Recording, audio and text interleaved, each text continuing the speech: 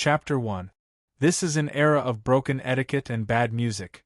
I swear, for the rest of my life, I will give up my fief, I will not marry, I will not have children, I will only be loyal to my king, even if I grow old, become handicapped, or have a mental breakdown. My life will end, I will not change it until death. The knight knelt on one knee, a pure white cloak draped over his shoulders. The enameled white scale armor was intricate but simple, it was as pure as a white land covered in snow. Aegon the Conqueror placed black fire on the knight's shoulder, a satisfied and relaxed smile appeared on his face. I accept your oath, from this moment onwards, the 7 of you will be my lifelong companions. The king and the knight had fulfilled their oath. In the first generation of Kingsguard, 2 of them died in battle to protect the king, the rest served the king honorably until they died of old age. Time flew by, and close to 300 years had passed. Generations of Kingsguard donned the white robes that represented glory. Among them, there were legendary figures like Dragon Knight Ymont and Tall Duncan. There were also scum like Letcher Lookhammer, who had many lovers and illegitimate children. There were even Kingsguard who cuckolded the king. They swore loyalty to their deeds, no matter good or bad, were recorded in the Book of White Knights, White Codex. When the White Codex was flipped to the page of Jaime Lannister, the glory and humiliation of the White Knights in the past came to an abrupt end. The 16-year-old White Knight pursed his lips with an inexplicable smile. Ignoring the king's struggles and cries, he grabbed his head full of silver hair and used a golden greatsword to cut open his neck with bulging veins. The blazing blood of the true dragon flowed under the Iron Throne like a venomous snake. The history of the White Knights came to an end. They existed in name only. This time, the sacred oath was broken without any punishment. With this precedent, Pandora's box silently opened to the Westeros.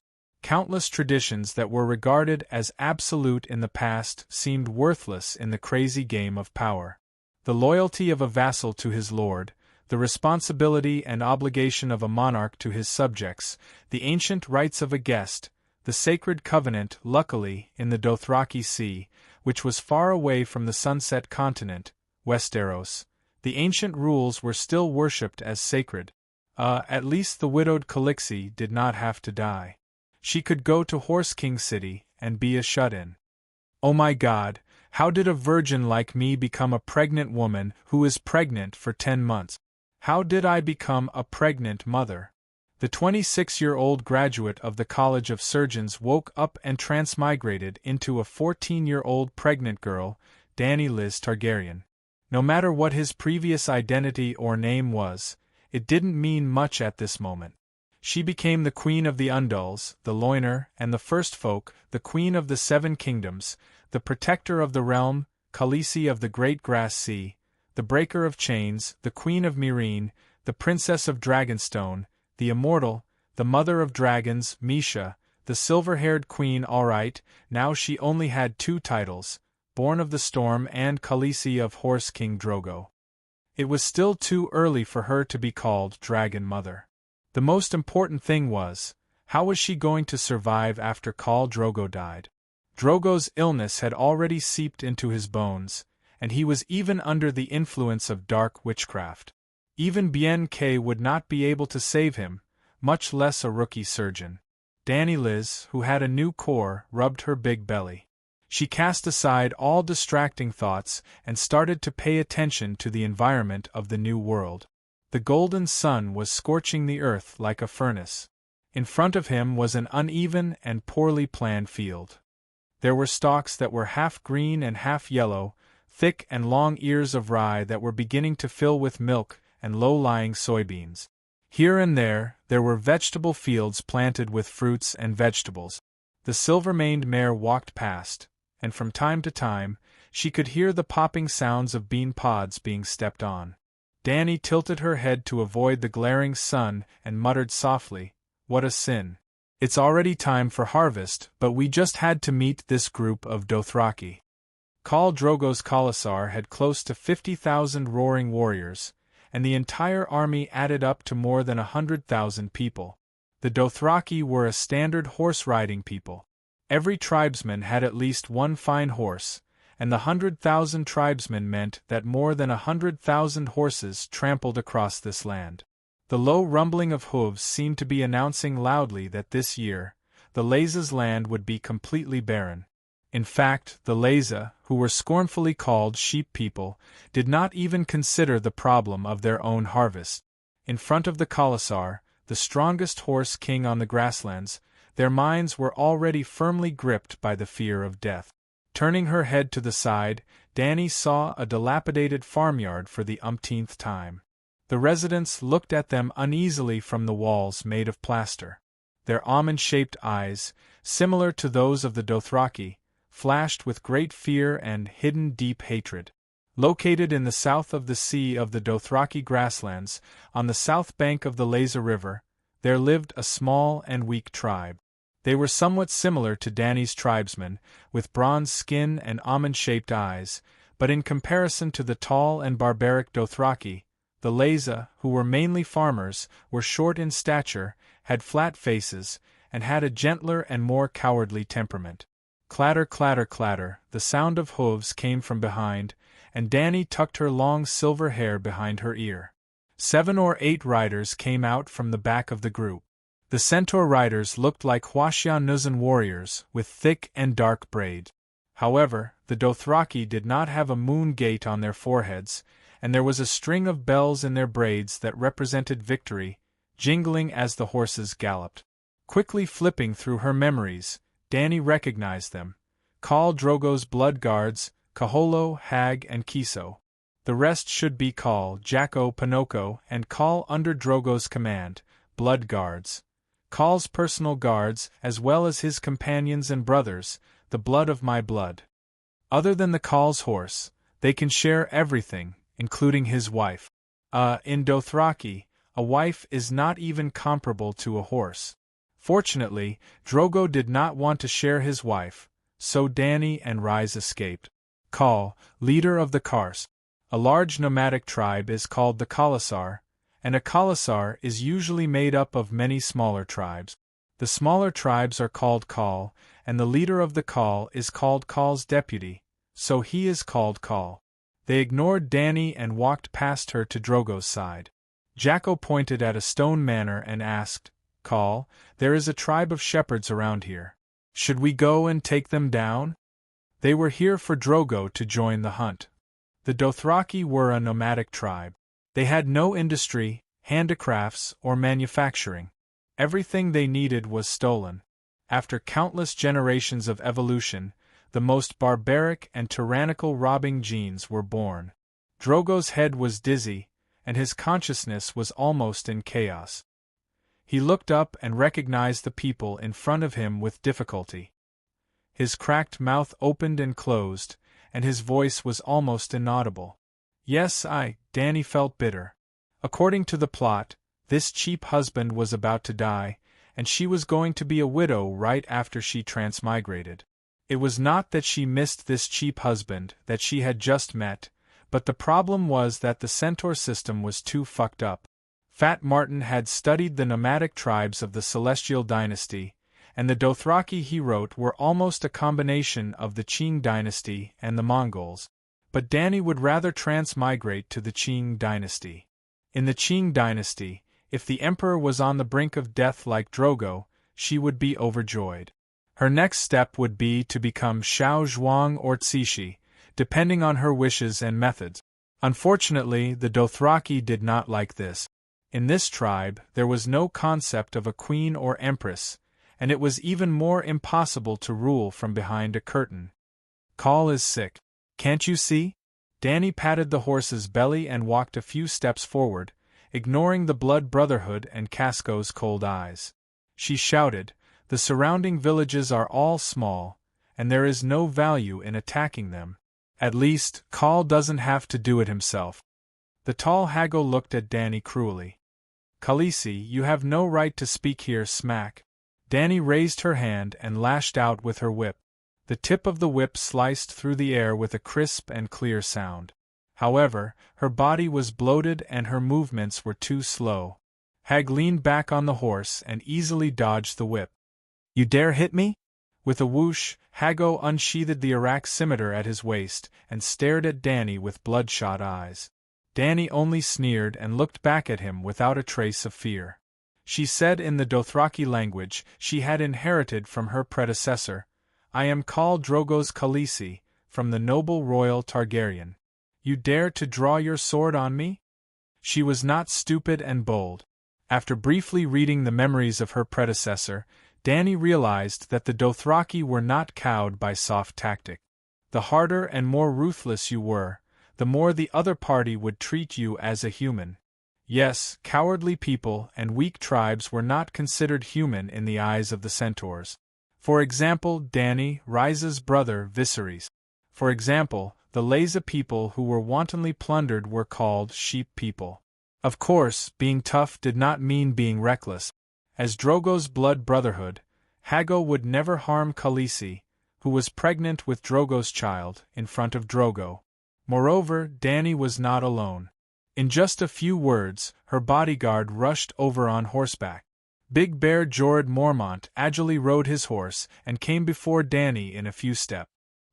He drew his sword and looked at Hago and the rest sternly. Behind Danny, her Kars also drew their bows and pointed at Hago expressionlessly. Drogo had the entire Khalassa, which was made up of many Kars. Luckily, Khaleesi also had her own Kars. Danny was both Khaleesi and a pirate. Alright, her Kars were too small, with only 100 or 200 people.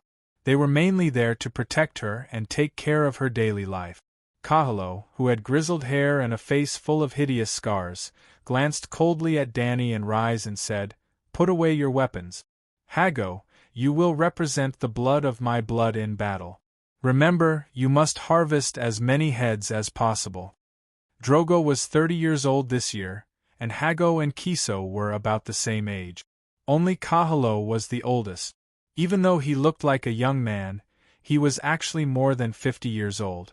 When Drogo was young, Drogo's father's enemy had stolen little Drogo, and Kahlo had risked his life to save the little horse king. It could be said that Kahlo was almost half a father to Drogo. Drogo's Kars were managed by Kahlo. In other words, Kahlo was still a pirate.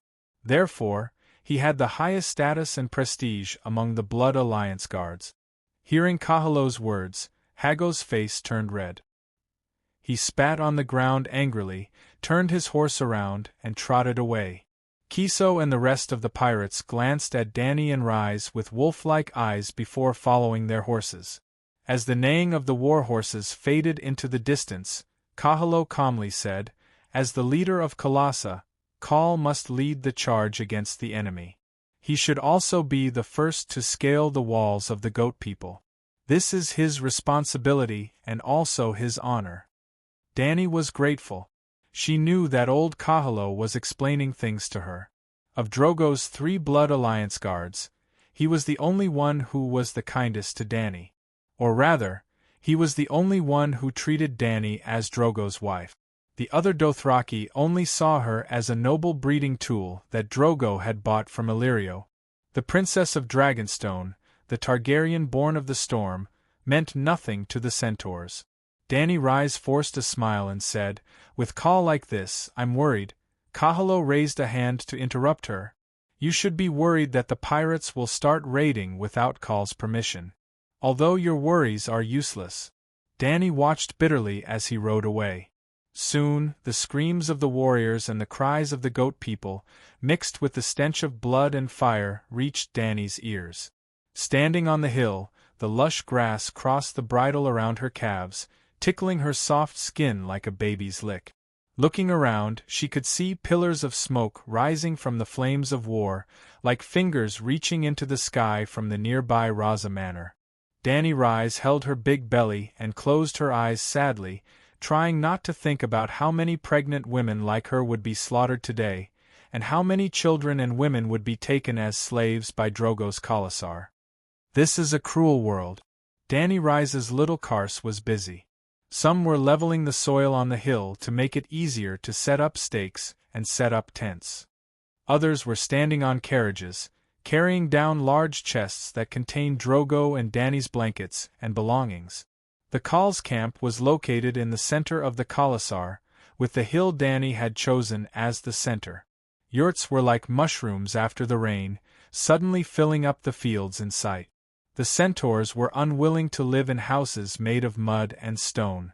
They were used to living in tents. The scene of more than 100,000 people working together seemed to be full of vitality. It made Dany, who had been depressed since she first came to this world, a little interested. "Sir Jorah, accompany me for a walk." Jorah Mormont, nicknamed Big Bear, was from the northern Westeros. He was the son of Old Bear, the commander-in-chief of the Night Watch at the Great Wall, and the uncle of Bear Island Lolita in Game of Thrones. Because he sold slaves, he was about to be beheaded by the Guardian of the North, Eddard Stark, and fled to the mainland of Essos on the other side of the strait. When Dany Rhys married Drogo, he had sworn allegiance to Viserys. After Drogo put the gold crown on Viserys' head, with melted gold, Big Bear became Dany Rhys' sworn knight. When he first joined Drogo's team, Big Bear was dressed in the standard Westeros knight attire: sweater, wool trousers, inner shirt, leather armor, and plate armor. After living on the plains for nearly a year, he began to get used to the centaur's attire: leather sandals, mane leggings, a Dothraki sleeveless leather vest, and a bronze medallion belt. "Khaleesi, aren't you going to check on Drogo's injuries?" Jorah walked side by side with Dany Rhys' little mare, followed by 4 young Dothraki knights. There are more than a dozen hairless people around him. It's too crowded. After they leave, you and I will go check on him again. There were 2 kinds of people in the Khalasar who specialized in medicine: the infertile women and the slave eunuchs. The herbalist women healed with potions and charms, while the eunuchs used knives, needles, and fire. They were collectively known as the hairless people among the centaurs. Among the tents that almost covered the land, there were slaves and women hugging firewood. There were also the cries of livestock being slaughtered. There were people carrying wooden buckets to fetch water from wells and rivers. There were also people taking out grindstones and carefully sharpening scimitars for warriors who had just finished a battle. There were also long-haired Dothraki warriors giving orders. Barefooted children ran and played in the crowd. The stench of sweat, horse dung, blood, and the aroma of roasted meat tortured Dany's nose. After turning around a yurt, they saw a large group of knights laughing and messing around with a dozen naked women in an open space where firewood was being piled up. Even when they saw Daenerys on the silver horse, they had no intention of covering up their actions. Drogo's Khalasar had more than bronze-skinned Dothraki. Aside from the warriors, there were more to serve their slaves. White people like Dany, fairer milk people, red-skinned eunuchs, black people from the Summer Isles, and the Ashashan of the Shadowlands were also dark-skinned. It was difficult for Dany to distinguish their race from the little memory in her mind. Even the Dothraki were not all the same. The centaurs ran amok on the continent of Essos, taking slaves from many races. They did not have a concept of marriage, and liked to fool around based on their desires. Their racial lineage was already a mess. The only thing was that all Dothraki had almond-shaped eyes. "Khaleesi, you seem to have changed a little. Did something happen?" Cora had felt that something was wrong with Dany since the afternoon. Seeing that she did not stop the centaurs from pulling the women as she usually did, he felt even more strange. Well, Dany Rhys was originally a kind little girl. The first time she saw the women being held captive by the Dothraki warriors, she went over to stop them, full of pity, and even suggested that the Dothraki warriors take them as their wives. This went against the traditions of the Dothraki. The Dothraki warriors had the right to deal with the slaves they had captured. It was their right to make them strong, kill them, and sell them. Even the Khal could not interfere. Besides, the normal Dothraki did not have a husband and wife system. The Horse King's wife was an exception. I understand what you mean, but even if I stop them, without Drogo's support, who will listen to me? Dany Rhys looked down. This Cora was indeed the #1 bootlicker under the Dragon Mother's skirt. Such sharp senses. After all, since she transmigrated in the afternoon, she had been watching more and talking less, trying to imitate the behavior of the original owner. Khaleesi, as long as you give the order, I will kill them. The centaur youth Ago raised his longbow and shouted. Drogo still doted on his wife. While the cars he gave Daenerys were small, there was a group of outstanding young warriors within. Ago, Quero, Jogo, and Ricarlo even had the potential to become Bloodridge Guards. Blood Guards were warriors that were 1 in 10,000, almost equivalent to the captains in Genghis Khan's army. Ser Korra's pupils contracted as he warned, "This is someone else's cars. If you dare to attack, you will die." He knew the temperament of the Dothraki. They would do what they said without hesitation. "I am not afraid of death." Ago's black almond-shaped eyes widened, his aura undiminished. "We are not afraid of death," the remaining warriors roared. "If you cause chaos you might hurt Khaleesi," Korra said, pointing at Dany's big belly. This topic was a little awkward. Dany looked around and suddenly raised her whip, pointing at a fat black man. "You stop." The black man was about 40 years old, with a round bald head covered in sweat. He showed a humble smile and asked, "Khaleesi, what orders do you have?" Quack, quack, quack. A large white goose flapped its wings, struggling between the thick fingers, occasionally using its yellow beak to peck at his rough arm. "I want this goose," Dany said. The Dothraki ate horse meat as their staple food, believing it to be the best food in the world. But after thinking about the original owner's memories, Dany Rise felt nauseous at the thought of horse meat. Changing the topic was one reason, but improving the food was another. The large beads of sweat on the fat black man's bald head became denser. He had a pleading look on his face as he refused with difficulty. "Khaleesi, I am Lord Jake's chef. Because Madame Lilith is not used to horse meat, I found a few geese in the shepherd's manor with great difficulty this afternoon. I really have no right to agree to your request." Smack. Ago was furious when he heard that. He whipped the fat man without any explanation, causing a centipede-like crack to appear on his right cheek. "Bastard, even Jake himself can't refuse Khaleesi's request." The fat chef covered his face and squatted on the ground, whimpering. Even the white goose in his hand had escaped with a quack, so how could he continue the conversation? The entire process happened quickly. Dany's mouth opened and closed, but the whip had already been lashed out. There was no time to stop it. "Who wants to steal my goose?" An angry shout came from the sky-blue tent beside them. Chapter 2. The brown leather curtain of the yurt opened, and a sweet smell of laurel perfume and urine wafted out. A woman with a big belly walked out with the help of 2 centaur girls. Dany was stunned at first glance. It was not a Dothraki vest, but a light lace dress from Myr. The yellow color made her skin look even fairer. She had long silver hair that reached her shoulders and hazy purple eyes. If not for the memories in her mind, she would have thought that she had met another member of the Targaryen family. Jon and Irene had cried out strong seed before they died, hinting at King Theon's tragic life as a cuckold. This was because people of the same bloodline often had the same physical characteristic. For example, the House Baratheon had black hair, the Tully family had red hair, the Lannister family had golden hair, and the Targaryen family had silver hair that was almost transparent. But in reality, silver hair and purple eyes were also the main characteristics of the Valeglia people.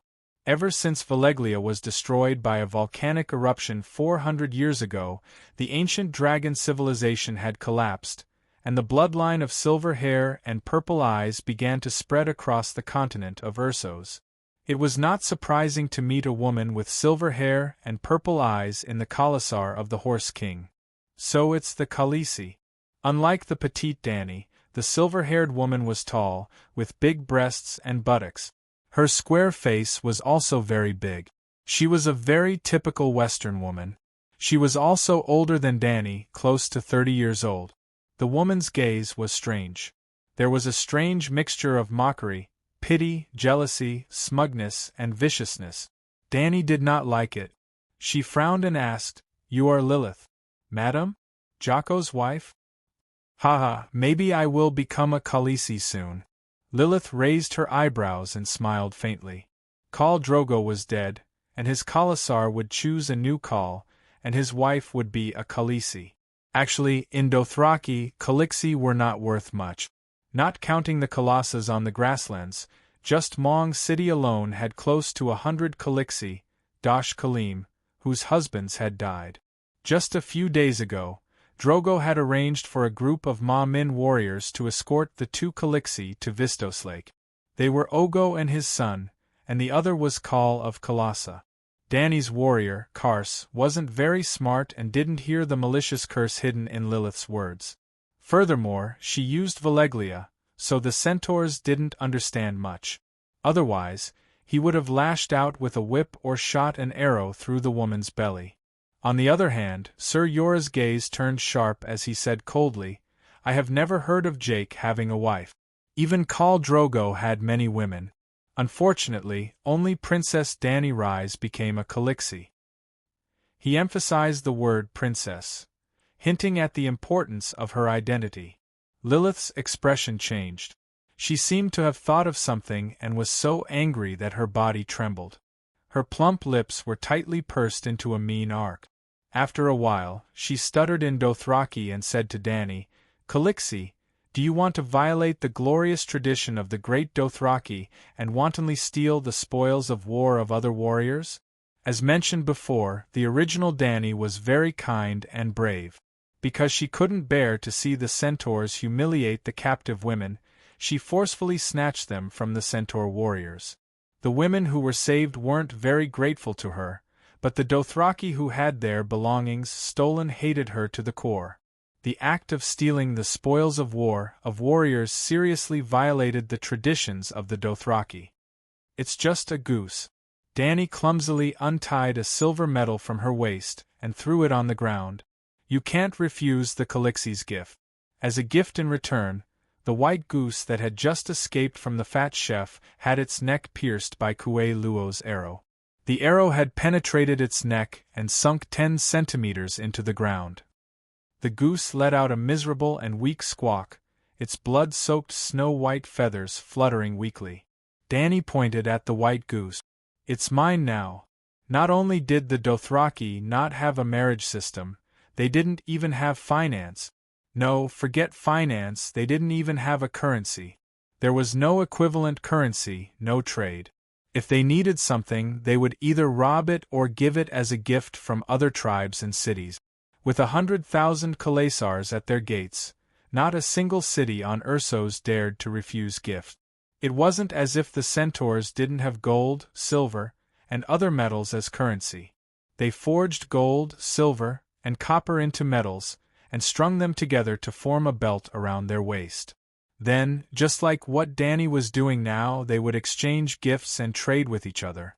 For example, Dany Rise herself was a gift from her brother, Viserys, to the strongest Khal of the Dothraki Sea, Drogo the Horse King, with the help of Governor Illyrio of Pentos.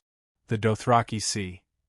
The grasslands to the east of Ursos across the sea from the Westeros. The grasslands are so vast that in summer, the grass billows like the waves of the sea. The powerful and primitive Dothraki people were born there. Strictly speaking, Dany Rise was sold to Khal Drogo like a slave. Viserys gave Drogo a gift, and according to Dothraki tradition, the Khal had to reciprocate with a gift of equal value, 10,000 howling Dothraki warriors. Or, Drogo could lead the Khalasar to sweep across the Westeros and help House Targaryen restore their kingdom. In other words, he would help Viserys' crown. But the arrogant Dothraki had a bad habit. "If you give me a gift, I should give you a gift in return. But when and how I give you the gift was up to me." Viserys was even more eager to restore his kingdom than Morong Fu in Demigods and Semidevils. Seeing that his sister's belly was so big that she was about to give birth, not only did Drogo not give him any soldiers, he also had no intention of helping him restore his kingdom. He began to harass Zhuge in every way he could, as if he was a debt collector. Splashing paint, robbing and selling off his family's property, harassing him with phone calls, threatening his family's safety, cursing in front of his house, beating him up. Of course, there was no paint or phone calls in the world of ice and fire, but Viserys used a similar method to mimic all of these actions. He beat up Drogo's wife, who was his own sister, and scolded Drogo in public for being a traitor. Well, he didn't know Dothraki, so he cursed in the common language of the Westeros. Drogo couldn't understand, and because of Dany Rise's status as the Khaleesi, the others didn't translate for Drogo. Stealing dragon eggs and selling them for money wasn't a big deal. When Dany Rise heard about it, she even planned to give him 3 of her dragon eggs. What was even more outrageous was that Viserys even brought weapons into a place like the White Tiger Hall of the Dothraki people. At that time, Drogo was having a meal with a few khals. In front of countless people, he pointed his sword at Dany's belly and threatened Drogo, "If you don't help me restore my kingdom, I'll stab your wife and son to death." Unfortunately, Viserys had the ruthlessness of a lone shark, but he didn't have the background or power of a gang. Drogo was also not an ordinary person who was obedient. In fact, Drogo didn't want to be a loan shark. It was just a custom of the Dothraki people. They roamed the Dothraki Sea as the seasons changed. Every year, they would make a trip back to Horse King City and ask the Dosh Khaleesi, similar to priests and wise men, to predict their fate for the coming year. Viserys was in for a tragedy. Drogo's belt was strung with gold medals, which were thrown into a metal pot and melted into liquid gold. You want a crown, don't you? You poured the liquid gold on your head, and your brain was almost melted. What a miserable sight. The gift trade of the Dothraki people was just that, fucked up and cruel. Therefore, Lilith couldn't refuse the Khaleesi's silver medal. The big white goose went to Dany. Before leaving Jake's tribe, Dany stopped the little mare under her and put her right hand on her waist. She turned to Lilith, who was gritting her teeth, and said, "You've been in Drogo's Khalasar for some time now, right? Since we're talking about tradition, you should know that there are no Khaleesi in Dothraki who can ride a horse, even if she's pregnant." After saying that, she rode away on the little silver horse. Everyone in Dothraki had a horse and had to know how to ride one. The first thing Dany Lilith did after becoming Drogo's Khaleesi was not to learn the Centaur language, but to get used to life on horseback. Of course, there were carriages in the huge Khalasar, but they weren't for normal people, nor were they reserved for nobles. In Dothraki, only eunuchs, crippled people, pregnant women, the old, the weak and the young would ride in carriages. Dany Lilith was almost 10 months pregnant, but she still rode a horse. Khal Drogo's wounds were infected, and he was under the influence of dark witchcraft. Even though his consciousness was blurred, he still rode a horse by instinct. The more noble a person was, the more they couldn't leave the horse's back. When they first saw the Dothraki Sea, Dany was attracted by the wave-like grassland and ordered the cars under her command to stop and rest. In the end, Viserys couldn't stand being ordered to do so. As a burden brought by Dany, his household register was on Dany's Karst tribe in name. So, he awakened the sleeping dragon's fury and planned to whip his sister to vent his anger, just like he had done many times in the past 10 years. P.S. Sleeping dragon's fury. Viserys thought of himself as a true dragon and often used this term when he was angry. Well, as a beggar prince of the last dynasty, he could only vent his anger on his young sister. Dany was always Viserys' punching bag to vent his anger. Even though Dany was sold to Drogo like a commodity, she had her own Karst tribe immediately after she got married. How could Aggo and the others allow Khaleesi to be beaten? That time, Viserys was stripped of his right to ride a horse by Dany. The Dothraki who saw him walk back to the Khalasar gave him a sarcastic nickname, Khal Rhaemar, the King of Sore Leg. The next day, Khal Drogo suggested that Viserys ride in the carriage.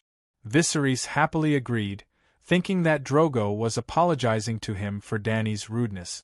Viserys then received a second insulting nickname, Khal Rajut, which meant king of carriages. It was clear that not being able to ride a horse in the Khalasar meant that one was greatly discriminated against. Looking at the silver medal lying in the mud, and then at the smug Danny riding away, Lilith bit her fat lips so hard that they almost bled. "Before the Khalasar leaves camp tomorrow, prepare a horse for me, a silver mare like that bitch," she yelled at the female slave beside her. Chapter 3. Danny led the 5 knights of Yora Ago to the outskirts of the Khalasar beyond Jakoka's camp. A group of women in painted Dothraki waistcoats were weaving straw curtains. Their rough, cracked fingers were deft as they plucked the upper heads of whole wheat sprouts, tossed them into a dustpan, and wove the half-green, half-yellow stalks into the long curtains as if they were knitting a sweater. The yurts of the Dothraki were mostly made of straw curtains. Even the fabric used to make clothes was pitiful. They wore leather waistcoats and jackets. Most centaurs did not have cloth to make tent. When they saw Khaleesi arrive, the women and children beside her were expressionless. They did not greet her respectfully, nor did they look at her with venom. "These are the slaves we captured from Ogo's Khalasar," Yora whispered. The Dothraki ecology was extremely cruel. About a month ago, when the old Dosh Kalen prophesied that Daenerys would give birth to the steed that rides the world in Vistos Lake, Khal Ogo and Drogo were drinking and having fun in a tent, as if they were a pair of dearest brothers. About 9 days ago, the two met again on the banks of the Lazar River, a few thousand miles away from Vistothraki. Khal Ogo was leading his Khalasar to besiege a Lazar town, and Drogo happened to pass by. Needless to say, Drogo led his roaring warriors to join the battle at the first opportunity. Not to help Ogo, but to attack the rear of his army while Khal Ogo was busy attacking the town. After wiping out Khal Ogo's tribe, Drogo took down the Lazar town that was on the verge of collapse. In that battle, Drogo killed Ogo and his son with his own hands, and even cut off the head of one of Khal Ogo's bloodriders. Fighting 1 against 3, he paid a small price, only losing a piece of his pectoralis major. Drogo's strength aside, his actions showed the Dothraki's ruthless way of survival. There was a scene at the beginning of Kung Fu where the leader of Crocodile said to the leader of Axe, who was about to cut him down, "Wait, did you forget? I treated you to a meal." Drogo and Ogo had more than just a meal together. Unfortunately, all friendliness and peace only existed in Horse King City. Under the shadow of the Mother Goddess, every grassland centaur in Vistothrak were brothers. All disputes were set aside, and after leaving the sacred grounds, there was only the most blatant survival of the strong and elimination of the weak on the Dothrak seas. Drogo not only killed Ogo and his son, but also reduced all the women and children of Kalasa to slaves. At this moment, he was going west along the Lazar River to sell them to the Gith slave owners in Slave Bay. A burst of noise and the sound of whips whipping brought Danny back to reality. Unknowingly, they had already walked out of the outermost perimeter of Kalasa. Under the yellow evening sky, a few manners of the Raza people were struggling in the rolling black smoke. The fire was crackling and roaring. Under the collapsed dry mud walls, warriors in painted vests were galloping back and forth, waving the long whips in their hands as they shouted and urged the survivors to leave the smoking ruins. Danny saw many mothers with numb and lifeless faces. They staggered with their crying children, and under the whips, they walked towards Drogo Kalasa's slave camp. There were only a few men among them, and most of them were crippled and elderly. Almost all the adult men were dead. The Dothrak warriors consciously made way for Danny and her party. This attracted the attention of the people who were resting at the base of the mud wall. Soon, they came up with Hago, whose face was covered in blood. "Khaleesi, are you trying to steal other people's slaves again?" Hago sneered. Suddenly, he had an idea. He grinned at Danny like a wolf and lifted the hemp rope hanging on the saddle up high.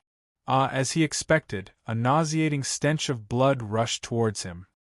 Danny's pupils shrank to a point in fear, and she could not help but gasp for breath. It was a series of human heads. Some young, some old, some with fear on their faces, some with anger even in death.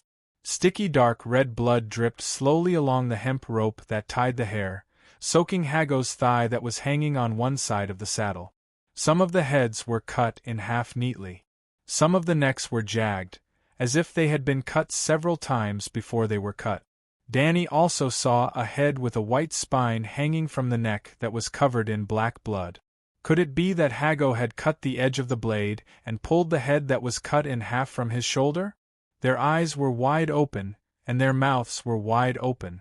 Danny's ears seemed to be filled with shouts of accusation and curses. Danny, who had seen such a cruel scene for the first time, was unsurprisingly frightened to the point that she was almost possessed.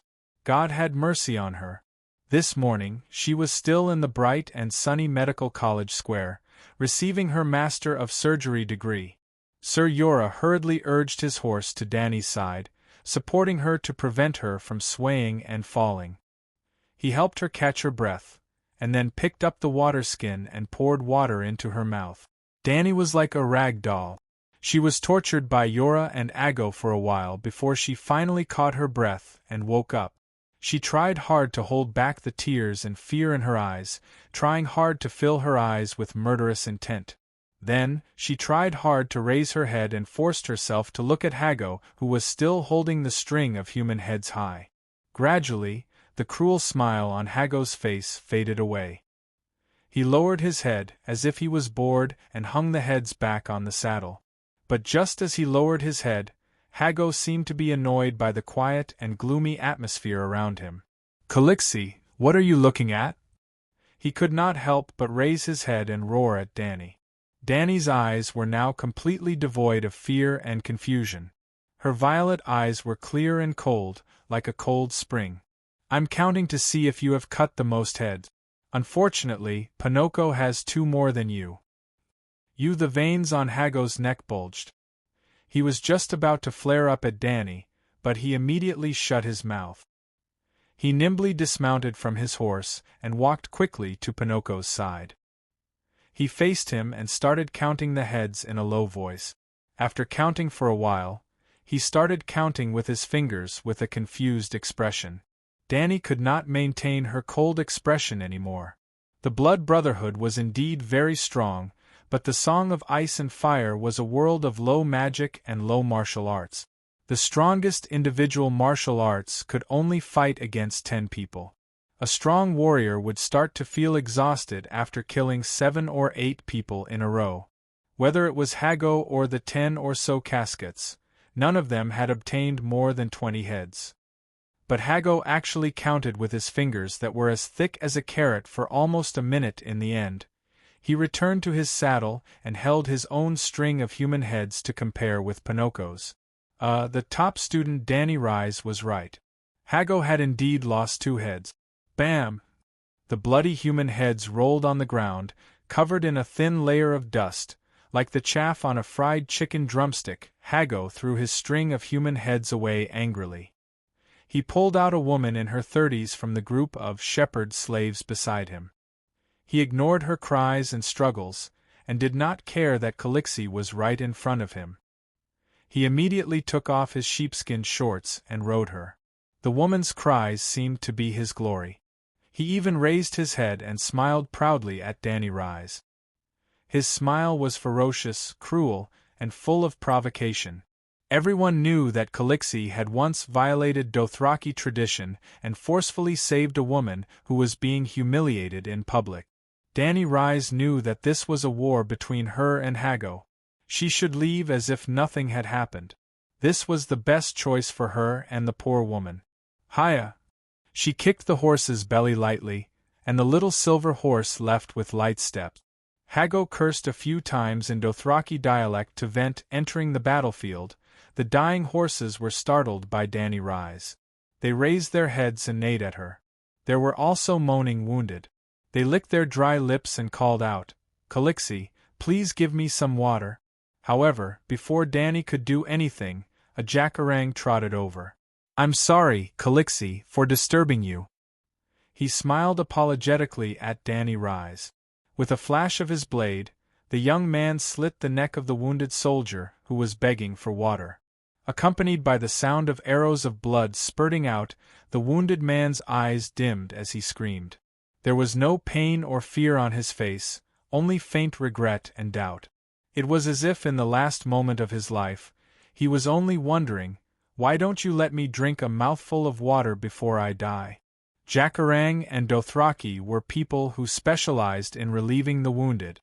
They shuttled back and forth on the battlefield, harvesting a series of heads from the dead and the dying. There was also a group of little girls carrying baskets running happily behind Jacarang. They looked curiously at Danny Rise for a while, then giggled as they walked towards the corpses. They extended their blood-stained little hands to pull out the arrows from the corpses and threw them into the basket. The arrows that were in good condition would be kept for next use. The arrows with broken tails would be inserted with feathers. The broken arrows would also be retrieved with metal arrowhead. When they returned, the slaves or women would put them back on the wooden poles. Lastly, there was a group of skinny and hungry wild dogs with ferocious eyes. They first tried to sniff the corpses in front of Danny Rise. When they raised their heads and saw that she did not stop them, they bared their fangs and tore into the corpses. There was always a group of wild dogs following the Kalesa, as if forming a unique ecological chain in the sea of grass. Similar things had happened many times. The dogs were used to it and thought that Danny Rise was used to it. Ugh! Danny Rise threw up on the horse's back, scaring the wild dogs into retreating. They did not even bother to chew on the warm white muscle meat in their mouth. "Calixie, it's late. Shall we leave?" Sir Yora held her shoulders and advised her with a worried expression. "All right, let's go back." This cruel world had unraveled its veil on Danny Rise without any scruples. In the shortest amount of time, she had a sufficient understanding of her current environment. Chapter 4. When Danny and Rise returned to their tents, the hairless men who had treated Drogo were still there. A few horrifying women with wrinkled faces spread their legs that were as dry as tree roots, their messy white hair swaying with the ritual dance. Their mouths, which were missing teeth, were wide open as they sang an ancient Dothraki song. Their voices were sharp and piercing. They sang and danced around the naked man on the bed. The flames on the bonfire beside them followed the rhythm of the song. Sometimes, a 2-meter-high orange flame would jump up abruptly, and at other times, it would almost be extinguished, leaving only the flickering of the charcoal. Danny felt her scalp tingle.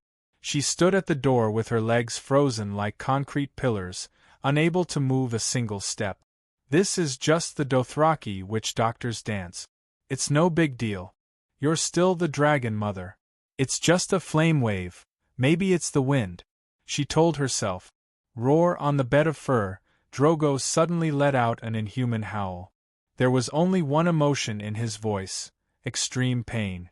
Danny had seen him smiling in the face of injuries that were 10 times more serious. Even for a burly man like Zhang Fei, having a layer of skin cut off from his chest was only a superficial wound. Even if the wound was inflamed and infected, even if the germs had penetrated deep into the organs, she should still be groggy and unconscious. Although she had just graduated, she had dozens of internships and knew that inflammation would not stimulate the pain nerves like this. She thought back to the time when Millie Master had treated Drogo's wounds. Every night, Drogo would be in so much pain that he would kick and punch the air, tearing the sheepskin blanket apart several times. Danny was completely sure that the witch doctor was doing this on purpose. She wanted to use the cruelest means to take revenge on the Dothraki. There was no doubt that nothing would satisfy her more than letting the Khal die in extreme pain and endless suffering. No, she was not satisfied. Danny Rise rubbed her belly. The witch doctor wanted to sacrifice Drogo's son to the devil and make his Khaleesi suffer for the rest of her life. Drogo, who was groggy during the day and struggling in pain at night, was quickly forced to drink 2 large bowls of poppy wine by a few centaur women. Poppy milk, a milky white liquid extracted from poppy flowers, has the miraculous effect of relieving pain and anesthetizing. It was the most commonly used anesthetic in Westeros and the 9 free trade cities. The witch doctor did not know how to make poppy milk, but he did know how to make poppy wine, and the effect was about the same. These hairless people were definitely worthy of the title of Mongolian doctors. They had not received any formal training, and it was only because they could not have children that they became part-time doctors as a side job. They also did things like cooking and herding horses and sheep. Their medical skills were extremely poor, and they had almost no witchcraft. They could not treat slightly more serious injuries, nor could they get rid of the witch doctor's black witchcraft. Dany was sure that they did not realize that Drogo was under witchcraft. After the hairless man bowed to her and left, Dany Rise came to the bed with the help of a maid. "Jichi, find me a dagger, a sharp one," she said to the maid. When Dany Rise married Drogo, she received a lot of gifts, including 3 maids from Viserys, the Dothraki girls Jichi and Iri, and the blonde, blue-eyed Rhys Doria. Jichi and Iri were about the same age as Dany, 14 years old. Both of them were captured as slaves when their father's Khalasar was destroyed by Drogo. Doria was older, only 20 years old, and was the head of a famous brothel in Rhys. They were not ordinary maids. Iri was good at horsemanship and was responsible for teaching Dany Rise how to ride. Jichi was proficient in the common language, Dothraki, and High Valeglia, and taught Dany Dothraki. As for Doria, she trained the ignorant little Dany Rise into a master of horsemanship, commonly known as Old Driver. Jichi moved quickly and found a 30 centimeters long dagger from a large purple wood box with a red copper frame that was half the height of a person. The brown bone hilt, the dagger wrapped in a brown leather scabbard, curved into an arc like an Iraq scimitar. "This is Drogo's dragon bone dagger, Calixi," Jichi said. Shing! The dagger was unsheathed and brought out a snow-white waterfall under the light of the dark red torch. The blade, as thin as a cicada's wing, did not have a single gap. Dany Rise's smoky purple eyes flashed with satisfaction. "Good dagger." Seeing her bending over the butter candlestick raised by Doria, seemingly ready to cut open the gauze on Drogo's chest, Ser Jorah hurried over and said softly, "Calixi, your hands and feet are inconvenient, let me do it." "My hands and feet are inconvenient? Do you think my master's degree is fake?" Dany glanced at the big bear from the corner of her eyes and waved her blade over the candle flame. She skillfully cut open the filthy silk cloth that stuck to her skin. Underneath was a layer of wet blue mud and hard patches of fig leaf. Layer after layer, over the past 7 or 8 days, the hairless men had repeatedly smeared more than 10 layers of Dothraki's holy medicine, mud paste, on her skin. Saying that they were Mongolian doctors was an insult to Mongolian doctors. Jorah turned his head and looked at Dany with surprise and doubt in his eyes. The dressing was cut open easily and flexibly, and it was hard to imagine that it was done by a pregnant girl who did not know how to use a sword. The top layer of dressing was still wet, but the bottom layer was as dry as a sheep's mud wall. Under Dany's rhythmic tapping, it easily broke into pieces like a mud wall. Removing the pieces stuck to the flesh and peeling off the purple-black fig leaves, gradually, a rotten smell mixed with a sweet smell filled the spacious yurt. The smell was so strong that it made it hard for them to breathe. Doria covered her mouth with one hand, her face swollen, and the thick butter candle in her other hand kept shaking. Jorah hurriedly reached out to take the candle, and Doria immediately took a few steps back, trotted to open the leather curtain, and went outside to vomit. The wooden tray in Iri's hands was full of peeled mud and leaves, stained with pus and blood, and small pieces of rotten flesh. At this time, Drogo's injury was fully displayed in front of Dany. The left side of his chest was pitch black, and the rotten wound shone under the candlelight. As Zhugu breathed rapidly and laboriously, his chest heaved up and down. Purplish-black pus and blood flowed out into 3 forked streams, drenching the pure white lamb wool blanket beneath him. The sweet stench became even stronger, and it made even the tough Korra feel nauseous. "Calixi, Calixi!" Sir Jorah looked at Dany, who was standing on the spot with a pale face, and then looked at Irri and Jichi, who were covering their noses and turning their heads. His mouth opened and closed, and he shouted a few times, but he couldn't say a complete sentence. When Dany came back to her senses, she asked Irri and Jichi to prepare hot water, strong alcohol, and other things. Jorah immediately grabbed her arm and said anxiously, "Khaleesi, did you see it? Your husband is about to die. I can guess that his chest must be filled with dirty pus and blood, and Drogo's heart is soaked in the purple-black poisonous blood. Even if the black witchcraft was expelled, this kind of injury would definitely kill him in the modern era where medical science is advanced." Dany and Rhys thought silently. It could even be said that he is already dead. The witch hoped that he would suffer more pain and torture, which was why she used the strange black witchcraft to keep him alive. "What are you trying to say, sir?" "Child, let's leave before he breathes his last," Jorah advised. "Leave? Where to?" Dany stared straight at Drogo's chest and asked blankly. "To Asha in the Shadowlands. That place is located far to the south, at the end of the known world. It is said that it is also a prosperous port. There, we should be able to take a ship back to Pentos." Sir Jorah hesitated for a moment and asked, "Is your Karst tribe trustworthy?" "With just the two of us, I'm afraid." Hee. Dany Rhys's pale smile turned into a bitter smile. She shook her head and said, "Sir, you are thinking too much. We can't leave. It is difficult to protect our own safety with fewer people. If we bring the Karst tribe, it will be too conspicuous. Do you think the 40,000 howling warriors are blind? Go to Asha? Even a grown man would not be able to withstand the pain of a journey of 10,000 miles. Dany, a pregnant 14-year-old girl, might as well just stab herself." Sir Jorah looked at Dany's big belly and frowned. "Your Highness, even if it is for the child, you should try to escape from this place. The Dothraki submit to Khal Drogo's might, but that is all. They will never follow a crying baby. This is completely different from us Westeros. When Drogo dies, Jake, Bono, and a dozen other bandits will immediately start fighting for the Khal's position. Drogo's Khalasar will fall apart and kill each other until the final victor emerges." "And then?" Dany asked with a blank face. Sir Jorah could not bear it.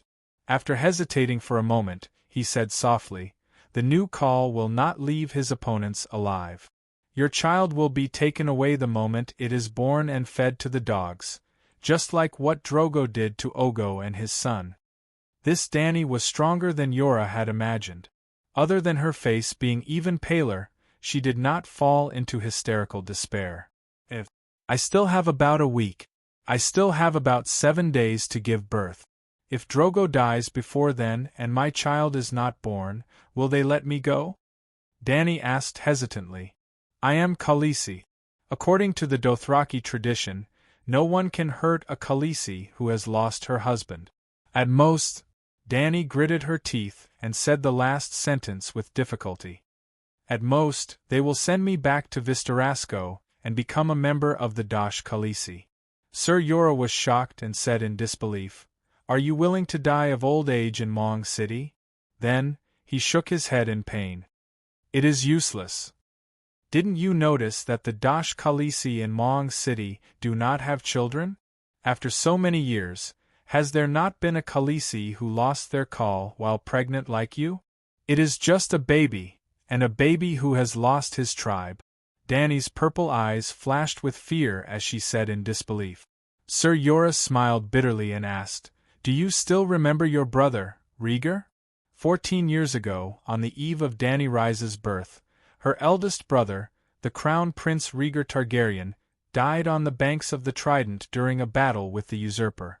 Her father, Mad King Aerys, had his throat slit by the White Knight who should have sworn to protect him and died tragically under the Iron Throne. On the same day, Prince Rhaegar's child, Dany Rhys's nephew and niece, the 3-year-old Princess Rhaenys, was split in two. Prince Aegon, who was still an infant, was plucked from his mother's head. Amidst the Crown Princess's anguished wails, He was smashed against the stone wall like a melon and smashed into a bloody pulp in the entire Targaryen dynasty. Only Dany and Viserys were left, and now, only Dany was left. She was even worse off than Morong Fu. At least she still had 4 retainers and relatives. If the Westeros who worship chivalry are like this, then the barbaric Dothraki. After a pause, Yora said, "One more thing. At the foot of the Mother of Mount, the Dosh Khaleesi prophesied that your child will become a steed that rides the world. His future achievements will be enough to strike fear in any enemy. No one will let you go at the risk of him growing up to take revenge." Chapter 5. There were many prophecies in the Song of Ice and Fire, and more than 90% of them came true, including the Dothraki old woman's prophecy to Dany Rise. Her child would ride the steed of the world.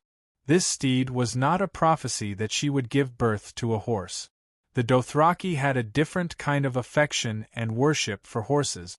They drank mare's milk when they were born, ate horse meat and drank mare's milk when they grew up. They rode wild horses when they were alive, and when they died, they would kill the best horse to be buried with them. Steed was the Dothraki's metaphor for a strong boy. Unfortunately, the prophecy was wrong. Dany Rise did not give birth to a child, or rather, her child was not a boy, but 3 dragons. Dragons, the limit of the world's power, were they not riding the steed of the world? Dany Rise, who had watched the hit TV series Game of Thrones, naturally understood the old woman's prophecy better than Cora or anyone else. But she could not say this to anyone, nor did she dare to say it. If she said it, the dragon eggs that were originally unnoticeable might be snatched away, and she might even lose her own life. Even an idiot would know that dragons were far more dangerous than any powerful call. Damn it, if the prophecy was so accurate, why didn't they know how to prevent black witchcraft? The witches in Mong City were too biased. Well, Drogo's death was also a relief for the second generation, but the problem was she had transmigrated at the wrong time. Dany Rise quickly erased the dark thoughts in her mind. Since she was already here and knew about the witch's evil plan, she would never let the child be aborted again, let alone sacrifice the child to the devil. Losing the baby might save Khaleesi's life, and the child was not hers. It was already hers now, so she had to keep this child. Dany made a decision in her heart, and once again rejected Cora's plan to elope with her. Going with him was a dead end, and there was an 80% chance that they would not be able to leave the grasslands. When Eljiki brought hot water, red wine and other things, Dany used the red wine to wipe Drogo's wound, but it was almost useless. Purplish-black pus and blood kept flowing as she wiped. After half an hour, Dany had no choice but to soak the silk in poppy milk and boil it, and then firmly wrap it around Drogo's chest a few times. It couldn't cure him, but it could numb his wounds and reduce his pain. Instructing Eljiki to clean Drogo's body with a cotton cloth, she also instructed Doria to move out a chest. It was a 30 centimeters wide, tall, and 1 meter long box decorated with bronze cedar wood. "Doria, put my bed here." Dany pointed at the bonfire in the center of the yurt. Khal's yurt was very big, at least 200 square meters. There was a circle of open air at the top of the yurt, and there was a fireplace built with iron plates on the ground below. The raging fire in the fireplace soared, bringing warmth to the cool night. "Won't it be too hot if we're so close?" Dolia asked hesitantly. "I'm not afraid of the heat." This was the truth. The moment she arrived, she realized that the Targaryen family's true dragon body was real. At least, Dany Rise did not feel the scorching heat of the sun. While Doria was making the bed, Dany Liz opened the cedar box. It was filled with soft velvet, and 3 large stone eggs lay on top. They were about the size of a bird's egg, but compared to the monochromatic bird's egg, the stone eggs that Dany's fingers caressed were much, much more beautiful. In her previous life, she was born into a normal family, and had never seen top-grade jewelry with her own eyes. However, she was 100% sure that the Titanic's Heart of the Ocean and the Queen of England's Sapphire were not even comparable to dirt compared to the 3 dragon eggs. These 3 dragon eggs were a wedding gift from Governor Illyrio of Pentos. They were fossilized dragon eggs from the Shadowlands and had existed for millions of years, and had been fossilized into crystals. They looked like they were made of high-quality porcelain, glaze, or glass, especially the rich and colorful patterns on the surface, so exquisite that one would think that they were inlaid with jewels and diamonds. The 3 fossilized dragon eggs were covered with small scales, and as Danny's fingers fiddled with them, they reflected the setting sun and emitted a metallic luster. One of them was dark green with bronze spots, and nurtured a green dragon. Another was pale milky white with golden stripes, and was a white dragon. The last one was black, like the ocean at midnight, with vibrant dark red waves and whirlpools. As Danny caressed them, the dragon eggs began to emit heat, and the scalding heat from them made her so comfortable that she almost moaned out loud. "Doria, come and touch them. Are the dragon eggs hot?" She retracted her hand and turned to the maid. Doria didn't understand. She rubbed the 3 dragon eggs back and forth and asked doubtfully, "They're cold, just like before?" Danny waved her hand and let her prepare dinner. That big fat goose. Danny ate a small half of the 4 to 5 caddies of goose, 1 leg, and half a breast. The goose meat was stewed with turnips and apples, and it was surprisingly delicious. Danny dipped the black bread in the soup and ate almost 3 caddies of food in a daze. This little girl's physique is ridiculously good, and her skin is tough and durable. Could it be because of the true dragon bloodline? Burp. Doria, give the rest of the goose meat to Sir Yora. Iri Jichi, help me wipe my body, Danny said tiredly after a burp. Iri and Jichi were Dothraki, and were more willing to eat roasted horse meat. Doria had a small appetite, and was full after half a bowl of soup. Sir Yora, on the other hand, was a foreigner like Danny, and was not used to horse people's food. After bathing and watching Iri feed the unconscious Drogo a big bag of thick mare's milk, Danny prepared to sleep. There were only 3 people in the quiet and empty tent. Not far away, Drogo's body twitched from time to time due to his nerves being stimulated by black witchcraft, and he occasionally let out small and rough moans. Danny slept on the side of the bed closest to the bonfire, and Iri was sleeping on the same bed as her outside. Every night, the 3 maids took turns sleeping on the same bed as her to take care of her daily needs. The centaur girl was very careless. Her call was about to die, but she fell asleep as soon as she covered herself with a feather quilt. Danny's naked body was pressed tightly against the 3 dragon eggs, as if she was absorbing the energy that represented life and origin power. This wasn't an illusion. The dragon egg really did have the effect of helping with the healing of injuries. Danny Rise was a princess of a fallen kingdom. A few months before she was born, her father and brother's thrones were stolen by the usurper, Robert Theon. If not for a loyal old knight who took her and Viserys to Braavos, she would most likely have followed in her nephew's footsteps, smashed against the wall and broken into a red and white pulp. Before the age of 5, with the old knight's care, she lived a comfortable life as a commoner for a few years. After the old knight died of illness, her younger brother took the young Danny Rise and began to wander through the 9 alliances. From the age of 5 to 13, they fled tens of thousands of miles, no exaggeration, tens of thousands of miles to avoid the usurper's assassins. The silhouettes of 2 silver-haired Targaryens appeared in the narrow streets and dark alleys of several cities on the western continent of Ursus. At first, the governors, lords, and business tycoons who ruled the free trade cities were happy to welcome the descendants of the Targaryens.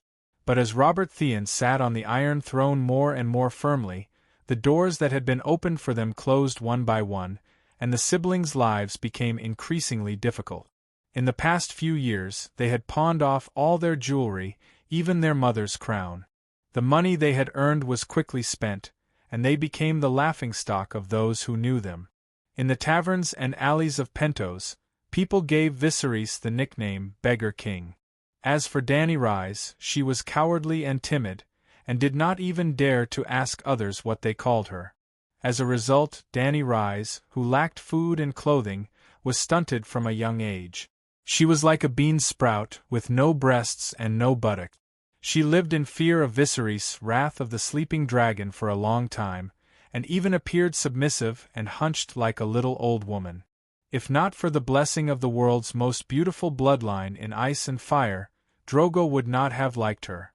At first, Viserys was worried that his sister would not be able to sell. Well, every Targaryen was a handsome man and a beautiful woman. Their family inherited their appearance and temperament. Her menarche came at the age of 13, and she had never ridden a horse before.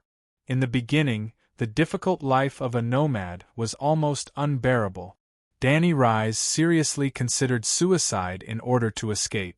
It could be said that in the world of ice and fire, Dany Rise was the most miserable. Compared to her, the people of the Wolf family paled in comparison. Dead father, dead mother, dead brother. Was losing the country, the Northern Territory, bad enough? Dany Rise had already experienced it. Putting aside the hatred of the country and family, in her personal experience, she grew up without food. It was not easy to meet Drogo, who was genuinely good to her, but in a few days she lost her lover, her backer, and her son. The future would continue to be miserable. The people of the Wolf family still had a chance to turn things around, but she kept falling into a bottomless abyss, and never stopped. Who dares to be more miserable than me? Alright, I digress. Back then, Dany Rise was injured physically and mentally. She was on the verge of death, and almost committed suicide. And the thing that changed her physical and mental state was the dragon egg.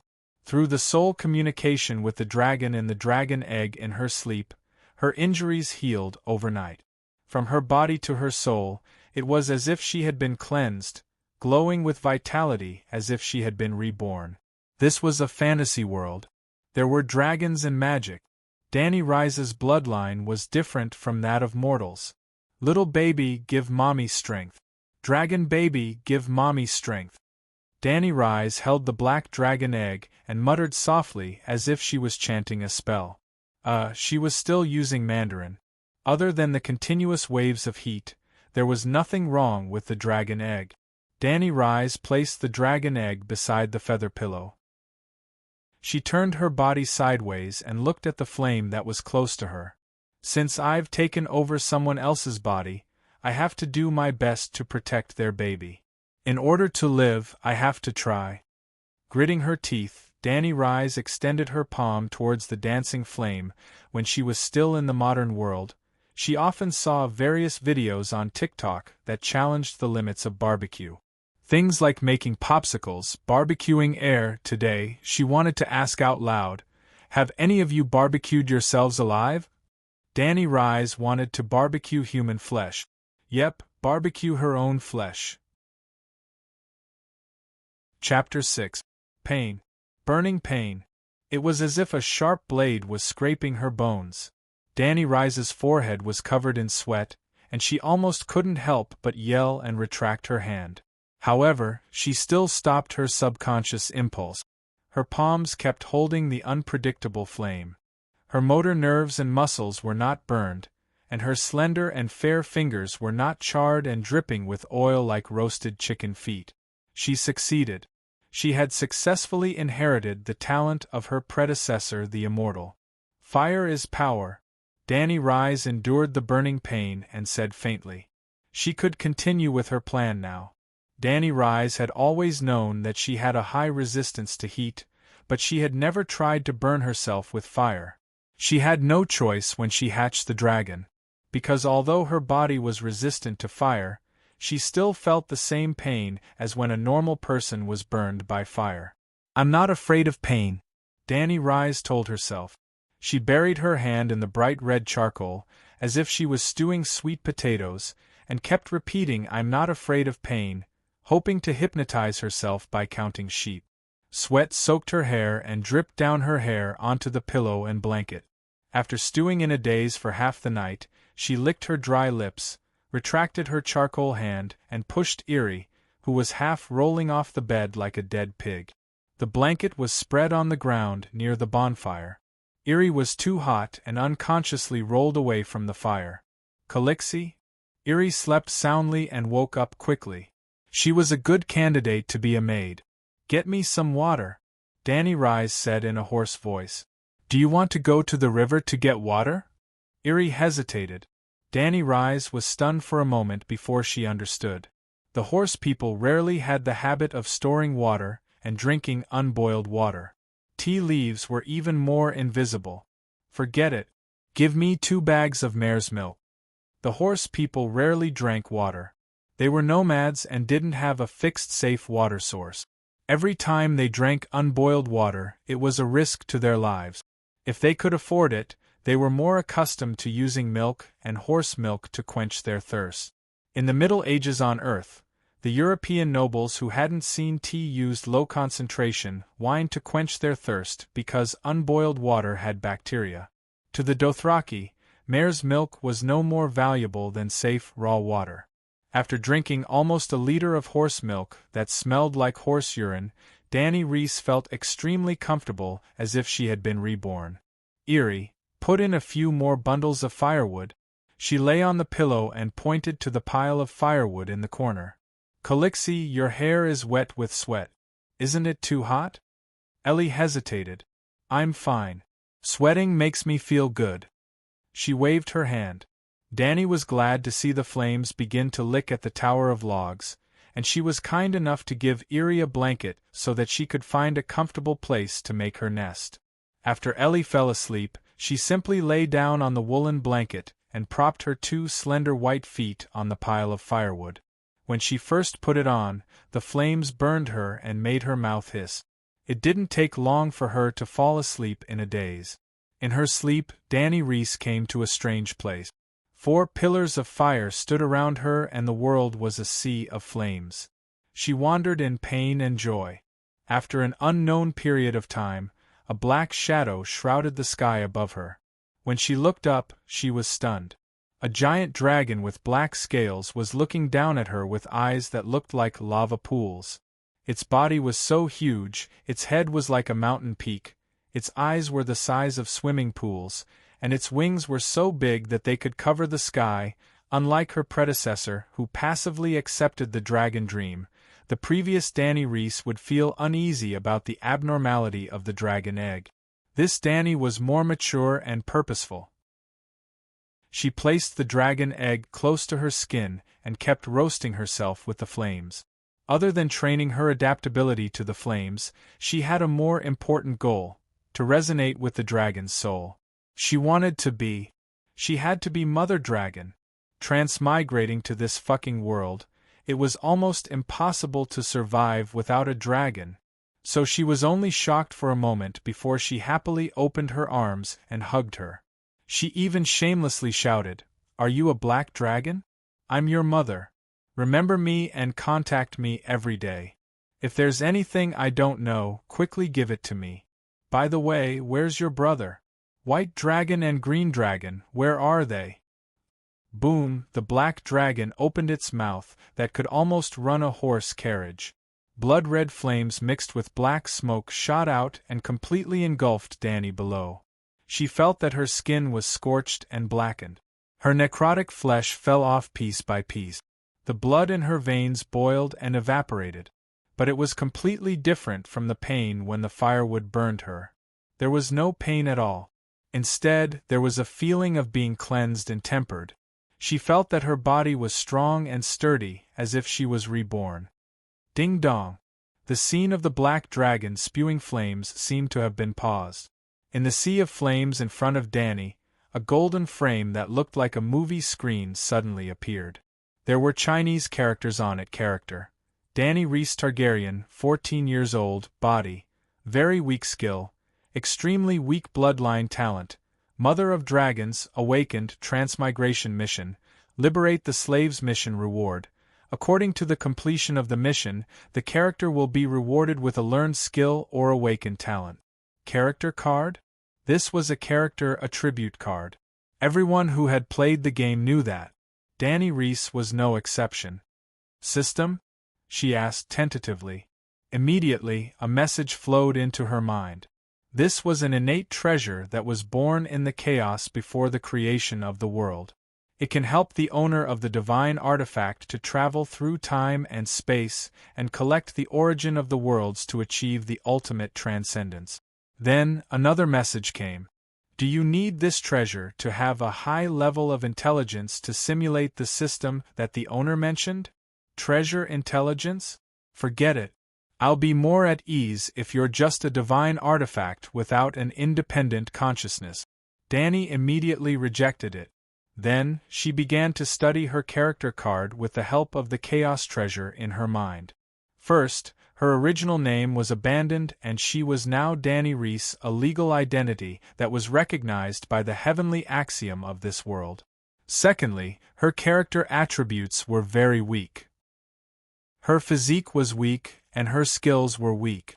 After thinking for a while, she realized that the so-called skills were just the ability to hunt rabbits that she inherited from her previous life. Shooting rabbits with a bow and arrow, the kind that misses 9 times out of 10. This is so fucking awkward. Did my master's surgical skills get eaten by a dog? On the other hand, that bloodline talent is very powerful and useful. Mother of Dragons, awakened beginner 1. Immortal. Normal flames may cause varying degrees of burning pain depending on your adaptability to flames. However, flames are the partners of the Mother of Dragons. They will not harm your body. 2. Dragon hatching. Bestow flames and spirituality to the dragon egg. Thus, the dragon egg that retains the origin of the soul will be fossilized, the dead dragon egg, and the healthy dragon egg will hatch into a young dragon. 3. Dragon dream. You and the dragon are 2 parts of the same body. Your soul can fuse seamlessly with the dragon. When you're unconscious in your sleep, you can resonate with the dragon's soul. P.S. Lastly, she still had a transmigration mission. It was not to restore her country, protect her unborn son, or have a happy ending love story with Shishua. It was only to break the slave chains of the continent of Ursos.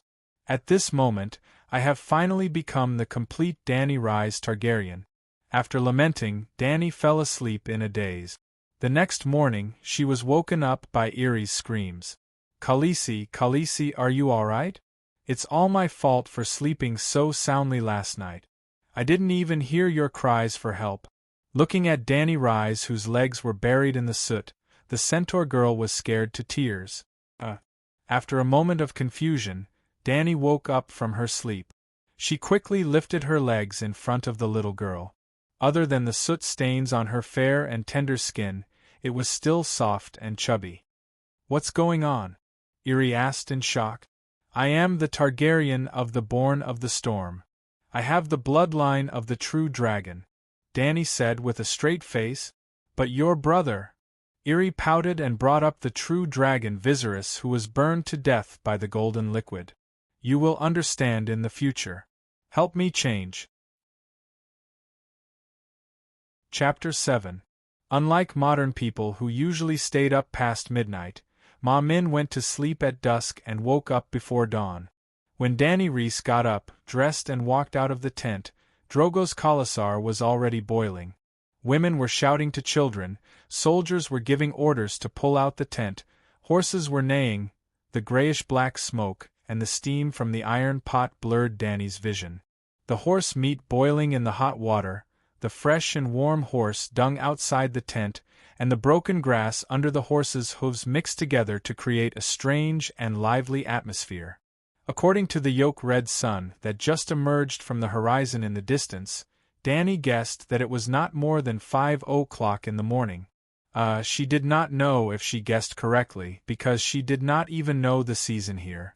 The world of ice and fire did not have fixed seasons.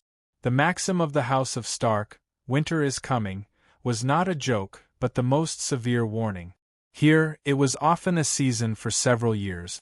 If the cold winter with no harvest lasted for too long, humans would die of hunger even if they did not freeze to death. Every time there was a long winter, more than half of the Westeros in the northern region would die. If they were even more unlucky, the long night would come, and 90% of the entire continent's population would be wiped out. Breakfast was mutton soup with barley, onions, carrots, turnips, and mutton sprinkled with pepper, saffron, and other seasonings. It was stewed for more than an hour. Long before Danny woke up, her maid had already started cooking. Danny ate a big red copper bowl that was as big as a lunchbox in the canteen. After eating, she was surprised by the appetite of a pregnant woman. Or was it because she had awakened the constitution of the mother of dragons and resonated with the soul of the black dragon in her dream last night? She was not sure if her constitution had been strengthened, but she was full of energy when she woke up early in the morning. Danny Reese, who was following behind Drogo's black horse, looked down at the black dragon egg in her arms and thought. Less than half an hour after breakfast, bathed in the golden-red morning light, the huge Khalasar slowly moved forward like a dark cloud, leaving a mess behind. It was as if a brown stain was smeared on a green curtain. Cow's hooves pointed in the direction of Colossa's advance. Zhuge was even more groggy than the day before. When he woke up in the morning, he did not even recognize Danny. Not to mention mutton porridge, he did not even drink much mare's milk. His once tall and sturdy body was visibly shriveled, and it was almost only his skeletal frame that did not collapse. By noon, the lush green grass and wheat fields of the farmers gradually became sparse, and finally disappeared without a trace. Instead, they were replaced by low hills and yellow-brown gravel. The merciless blazing sun was like a local tycoon who had suddenly become rich, wantonly releasing light and heat. The ground in front of her formed a distorted air fold in midair. Sweat flowed down from Danny's chest like a thin stream. The only sound left in the world was the steady clatter of the horse's hooves, the soft ringing of the bells in Drogo's hair, and the whispered conversation behind him. Zhuge, who was in a daze, lost his sense of direction. He deviated from the Raza River basin and gradually went deeper into the red wastelands in the south. However, the direction in which Kal's horse head was facing was the direction in which the horse people were advancing. The horse people only had breakfast and dinner. If they were hungry at noon, they would gnaw on jerky on the horse's back. The reddish-brown horse jerky was light and thin, and the muscle fibers were clearly visible. It was completely original. It was something that could not be eaten even if you had money in your previous life, but it was so hard that it almost cut Danny's mouth open. She could only suck on a mouthful of mare's milk, puff out her mouth, and wait for the jerky soaked inside to slowly soften. In the end, she actually tasted a strange sweetness. Thud, thud, thud, the sound of horse hooves approached from afar. Danny looked up. Aji's warhorse stepped out a thin line of reddish-brown smoke and ran from afar to Zhuge. Call. Calixi, it's a wasteland ahead. There are no signs of people or danger, but it seems like we're going in the wrong direction, Agus said to Danny after glancing hesitantly at Zhuge. The Khalasar did not blindly charge forward with Kal. At every moment there would be scouts scattered in all directions. While they were scouting the environment, they were also trying to prevent other Khalasars from ambushing them. Danny Reese rode her horse to Zhuge's side. Just as she was about to remind him to change the route, her pupils suddenly contracted. She pulled the reins and made the little silver horse turn in a circle. During that time, Danny Reese looked at the situation around her. The horse people were struggling to move forward in a dark red desert. She immediately had an idea. Don't ask anything. Continue forward. Go ahead and find a suitable place to set up camp. After Aggo left, Danny Reese looked at Kal Zhuge beside her worriedly. Their conversation was not soft, but he did not react at all. Swarms of blood flies slowly circled around Zhuge.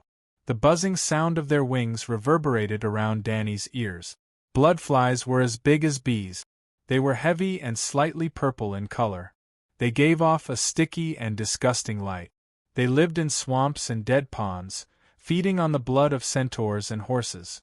They also laid eggs on rotting corpses and dying animals. Zhuge used to hate them. Every time a fly approached, he would reach out like lightning and grab it. He had never failed before. He would then hold the fly in his large palm and let it buzz wildly. Finally, he would squeeze it tightly.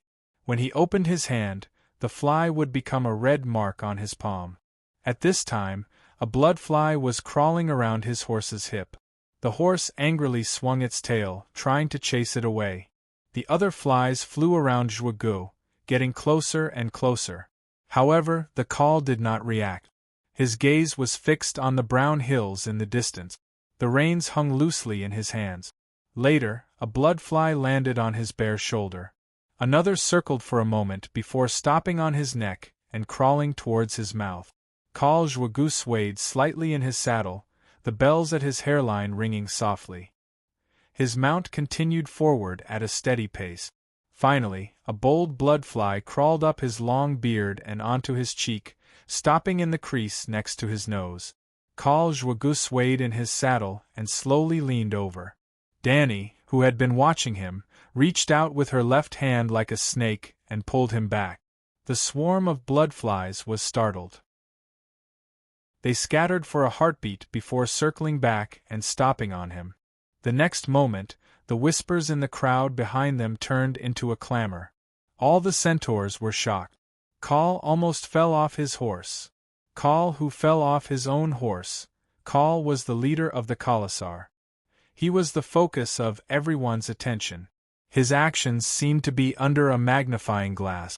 A Dothraki who couldn't ride a horse didn't even have the right to be a normal centaur, let alone the leader of the tribe. Shut up. Kal is still on the horse. Danny turned around and yelled. She even let go of Zhuge's right hand after she finished speaking. Zhuge had already woken up from the fright. He could now control the reins. The moon of my life, for the first time in a few days, he consciously looked at Danny. It was also the first time he called out to his lover. Danny Rise felt awkward for a moment. She searched her memories and said, "My sun and stars, do you want to stop and rest?" Her face must have been twisted at that moment. However, no one paid attention to her expression. Zhuge's blood riders had already rushed over. "Blood of my blood! Blood of my blood, how are you?" Danny Rise didn't wait for Zhuge to speak. She immediately announced, "Kal has orders. It's already late. We'll set up camp here." Here? Hago looked up at the sun hanging high in the sky. It was about 2 or 3 in the afternoon. He then looked around. The plants were withered and brown.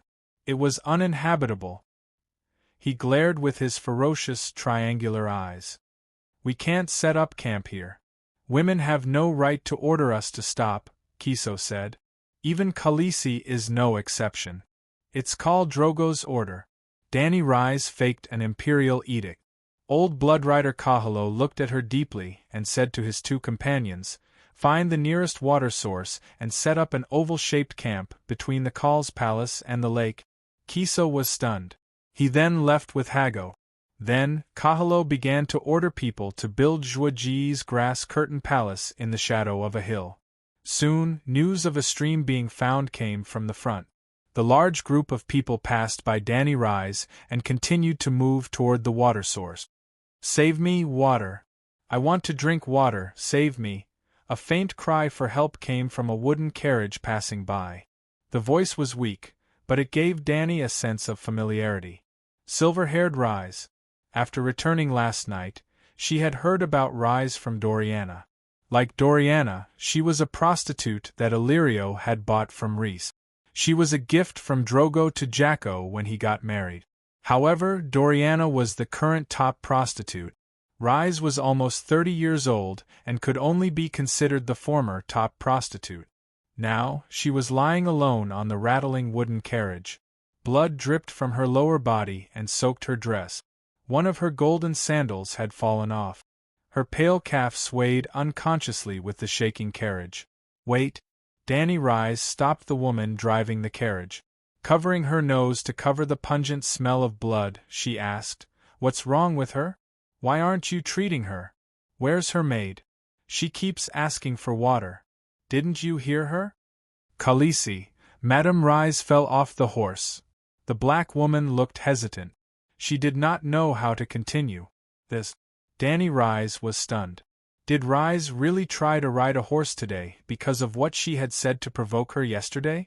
In fact, even the bravest Dothraki woman could not continue to travel long distances on a horse when she was close to giving birth. Therefore, in the tradition of the horse people, pregnant women would not be discriminated against in carriages. Danny Rise was a special case. She had always had Long Meng's help to heal her body. Her skin was a mess.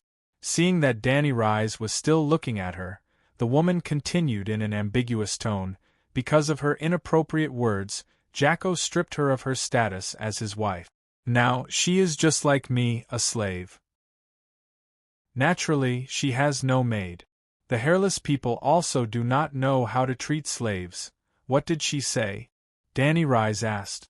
In fact, she had some guesses in her heart. Before the skinny black woman could reply, Rise on the wooden carriage groaned in a daze. My child, call Jacko's son. Save him. He is the future call of the Jacko tribe. I am Khaleesi. Save me. Is this woman really from a brothel? Why is she so unsophisticated? The black slave immediately fell to the ground in fear. His numb face was filled with fear. Spare me, Khaleesi. I will drag her out and feed her to the dogs. Feed the dogs? Danny Rise asked in disbelief.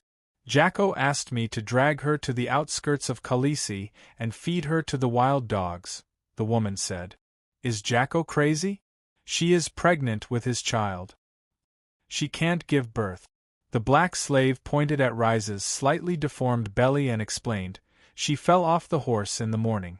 Jacko originally sent the hairless people to take care of her, but she kept bleeding. The doctor also said that she could not be saved. But she insisted on not dying. She kept saying some outrageous things. Chapter 8. Lilith fell off her horse, but the fall was not serious. She was riding a short filly like Danny, but she was going into premature labor. Premature labor was not a big deal, and the due date was only a few days away. The key was that the fall had caused the fetus to be in the wrong position, and the fetus would be stuck in the womb. The Dothraki hairless men were blessed by the horse god for the most common knife wounds, and they had given Lilith a death sentence. Send her to my palace. Danny's violet eyes flashed with a dark light, and she turned to the maid behind her. Eerie, get someone to isolate a corner of the palace, and do not disturb the call. Drogo's grass-curtained palace had to accommodate the daily meetings of the Khalasar leader. It was 200 square meters wide, and there was enough space for a pregnant woman. The black slave woman and the centaurs were not surprised by Khaleesi's actions. Danny Lilith had offended a group of Dothraki warriors in order to save a shepherd woman who had been raped. Lilith was one of the centaurs after all. Well, if you marry a chicken, follow the chicken. If you marry a horse, follow the horse. She made a mistake and said something she should not have said, and she should be punished, but she has also bred a new seed for the Khalasar.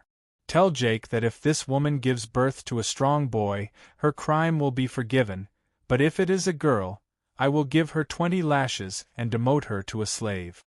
The slave woman received Khaleesi's orders and hurriedly went to report to Jake. Danny Lilith had just returned to the tent when Sir Jorah asked her to dismiss the maids and servants, and said with a serious expression, There are rumors everywhere, all of the Khalasar. Khal Drogo fell off his own horse. He did not, retorted Danny.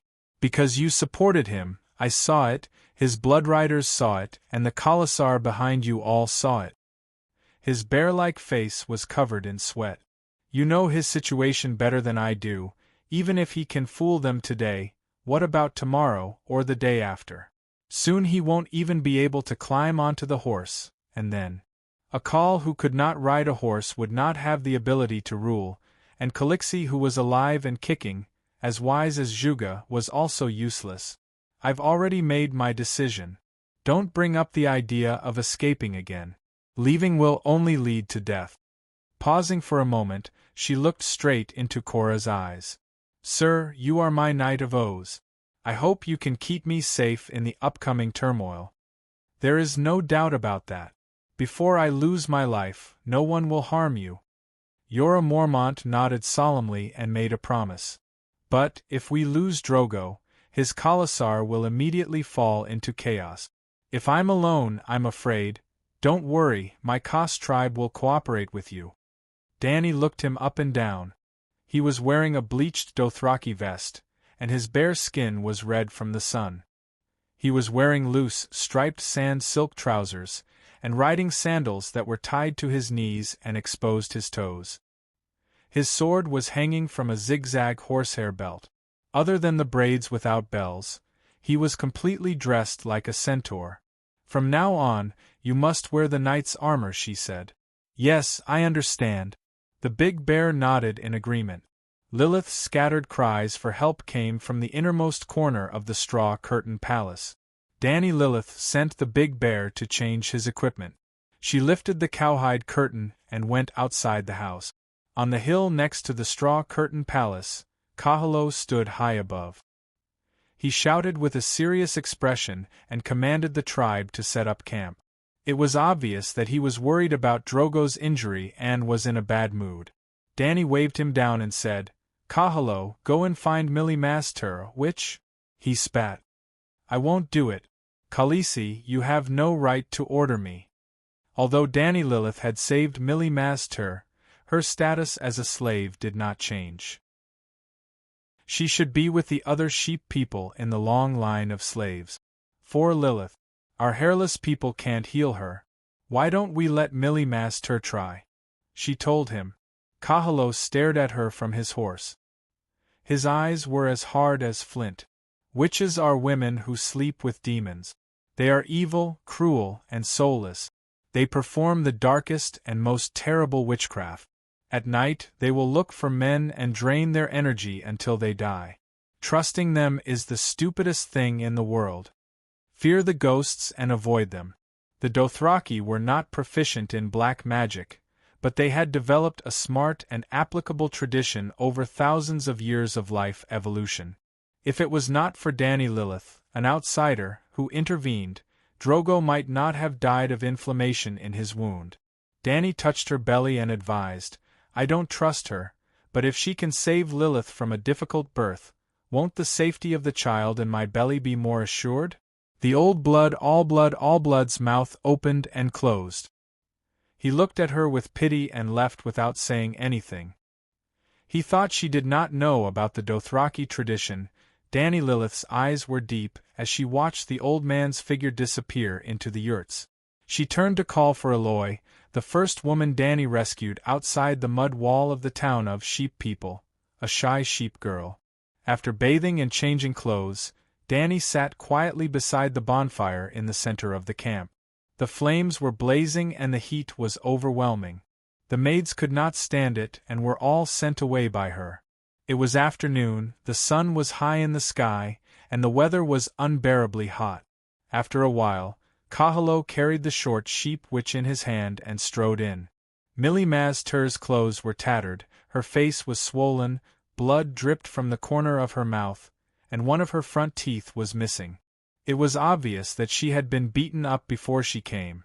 After instructing Sir Jorah not to let anyone in, she handed Millie Master a cup of mare's milk and asked, You said before that you are proficient in the art of childbirth? Millie Master wiped the blood from the corner of her mouth and took the cowhorn cup. She gulped it down before she panted and said, Mistress Silver, my mother was a former priestess. She taught me songs and spells to please the High Shepherd God, as well as how to make holy smoke and holy ointment with leaves, roots, and berries. When I was young and beautiful, I followed a caravan to Asha by the shadow and asked for advice from their magicians. Ships from countless countries gathered in Asha, so I stayed there for a long time to learn the medical skills of the foreign people. A moon singer from Jajesnai taught me her song of childbirth, and a woman from your riding people taught me the magic of grass, corn, and horses. There was also a scholar Marwyn from the Sunset Land, Westeros. He cut open corpses and told me all the secrets buried under the skin. He was a sea turtle who had studied abroad and had obtained several doctorates in medicine.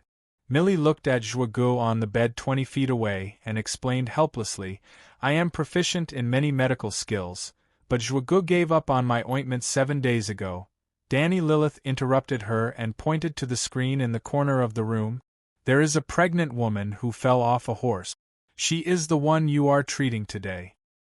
"The other Mistress Silver?" Millie Master seemed to have heard about Lilith as well.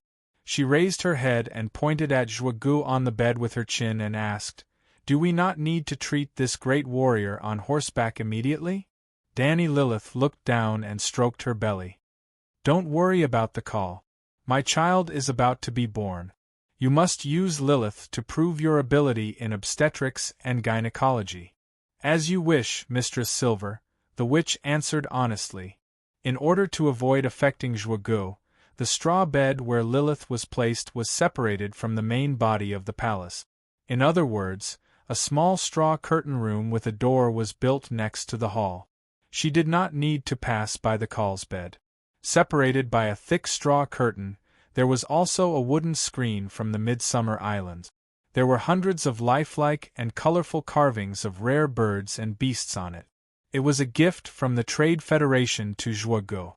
Millie Master began to sing a strange song in a language that Danny had never heard before. It was soft and melodious, like a girl's song, but also like a passionate poem.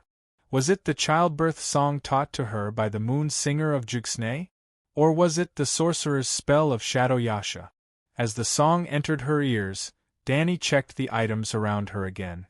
The black dragon egg, the crossbow with a taut bowstring loaded with a metal-tipped arrow, Zhuji's dragon bone dagger, the needle and thread for sewing wounds from the hairless people, poppy wine, and a large piece of cotton cloth that was boiled in water and dried under the scorching sun.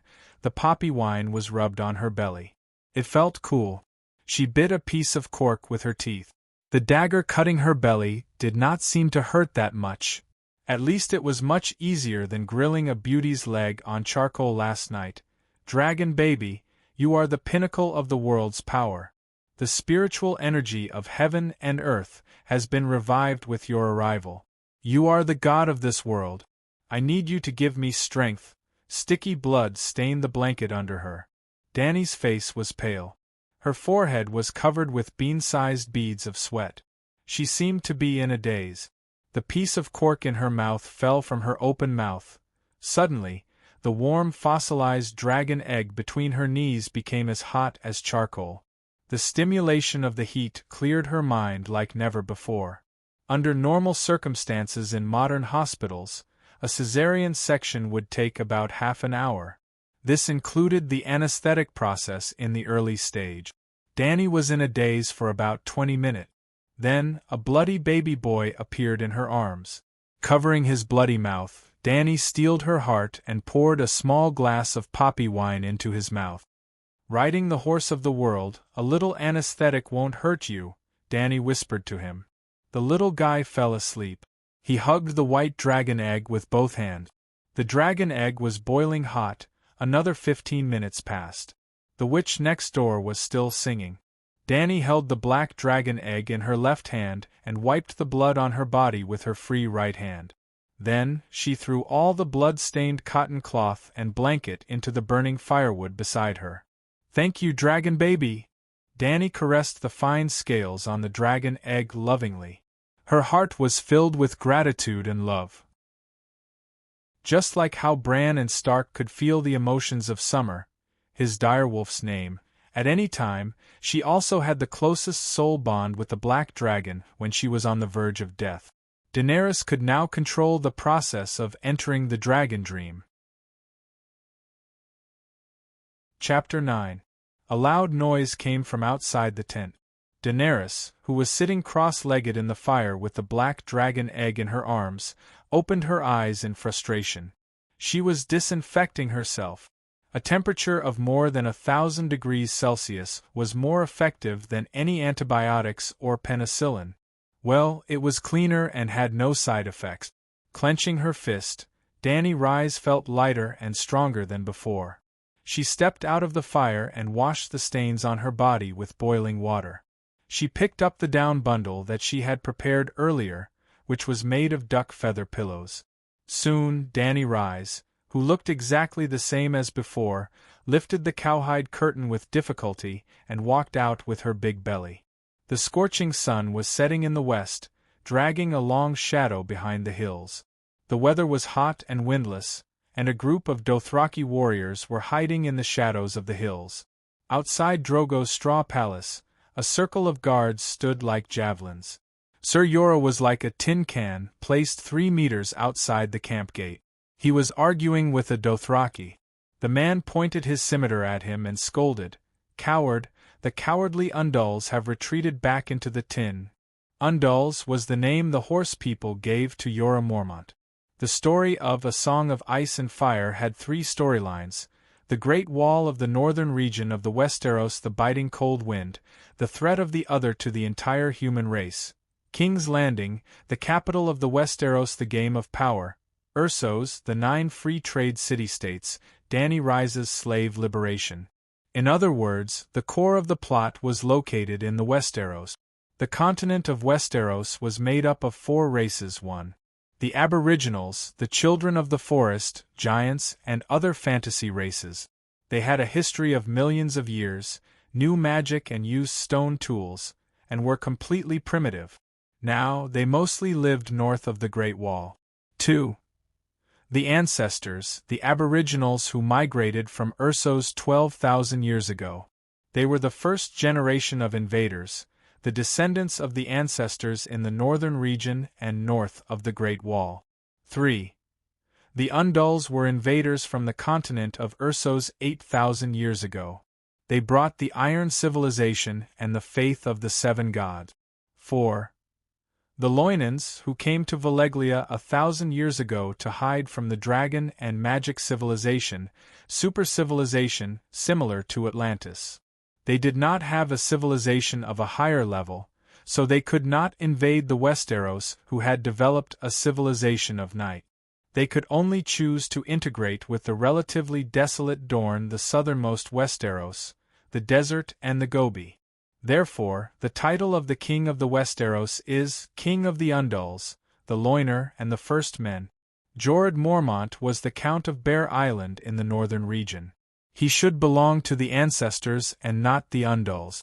However, the Night civilization was started by the Undulls, and Knights were almost the main impression the other races had of the warriors from the Sunset Continent. Korra was even dressed as a knight. Alright, Korra might not even be a knight. Knights originated from a type of belief the 7 gods had anointed them with holy oil, and they had been sworn by another regular knight. Jorah Mormont, the Count of the Northern Region, the First Men, believed in the old gods and not the 7 gods. He had received complete knight training, a set of knight armor, and a warhorse, but he might not be a knight. For example, the House of Stark in Winterfell, from Duke Ned down, none of them were regular knights. The primitive tribe on horseback, the Dothraki, thought that those who wore iron armor were cowards. Wearing iron armor equals being afraid of death equals being cowards, that was probably their logic. When the centaur saw Danny walking out of the tent, not only did he not restrain himself, he laughed even harder. Korra pressed his sword with his left hand and pointed at the Dothraki warrior with his right hand. He scolded back unceremoniously, "You primitive trash, horse bastard, you don't know anything. My plate armor can be exchanged for 100 of your dog heads." Sometimes he cursed in Dothraki, directed at the centaur himself, and sometimes he cursed in the common tongue of Westeros, with a northern accent, venting his anger at the Dothraki race as a whole. He spat out all sorts of profanities, none of which the others could understand. Because he had been wary of the centaur warrior, he immediately noticed the change in the centaur warrior's gaze. He turned back to glance at Danny and Rise, and guessed that he had completed his guard duty for the day. He pulled out his 2-handed sword and rushed towards the centaur warrior. The centaur warrior had been waiting for him. He did not attack earlier because this was Cow's tent, and if he dared to barge in, he would be shot by the guards like a porcupine. The centaur warrior that Danny thought was a small fry was so fast that her eyes could not keep up with him. His Iraq scimitar danced in the air, forming a curtain of silver blades. Cora was wearing a full body armor made of dark gray fine steel. The huge helmet was pulled down, revealing only the 2 slits of his face. Below that was a throat guard, knee guard, gauntlets, and long boot. They were all shining with a metallic luster. Even though he was wearing such a heavy armor, his movements were not slow at all. His 2-handed sword was swung like a fan, ping ping bang bang bang. The 2 of them exchanged blows. The sound of swords clashing was as dense as the sound of raindrops on a banana leaf in front of the window. Yellow sparks could be seen flickering between the swords and Sir Cora's armor, like fireflies dancing around Cora. The entire process seemed long, but in reality, Cora took 3 steps back in an instant. He held onto his sword with both hands, and the sound of heavy panting traveled into Danny's ears from below the helmet. The centaur warrior fell onto the red sandy ground, his 4 limbs struggling as he groaned in pain. Dark red blood flowed out from his chest, but it was quickly swallowed by the cracked earth, like a gluttonous demon. Danny estimated that Cora had been stabbed at least 3 times in the 4 to 5 seconds of battle, but he was completely fine. Perhaps there were fresh dents on his steel breastplate. The centaur warrior had the upper hand all along, but at the last moment, his breathing slowed down and he was stabbed in the chest. Khaleesi. Cora and his Karst bodyguards greeted her one by one. The centaurs in the shadows pointed at Danny with a relaxed expression. They had also mocked the cowardice of the Undulls just now. Now, their comrade was struggling on the ground, about to bleed to death, but they seemed to think that he deserved it. They did not care or sympathize with him at all. Khaleesi, you left the witch alone in the Khale's palace? Kahalo rode over and criticized angrily. She's not with the Khal. She's helping Lilith with her labor. Didn't you hear her labor song? As she said that, she instructed Aggo to lift the grass curtain outside the labor room. The scene inside was immediately revealed to everyone. Millie Maz-Tur was singing a mellow ballad of the land of moon shadow while caressing Lilith's swollen and glistening belly. It seemed that she was helping Lilith to adjust the position of the fetus. On the simple bed made of rushes, the pregnant woman's square face was as white as wax. The hair on both sides of her temples was wet and her teeth were clenched tightly. The veins on her cheeks were bulging. She was moaning in pain, and the faint smell of blood passed through the curtain and hit the onlookers in the face. Half an hour was more than enough for a cesarean section, and 4 to 5 hours was not considered long for a normal labor, especially if it was a difficult labor. The witch had been singing for more than an hour and her voice was a little hoarse. When she saw the grass curtain lifted and everyone looked over, she shook her head at Danny, who was 30 feet away. She did not stop singing the labor song and hurriedly reached out to close the curtain again. Seeing that the witch did not use black magic, everyone quickly turned their attention away and continued with their own business. Water, water! The Dothraki warrior who was lying on the ground and waiting for death begged for water. Danny walked over and threw a bag of mare's milk on the ground. She then instructed the maid Eerie to remove his painted vest. She remembered that she was a pregnant woman with limited mobility and could not lower her head to feed him water, let alone squat down to check his injuries. His sternum blocked the sword and did not hurt his organs. Danny Rise looked and ordered, Eerie, go and press that cotton cloth on the wound to stop the bleeding. Chui Luo, call the hairless man over and stitch his wound up.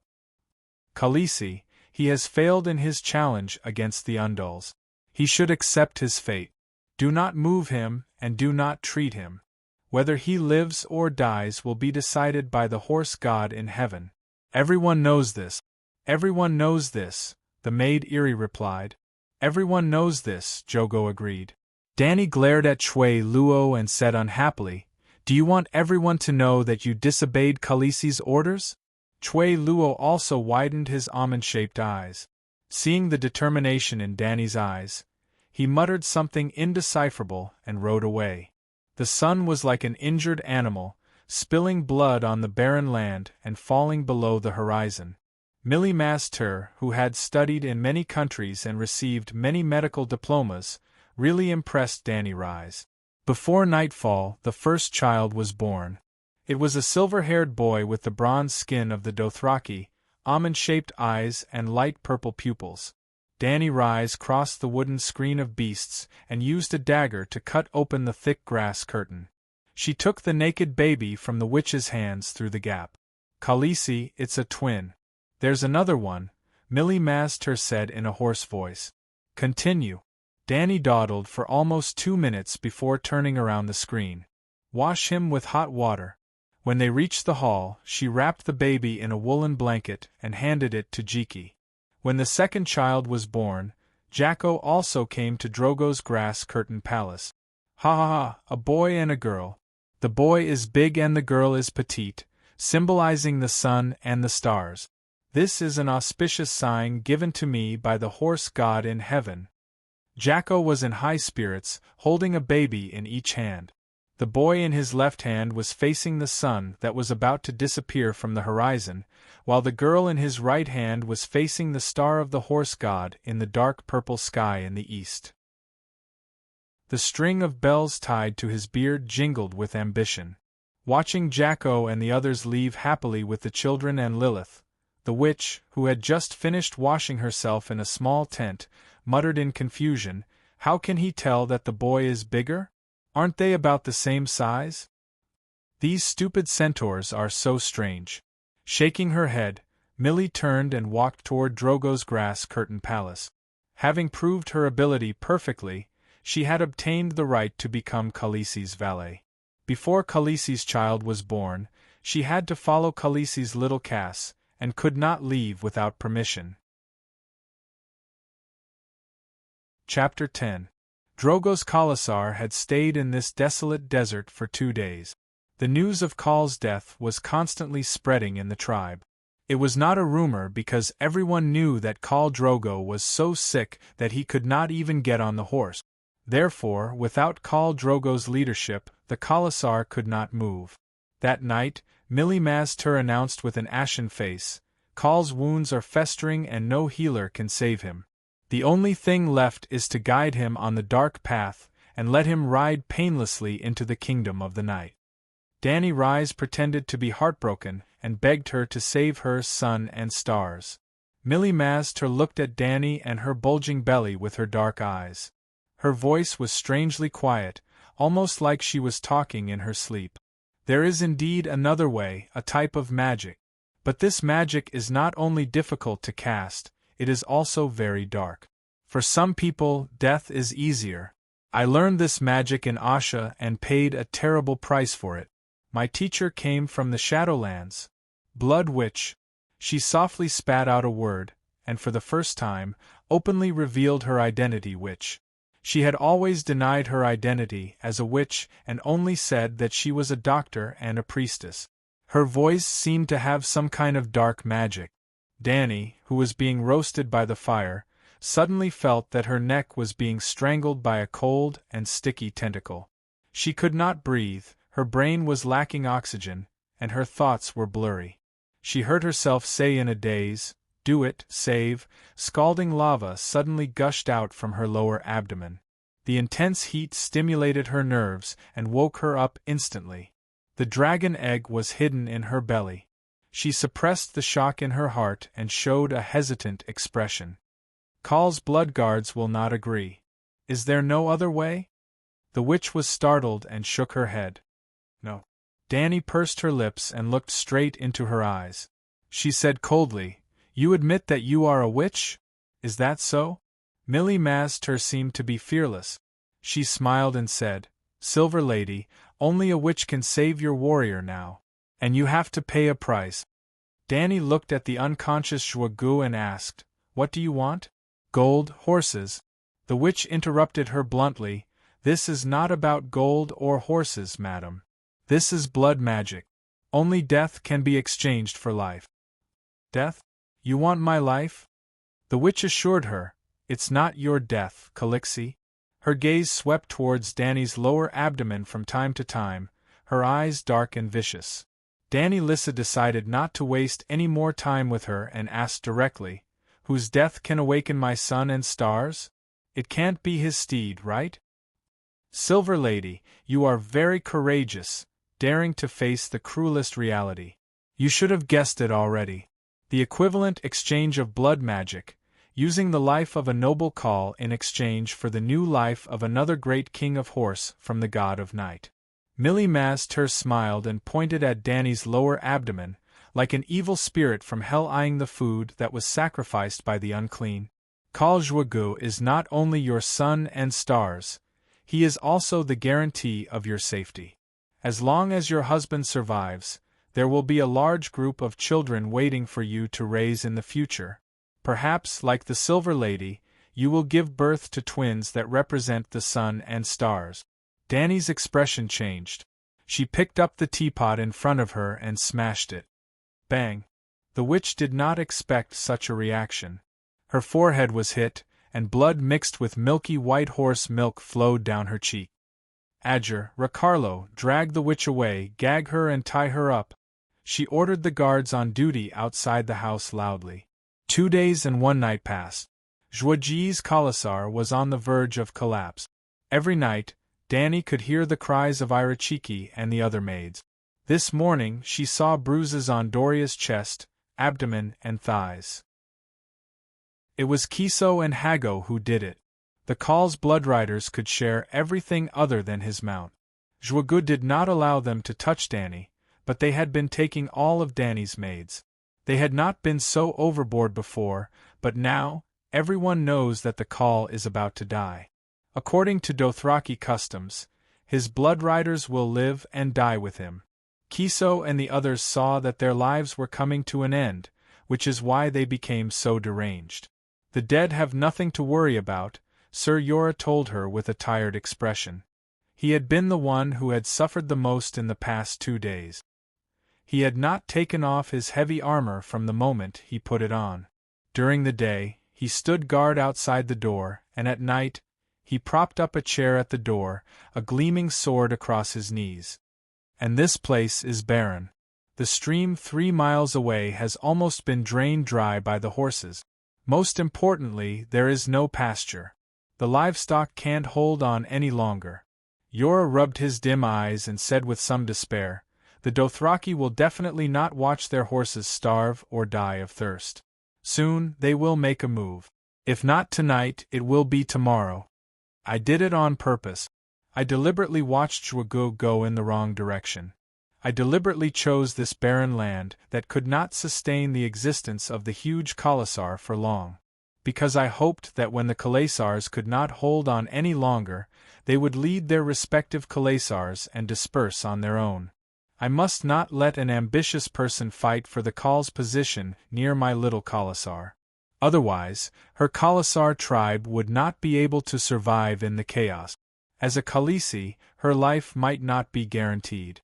Feeling that the final moment had come, she said to the haggard knight with dark circles around his eyes, "I think I will give birth tonight.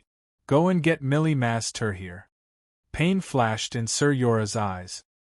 He wanted to tell his princess, "In this situation, you must not have any expectations for the child. Otherwise, you will not be able to withstand the huge blow that will inevitably come." "Khaleesi, didn't you say that she wanted to sacrifice your child?" he said with a hoarse voice. "Don't worry. She only needs to sing the birthing song. I won't let her get close to my body," Danny comforted him. The witch had been locked in a small tent nearby for the past 2 days. Other than her hair and clothes being a little messy, she was in good spirits. "I heard the whispers of the warriors on horseback. Your husband's tribe is about to crumble. Only his return from the darkness can change all of this. Your fate and the fate of your future children." She tried to persuade Danny calmly. "My stomach hurts. I'm about to give birth. Help me give birth to the child first." Danny lay on the blanket. She was drenched in sweat, as if she had just taken a hot bath with her clothes on. "I'll help you." Millie Mazter paused and was about to walk to Danny's bed. "Wait. Danny gestured for Eerie to stop her. I'm having a natural birth. Just sing the birthing song through the screen. Then she said sternly to the handmaiden, Eerie, you stand guard outside. If she acts strangely, shoot her dead with a crossbow. You don't trust me? The witch's face darkened. Yes.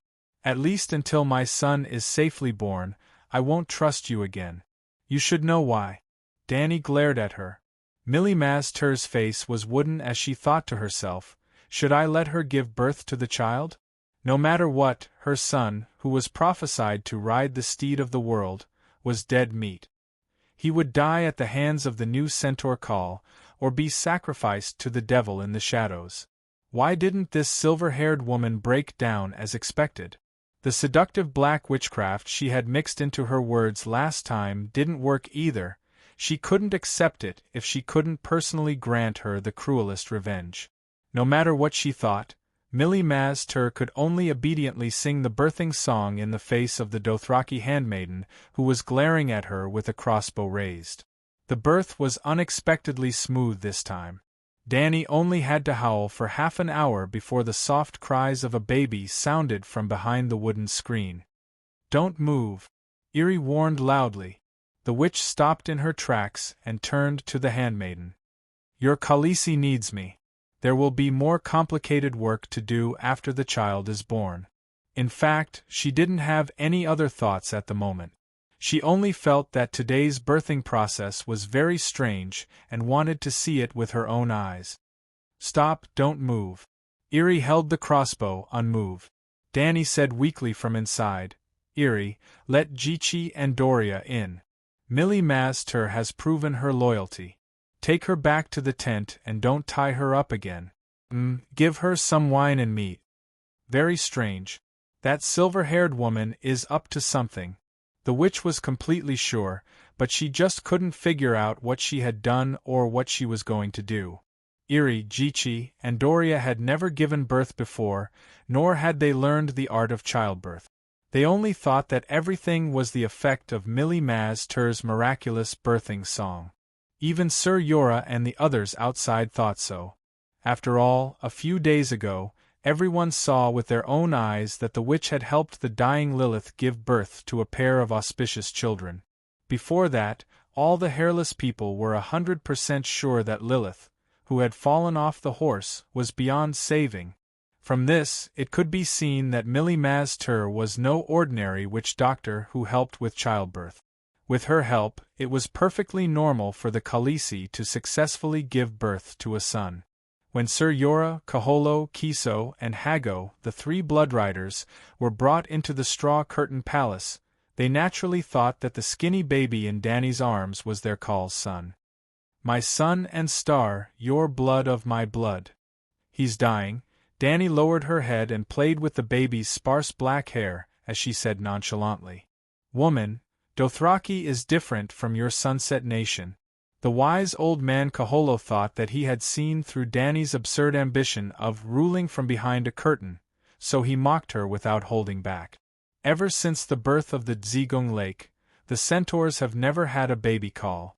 In fact, if the Call's adult son is not the strongest warrior in Khalasar, he might not be able to inherit his father's position as Call. At this moment, they did not even call her Khaleesi anymore. Just like what Sir Jorah had said, when Khal Drogo was alive, she was the Khaleesi of the 100,000 centaurs. After his death, she was nothing. Danny Lilith said to them, I have already accepted my fate, the Dosh Khaleesi of Viz Dothraki. However, as my husband's blood of my blood, this child is his continuation, and also your bloodline. I hope that one or several of you brave warriors can run through the night and bring my leg, Danny Lilith's son's name, decided on the day she was pregnant, to the north.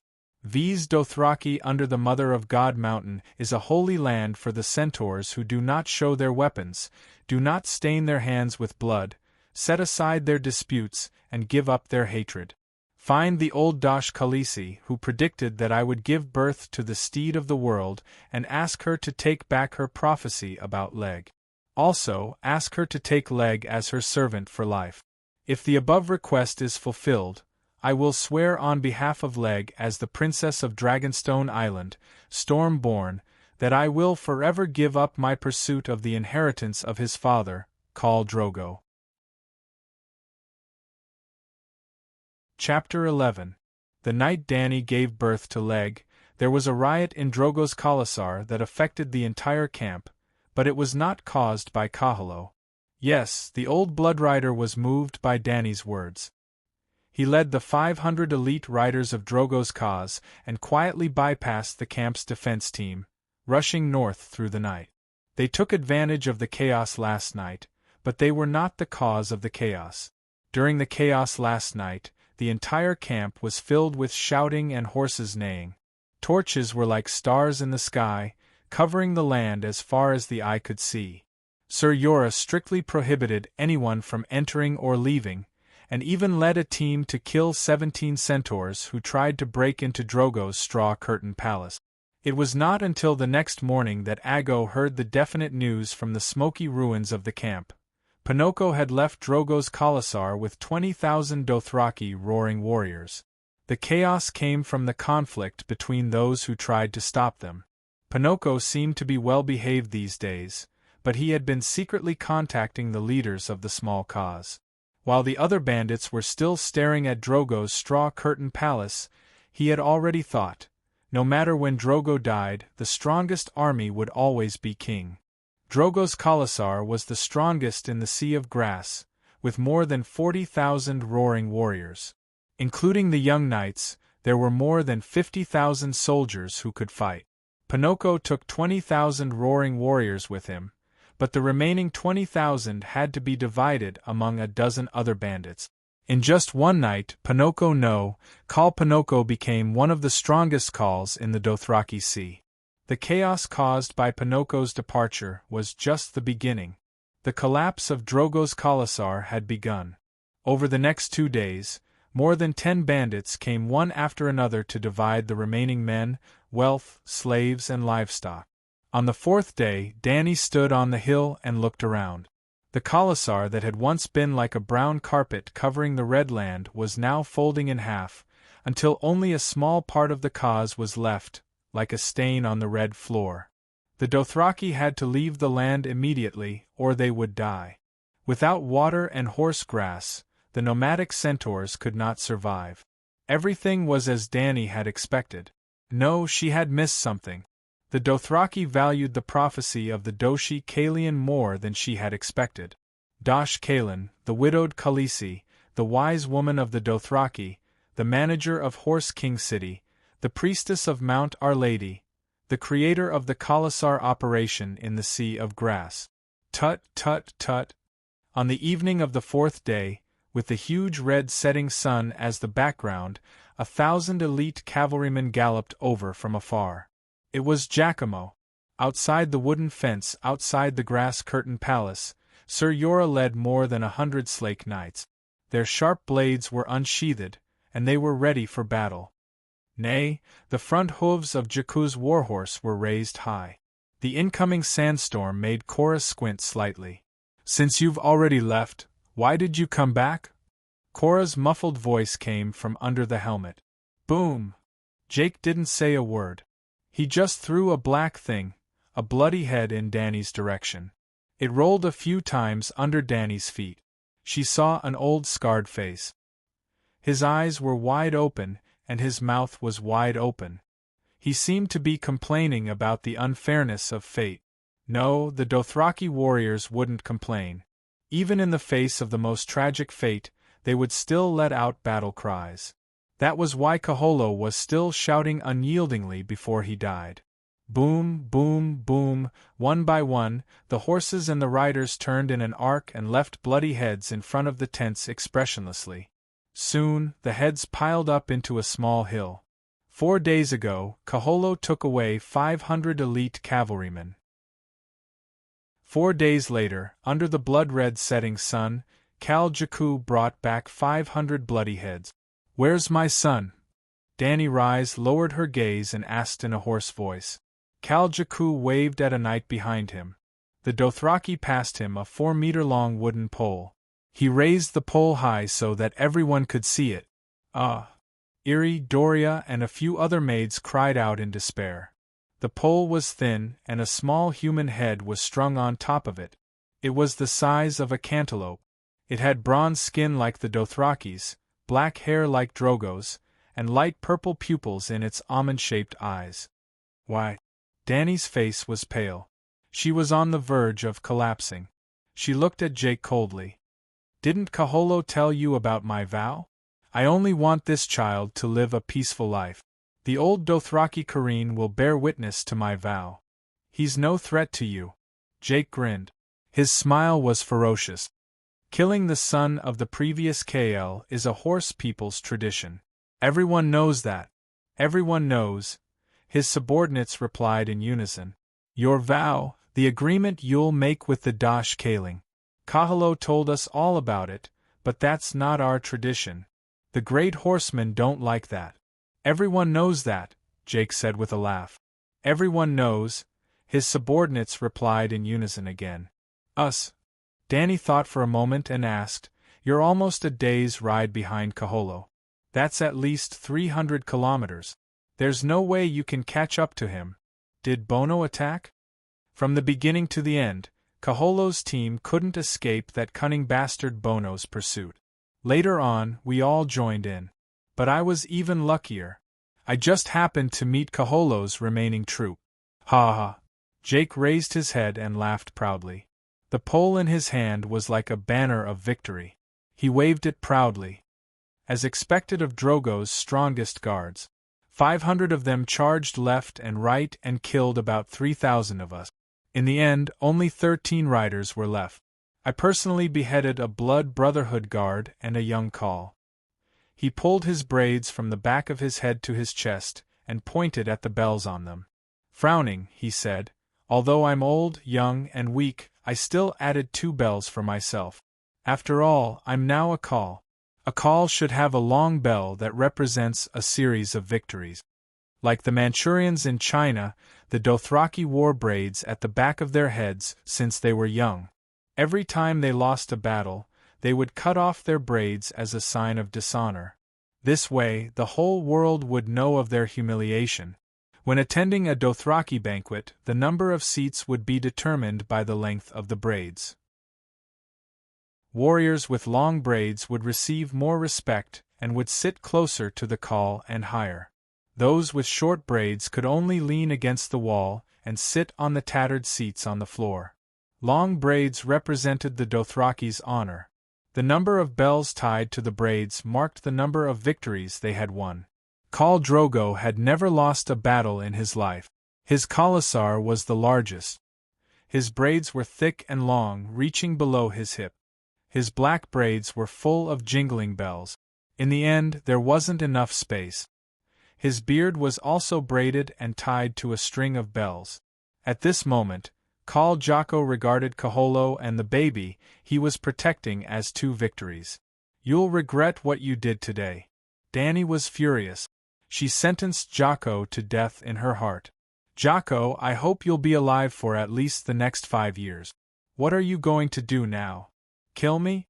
Or the Khal you were? She asked coldly. She's not crying? Jocko turned to Margot and muttered, What a cold woman. We've all lost. 4 days ago, when Khalasar fell apart, Margot took advantage of the chaos to kidnap Dany's shepherd maid, Eloy. He raped her a second time and rewarded her to the new Khalasar led by Jocko. He let people take turns riding her. In the end, he cut off the poor maid's head and threw it near Dany's tent. Eloy was stolen from Margot by Dany. He wanted revenge.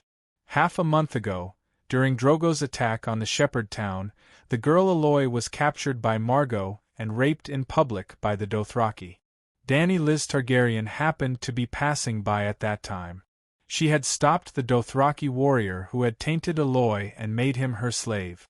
This was not in line with the traditions of the horsefolk. Even the Khal could not casually take the spoils of war from his subordinate. It was all thanks to Zhuji's prestige and power that Dany suppressed the matter. Margot was a powerful warrior. He was now Khal Jocko's bloodrider. He was the one who came up with the idea of hanging the baby's small head on a wooden pole. He even made a bet with Jocko that Danny would faint from fright. Danny did not cry. She just stared at them with her big purple eyes. They did not expect this at all. They all lost. Woman, I swore at the Mother of the Mountains that I would never hurt my call. Everyone knows that. Jocko urged his horse forward and shouted at Danny's cars. Everyone knows that, Margot said.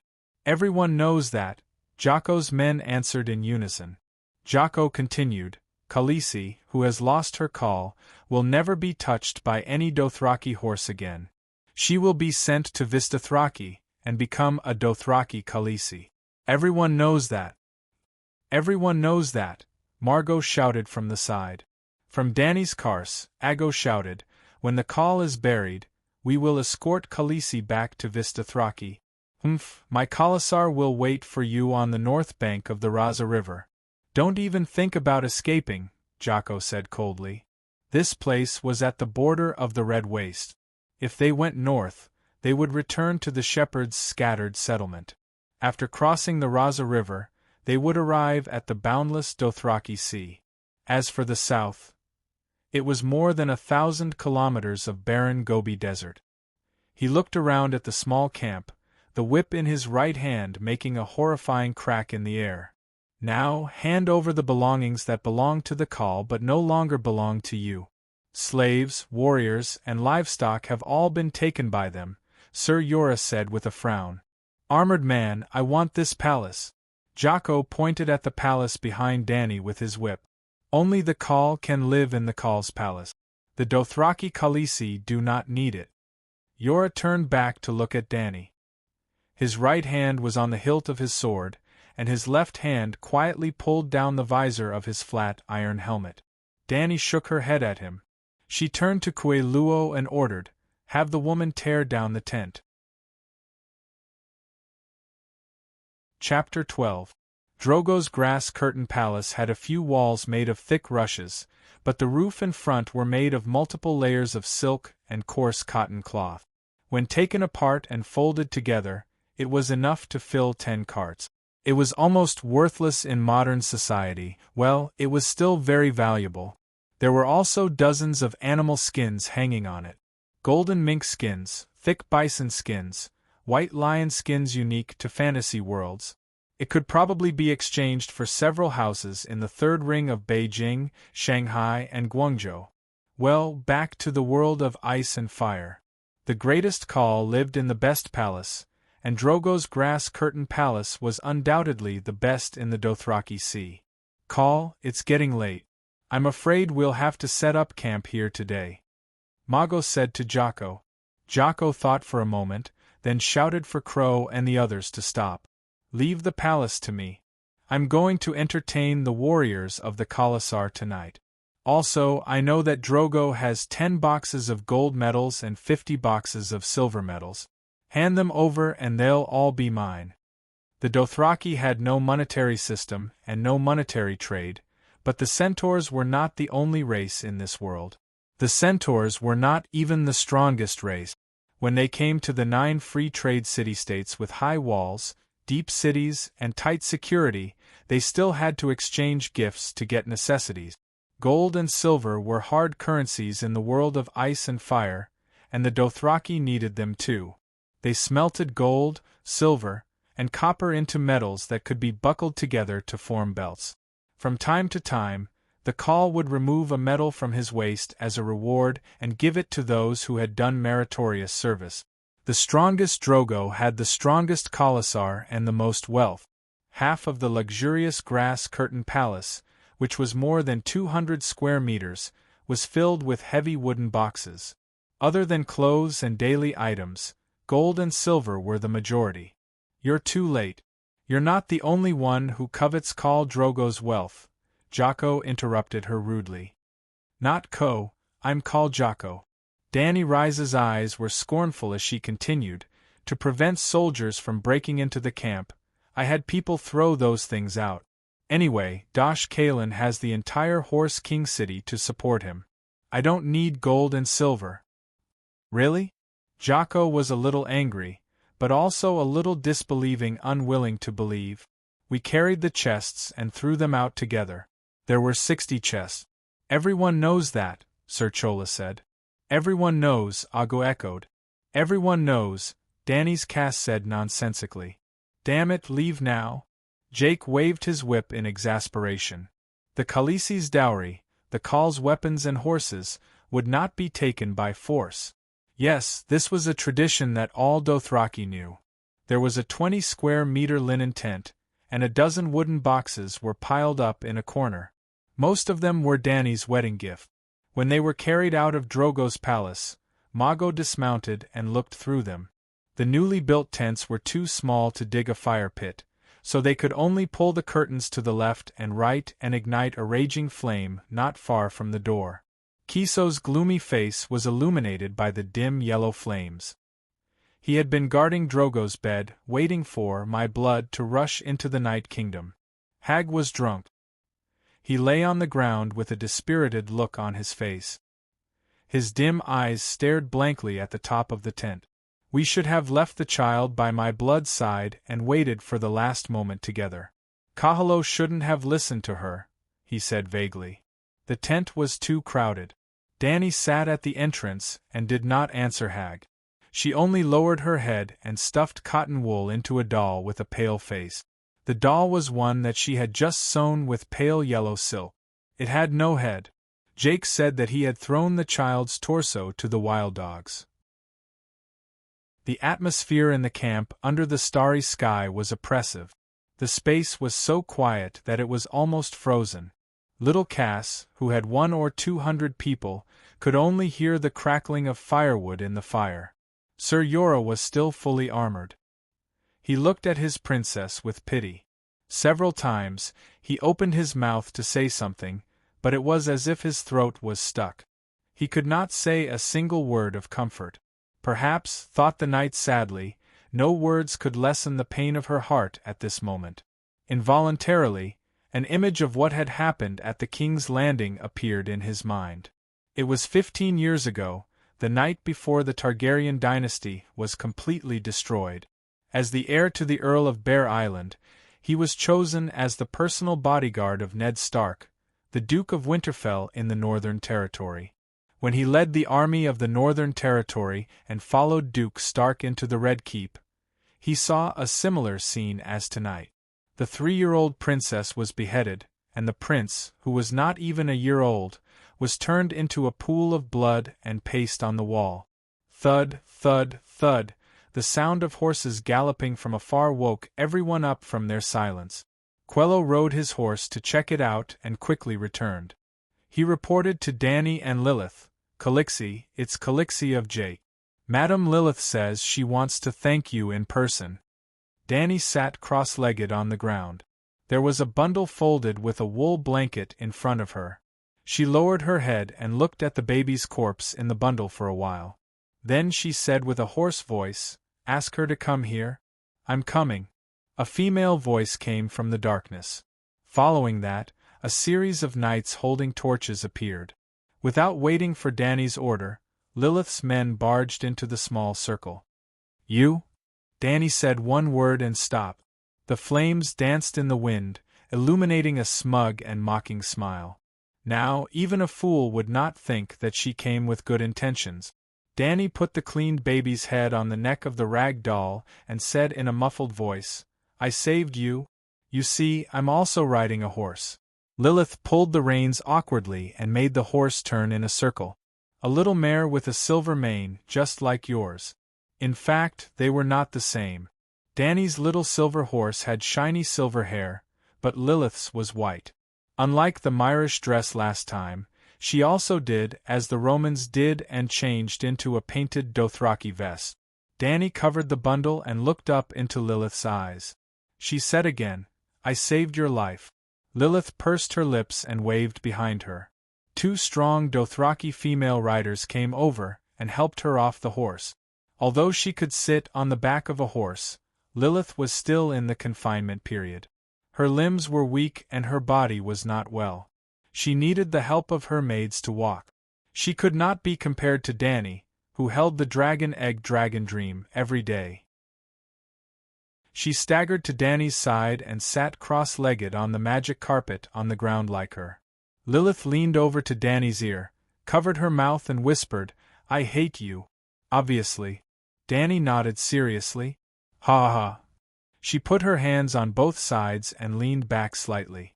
Looking at the gem-like stars in the sky, she sighed and said briskly, I'm also a Khaleesi. I have my own little silver horse, my own cause tribe. New it's them. More importantly, I have a son as strong as a dragon." As she spoke, she exerted force in her hands and leaned forward instead of backward. She lowered her head and lifted the cloth in front of Danny. Tsk, what a poor little thing. He's not even half the size of me, Django. Oh, what's below the head? That's right, his original body was eaten by a dog. Hearing this, Danny inexplicably relaxed a lot. The heavy guilt in her heart was pressing down on her until she almost couldn't breathe. "Thank you," she said sincerely. "Thank." Lilith was stunned. "What are you talking about? Are you crazy?" Danny grinned and sneered viciously. "You may be a disgusting bitch, but at least you know to come and visit me. You've exceeded my expectations of you before." "Then how low were your expectations of me before?" Lilith was stunned for a moment before she fully understood what she meant.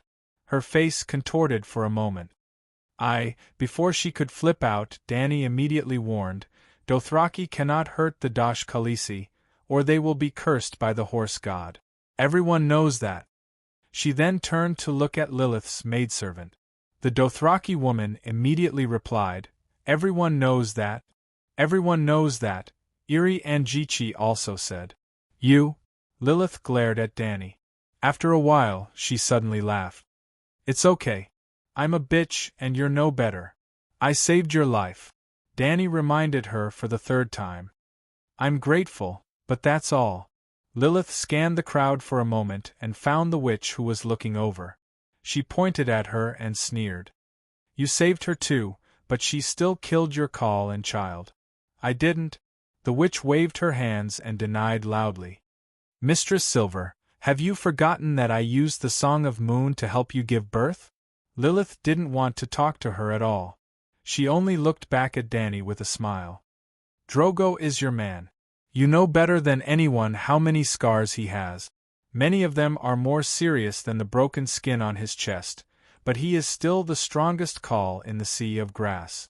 Even Rhys's brothel has his bloody and deathly reputation." "I believe her," Danny said flatly. She then asked, "Why do you hate me so much?" "Just because you're jealous.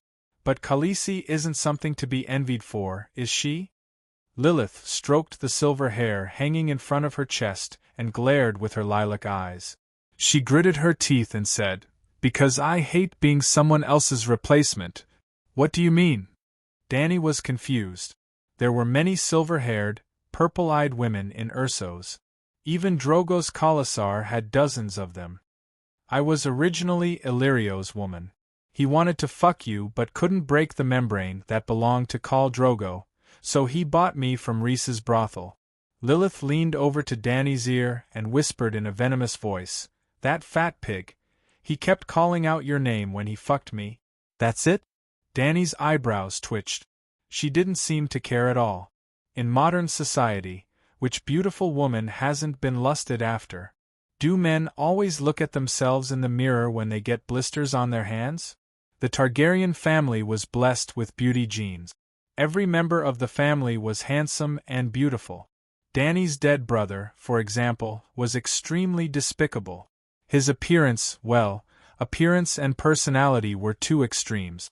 Danny Lilith's appearance was naturally top-notch. More importantly, she was probably blessed with the identity of the last princess. The last princess of the ancient Valeglia royal family. Just thinking about it made one excited. Seeing that she didn't provoke Danny, Lilith was a little unhappy. She gritted her teeth and continued, "My status was lowly. Illyrio didn't take me seriously and often used me to entertain others. The night before you married Drogo, your beggar king brother, Viserys, was about to sneak into your bedroom. It was Illyrio who stopped him and told him that if he angered Drogo, not only would he not be able to use the Khaal's roaring warriors to restore his kingdom, he wouldn't even be able to save the lives of you and your sister. Then, the beggar king fucked me and called out your name again. Chapter 13. Was inbreeding a good or bad thing? From the point of view of the general public, inbreeding couples were more likely to give birth to children with genetic defects, which was not conducive to good reproduction. This was a scientific fact. Since the beginning of the primitive era, the cruel natural environment had already helped humans eliminate most of the genes of dominant diseases. After millions of years, when humans developed a relatively advanced civilization, genetic diseases were recessive. Only when both parents carried the recessive gene of the same disease, their children had about a quarter of the chance of suffering from genetic diseases. Note that it must be the recessive gene of the same disease. Relatives with similar bloodlines, because the genes came from the same ancestor, were more likely to carry the same recessive gene. Their children were more likely to have dementia or abnormalities. However, if close relatives were to reproduce for tens, hundreds, or even thousands of generations, all the recessive defective genes in the bloodline would be completely exposed. Then, the children who carried the pairs of recessive defective genes would be abandoned. The remaining children would definitely have fewer recessive defective genes than the previous generation. In other words, through the cruel elimination system, inbreeding was beneficial to reduce the defective genes. It was a disguised genetic optimization. Of course, genetic optimization was two aspects. In addition to reducing inferior genes, it also increased good genes. It was more practical hybridization. Here, only the problem of inbreeding to reduce inferior genes was discussed. To achieve inbreeding genetic optimization, at least the efforts of dozens of generations were needed. If a new bloodline was added halfway, it would bring new defective genes. All the previous efforts would be wasted, and they would have to start all over again. Without 1,000 years of direct blood marriage, the plan of noble bloodline could not be thought of. And the great celestial empire did not have 1,000 years of absolute aristocratic families, the kind that could reject the marriage of the royal family. Therefore, for the Huaxia people, inbreeding marriage was always a taboo that should be avoided. Even in the history of Earth, only the pharaoh family of ancient Egypt could do this. Later on, they were defeated by the system of inbreeding. Because of the inferior, mixed blood in the middle, everything had to be redone. But if they kept giving birth to freaks and retarded heirs, they could not maintain the rule of the dynasty that was collapsing day by day. If the ruling power did not decline, would the noble pharaoh marry other families? In the end, the ancient pharaoh family was almost extinct. The people may not have died, but the dynasty and the system it established were all eliminated. The ancient European aristocrats had similar ideas as the pharaoh, but they were worse than the pharaoh. For example, the hemophilia that caused the collapse of the European royal family. The main reason was that they could not carry out direct reproduction. From time to time, new blood would be added halfway. However, many families in the ice and fire continent had done what the people on Earth could not do. They had the true royal bloodline. House Targaryen, for example. In fact, the Targaryens were only a small branch of a great race that once reproduced in the continent of Ursos, the ancient Valeglia's free bastion. How strong were Valeglia's bloodlines? Just look at Daenerys Targaryen now, and you'll understand. Apart from the Valyrian descendants, the Duke's family of Westeros, formerly the royal family, but due to Aegon Targaryen's invasion and unification of the Eight Kingdoms, the royal family was demoted to dukes, were more or less. Well, they could only be considered as secondary descendants, and they even married into other families. This world was able to achieve inbred genes optimization mainly because their history was too long. For example, the main character's family, the Wolf Stark family, had at least 8,000 years of family history. Fry of the Twin Towers, who had organized the bloody wedding, had always been discriminated against by the upper-class nobles due to their shallow background. Then how nouveau riche was the Fry family? Well, they were just a marquis family with a mere 600 years of history. They had nothing but money. Well, if a 600-year-old family was placed in the Celestial Empire, then all of the above meant one thing. Viserys' attempt to climb into his sister's bed was a crime in the barbaric and magical world of ice and fire, but it was not a crime of ethics. The Targaryen family had always followed an ancient tradition, the marriage of brothers and sisters. For example, Aegon, who founded the Targaryen dynasty, married 2 sisters. Well, yes, 2 sisters. The elder sister, Visenya, and the younger sister, Rhaenys. The King's Landing city was made up of 3 hills, Aegon's High Hill, Rhaenys Hill, and Visenya Hill to commemorate the 3 founders of the dynasty.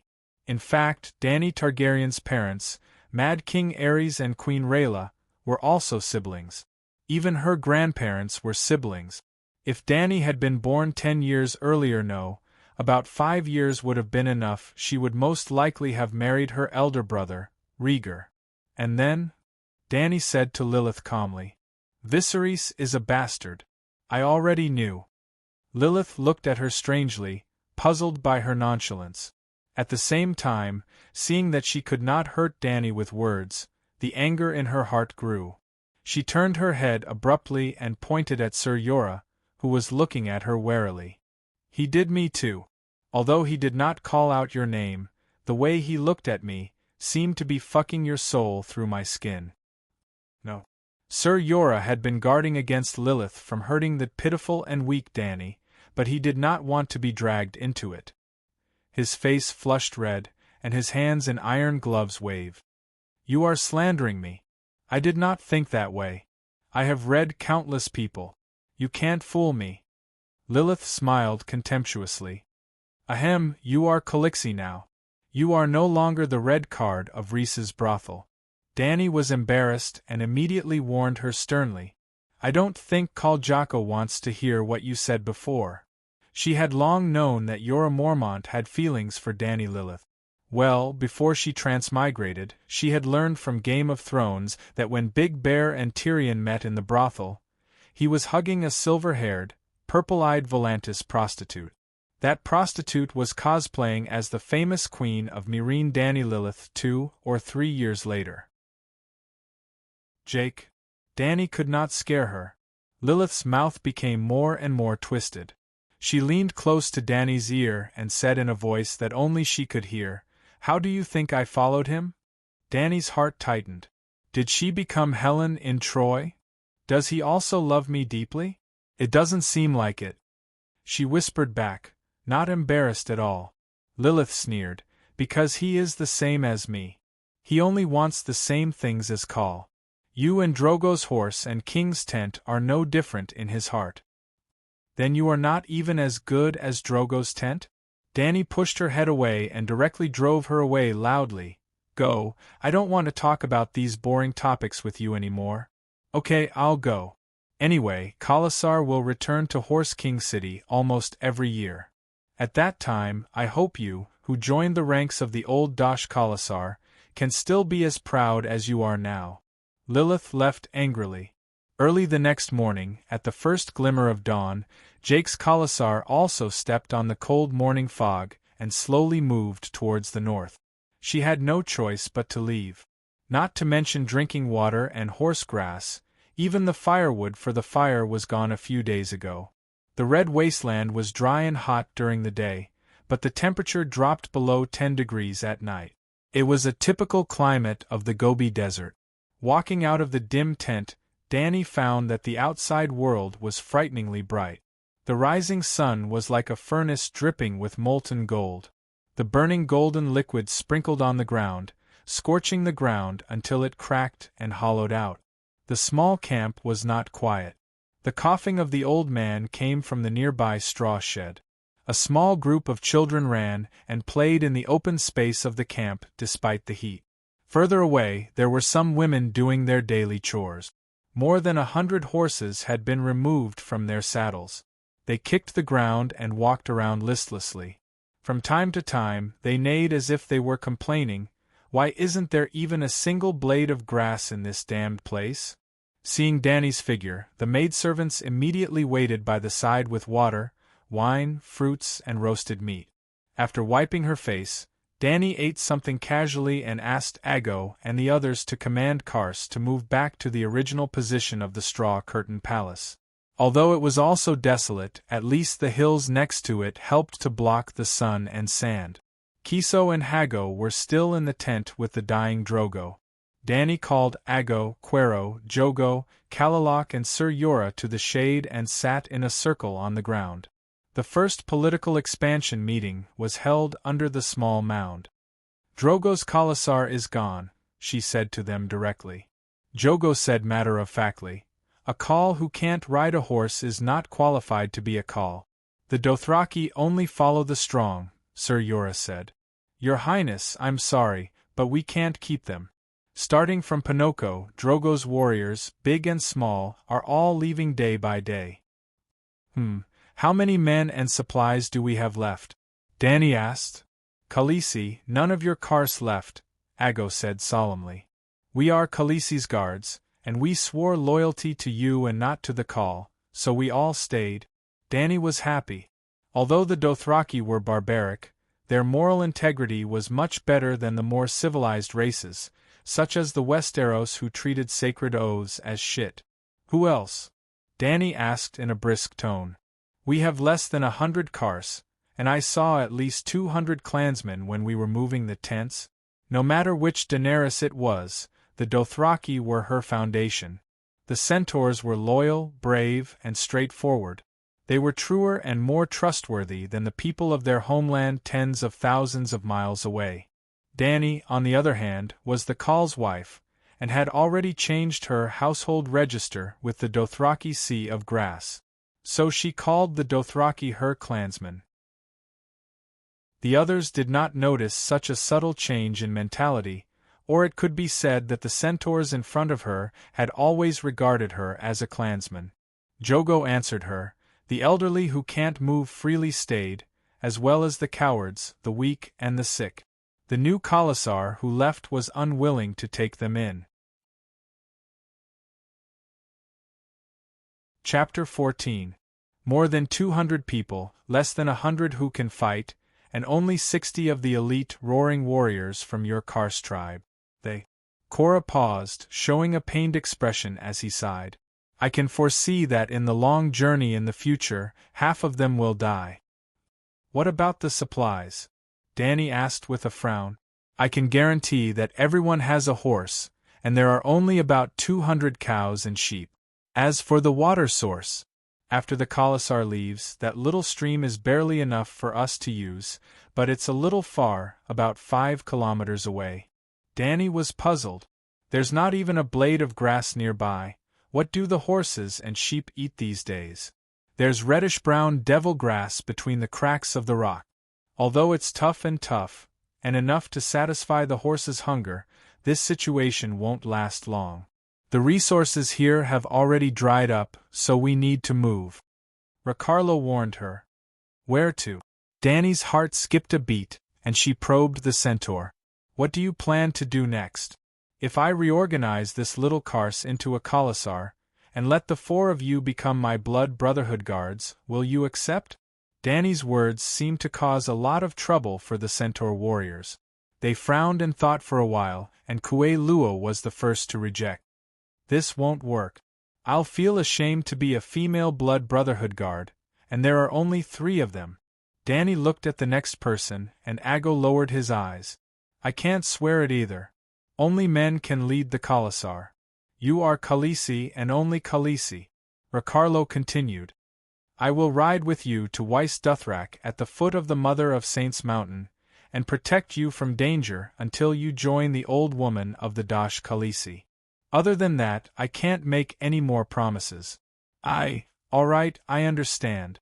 Without waiting for Korra to speak, Danny interrupted him.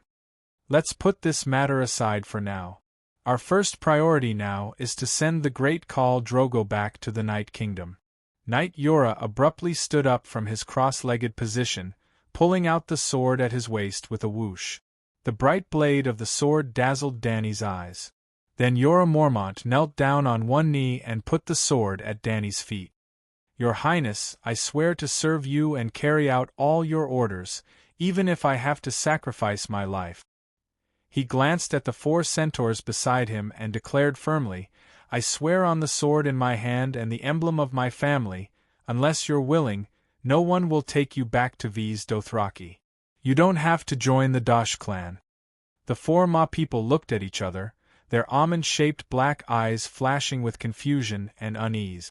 It seems that even the Westeros who are corrupt in etiquette also have great loyal ministers of noble character. Although Sir Yora's motives were not pure, and his loyalty was more derived from unrequited love, Danny was still very happy.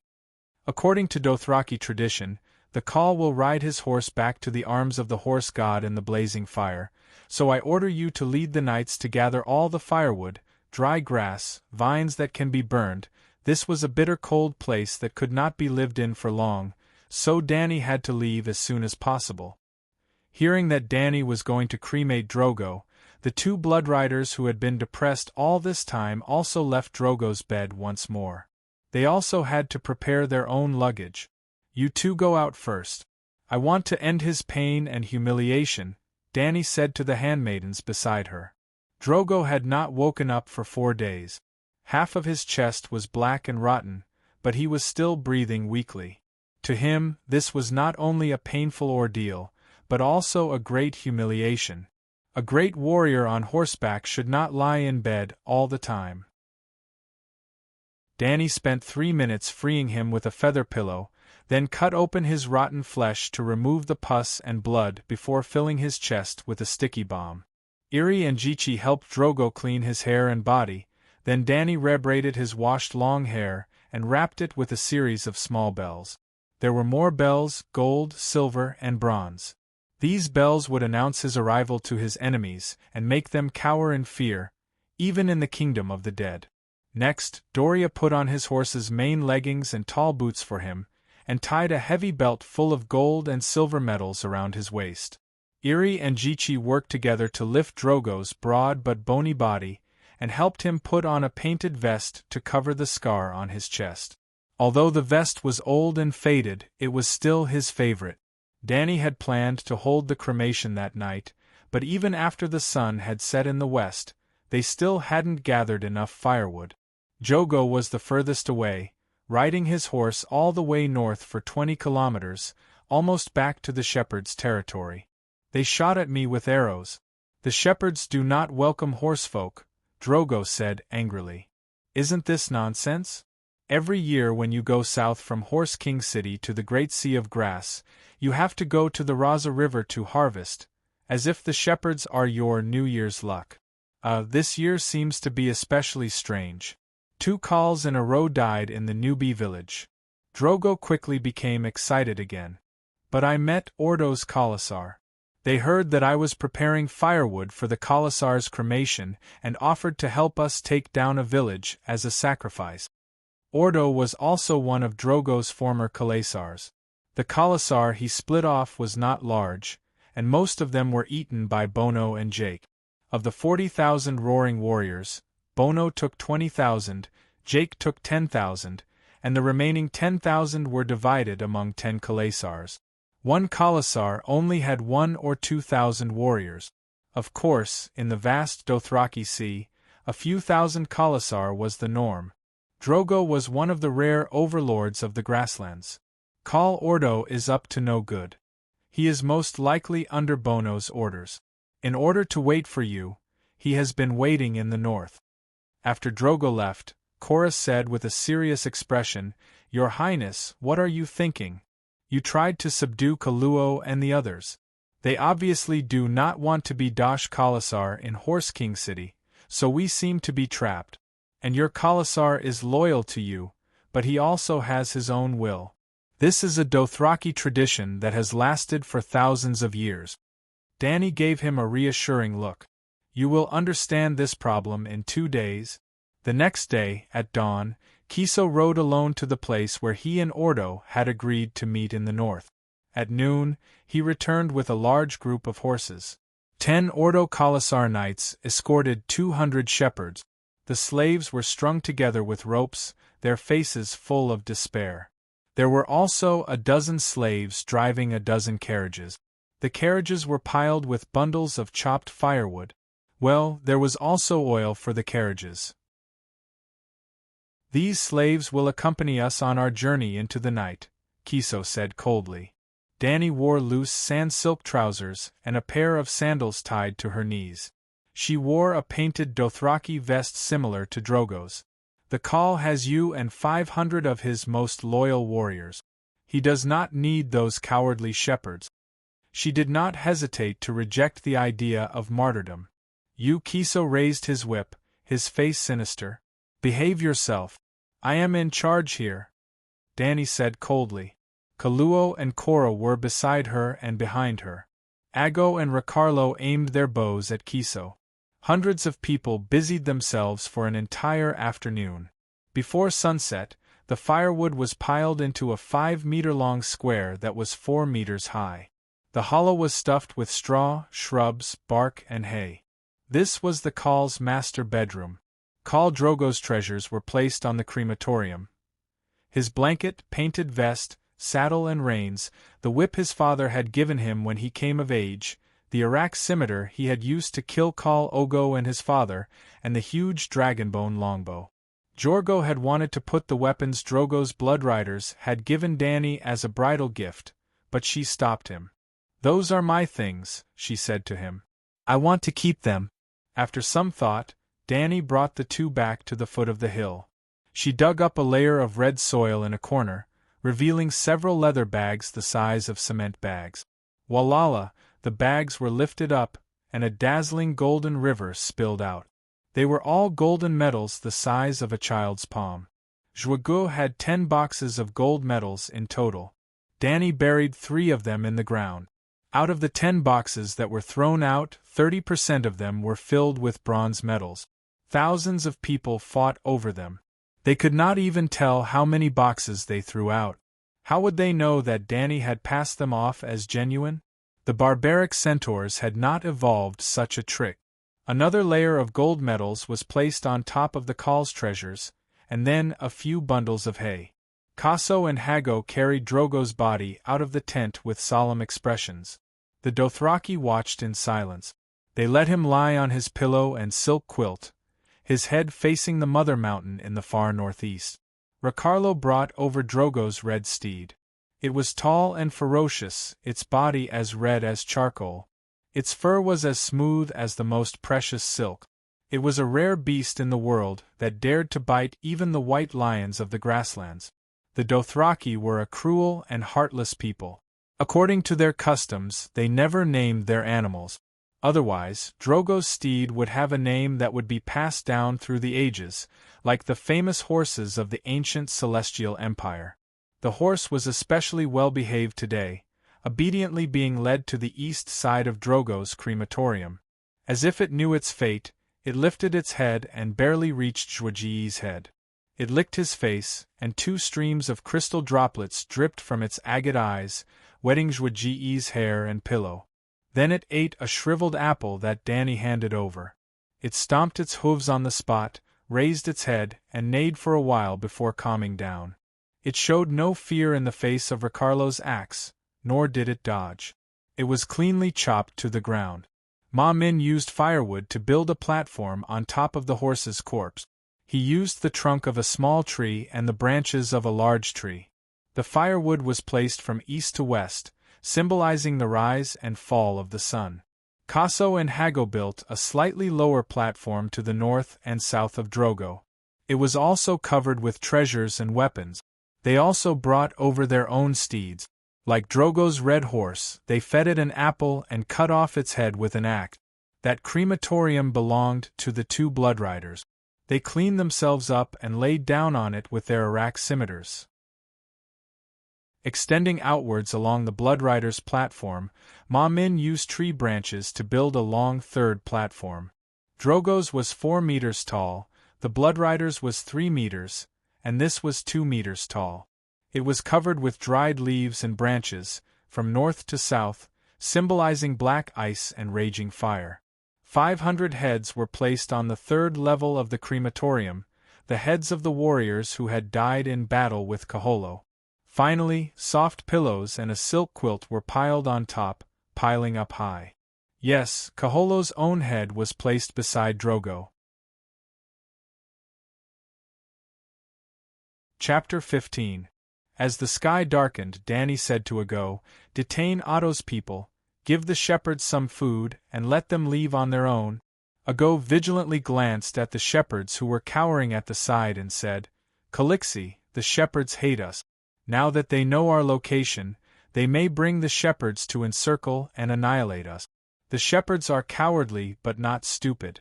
They know our situation and won't give up this once-in-a-lifetime opportunity." This Adger was young, but his thoughts were unexpectedly meticulous. Dany looked at him in surprise and explained, "Walking at night, how far can they walk?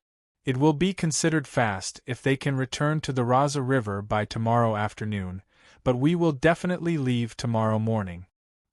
"Might as well just kill them," Aga muttered as he left. The bloody sun sank into the horizon. The shepherds were surprised to receive the notice that they were free to leave. After timidly probing for a while, they ran away like a swarm of bees. But the cremation didn't start immediately. A group of centaurs opened their almond-shaped eyes and looked for a good omen in the night sky. Every time a centaur died, his mount would also be killed and buried with him. It implied that he would ride a fine horse and run into the kingdom of the night. When their bodies were cremated under the sky, the Khal would ride a blazing flame horse and soar out, turning into the stars in the sky. The more the body burned, the more his constellation would shine in the darkness. Therefore, before the fire was lit, they had to find the constellation that represented their Khal. It couldn't be a star that could be seen every day. It had to be an abnormal star that had just appeared today because the Khal was being buried today. This was a bit troublesome. How could an abnormal star be found so easily? The centaurs sat on the ground and searched in the sky. Dany felt embarrassed. If she had lived in this world for more than 10 years, she could have found an inconspicuous star to fool them. But she had just arrived and her predecessor didn't understand the stars. At least, she was inferior to the nomads who had nothing to do and looked up at the stars every day. Well, she couldn't fool the centaurs. "Can every Khal find their own star?" she asked an old centaur. "Of course, the great Drogo is the 12th Khal that I serve. I saw it with my own eyes. The previous 11 Khals all turned into shining stars on their fiery warhorses. One of them was Khal's father." When the old man saw that Calixi was talking to him personally, he was so excited that his dark old face turned red like he was drunk. 12? How many generations have you been a senior official?" While Dany was complaining in her heart, she also sighed inwardly. There were many heroes in the Sea of Grass, but they also fell like shooting stars. "How long do they usually wait?" she asked again.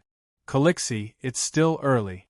You have to wait until the second half of the night." The old man smiled.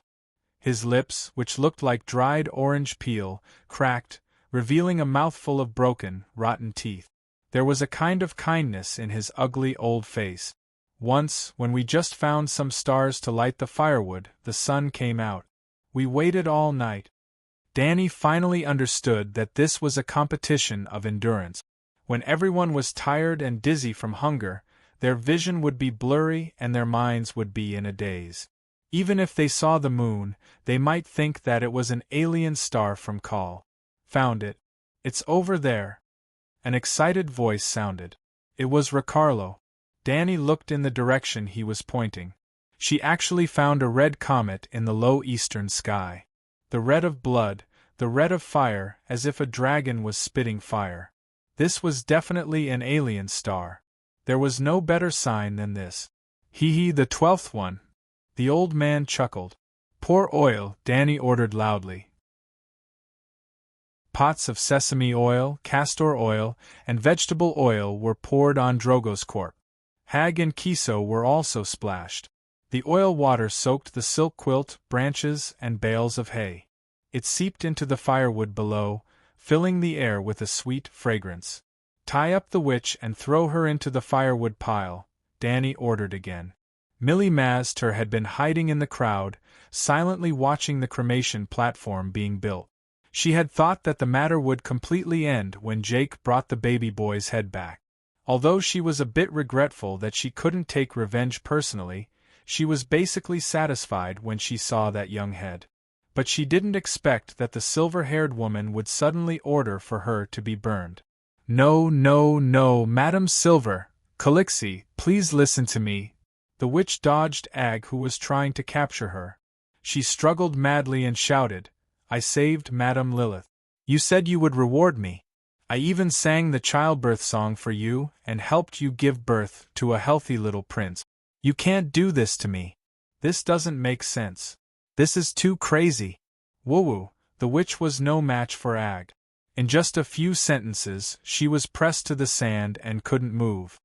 "Bring my dragon eggs over too," Danny ordered the maids. There was a certain meaning in her words that made them run. Cora's face was pale. He stepped forward and grabbed her arm. "Your Highness, Drogo has no use for dragon eggs in the Night Kingdom. Why don't we sell them in Yashia? We only need to sell one to buy a big ship and return to the free trade city-state. The wealth we can get from selling 3 is enough for you to enjoy for the rest of your life." "Am I short of money?"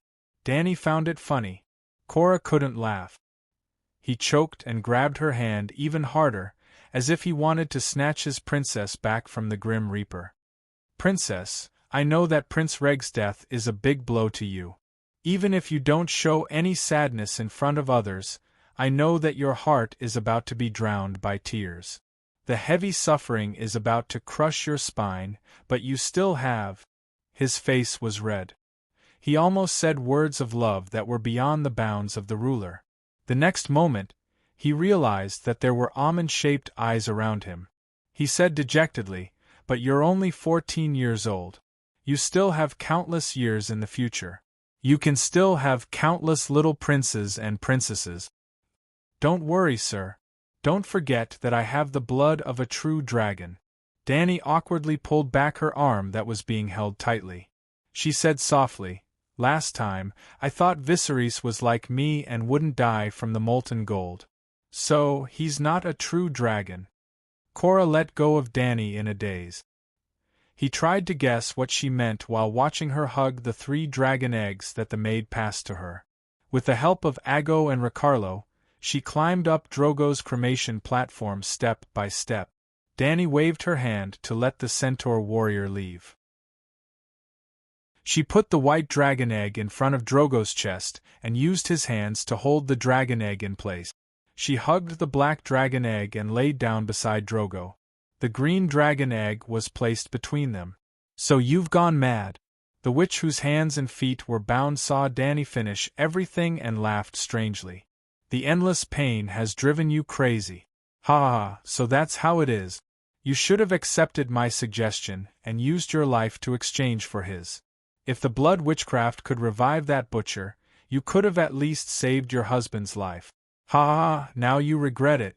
Ha ha, I'll kill you first." Kiso was furious. He turned around and prepared to hack the laughing priestess to death. "Stop. I want her to be burned alive." Danny stopped Kiso. The unruly Blood Brotherhood guard was surprisingly obedient this time. Not only did he not insult Danny, he even looked at her with respect that he had never shown before, as if he was touched by her noble act of being buried with him. Or perhaps he thought that if they were to return to the Night Kingdom together, his call would still choose her to be the Khaleesi? Danny turned around and said to the witch, "Have you forgotten? In your temple, when you first healed Khal's injuries, Kahalo said that if Khal dies, you'll die too. I'm fulfilling the promise of that day. No matter whether Khal's death is related to you or not, if he dies, you'll die too." "Ha ha, you're right. If Khal dies, the witch who healed him must die too." On the other side, Hage laughed and slit his throat. In the end, he mumbled, We should all go down to a company call. Tisk, the sound of blood spurting out from Kiso's throat was immediately heard. They're all gone. Danny looked at the red comet at the end of the sky. Her tone was complicated. Next, it's your turn. When Zhuge fell from the horse, I already thought of your ending today. Don't deny it. You killed him and even wanted to sacrifice his son to the devil. What's even crueler is that you did it through the hands of a wife, a mother. Hee, so you're smarter than I thought. The priestess did not deny it anymore. She smiled proudly and said, but your son is still dead. That's enough. I've completed my revenge. Yes, you want revenge. That's right. Danny agreed with her. The priestess had a reason to kill all the evildoers who invaded her home. But how are you going to repay me for saving you? Repay? Danny's words seemed to ignite the anger that she had been suppressing for a long time. The Raza priestess spat and asked, I was dragged out from the temple of my god by the centaurs. A group of men were waiting to violate me. That's not the normal position of a man and a woman. From the back, it was like a male dog and a female dog mating. That's not the normal position of a man and a woman. When you rode past, the fourth man was inside me. How are you going to save me? I saw with my own eyes the temple of my god being burned down. I had healed countless good men and women there. At that time, I was a pure doctor, a devout priestess, not a witch or a blood witch. My home was burned down by the centaurs. There were piles of human heads on the street. Among the heads were the bakers who made bread for me. There was also a little boy who I saved with great difficulty. I can still hear the warriors on horseback waving their whips and urging the children to leave. They were crying so loudly that it shook the earth. Tell me, what did you save? Danny was silent for a moment before she answered. I did everything I could. Eloy and those women. I saved your life. Khaleesi was not a call. Even a call could not change the centaur tradition that everyone knew. The original Danny Lilith could definitely say to anyone, I have a clear conscience. My life? Millie smiled coldly. Look at yourself. What's the meaning of life when all the good things you have are gone? Well, it seemed that everyone thought that Danny was grieving so much that she was numb with despair. It seemed that life was meaningless. Why did you beg me before if it was meaningless? Danny mocked. You will never hear my cries. Millie replied. Chapter 16. Ouch! The Raza priestess wailed in the flames, her voice shrill and filled with pain. She was still not as strong as she had thought. Danny sat cross-legged beside Drogo, and threw the torch into the pile of firewood herself. Whoosh, whoosh, whoosh. Tiny blue flames followed the traces of the incense oil and jumped out from all over the pile of firewood like swift snakes. The oil first ignited the twigs and dry grass, and a few seconds later, the firewood began to crackle. A wave of heat rose from the fire towards the people around the crematorium. At first, it was like the caress of a lover, gentle and warm, but soon, the flames transformed from fire snakes into fire dragons. They circled in the air, baring their fangs and claws as they wantonly squandered their light and heat. Sir Yora and the rest looked at the flames and heard the crackling of the burning wood and the priestesses singing. At first, Mealy had used her loud singing to hide her fear and vent her pain, but as the flames rose and the fire grew stronger, her singing became louder and sharper. Then, as the smoke came, she suddenly gasped for breath, and then gasped for breath, and then her singing turned into a trembling wail. The smell spread into the crowd along with the heat, and it seemed to be no different from the smell of horse meat roasted over a bonfire. Yora felt like vomiting after smelling it. Would there be the smell of his princess in there? Thinking of this, he really threw up with a wah sound. The cross-shaped crematorium was completely lit, like a roaring megalosaurus, its voice loud and clear, drowning out the priestess's gradually weakening screams. The fire dragon shot into the sky, its long tongue shooting out in all directions, licking the belly of the night sky and gnawing at the skin of the Dothraki. In the thickening smoke, the horse people could not stand the suffocation and heat, coughing as they retreated away from the fire. The fire dragon let out an angry roar, bringing with it a strong wind from purgatory, flapping the nearby flags and exploding the firewood. Glowing embers rose from the smoke and drifted into the endless night like thousands of newborn fireflies.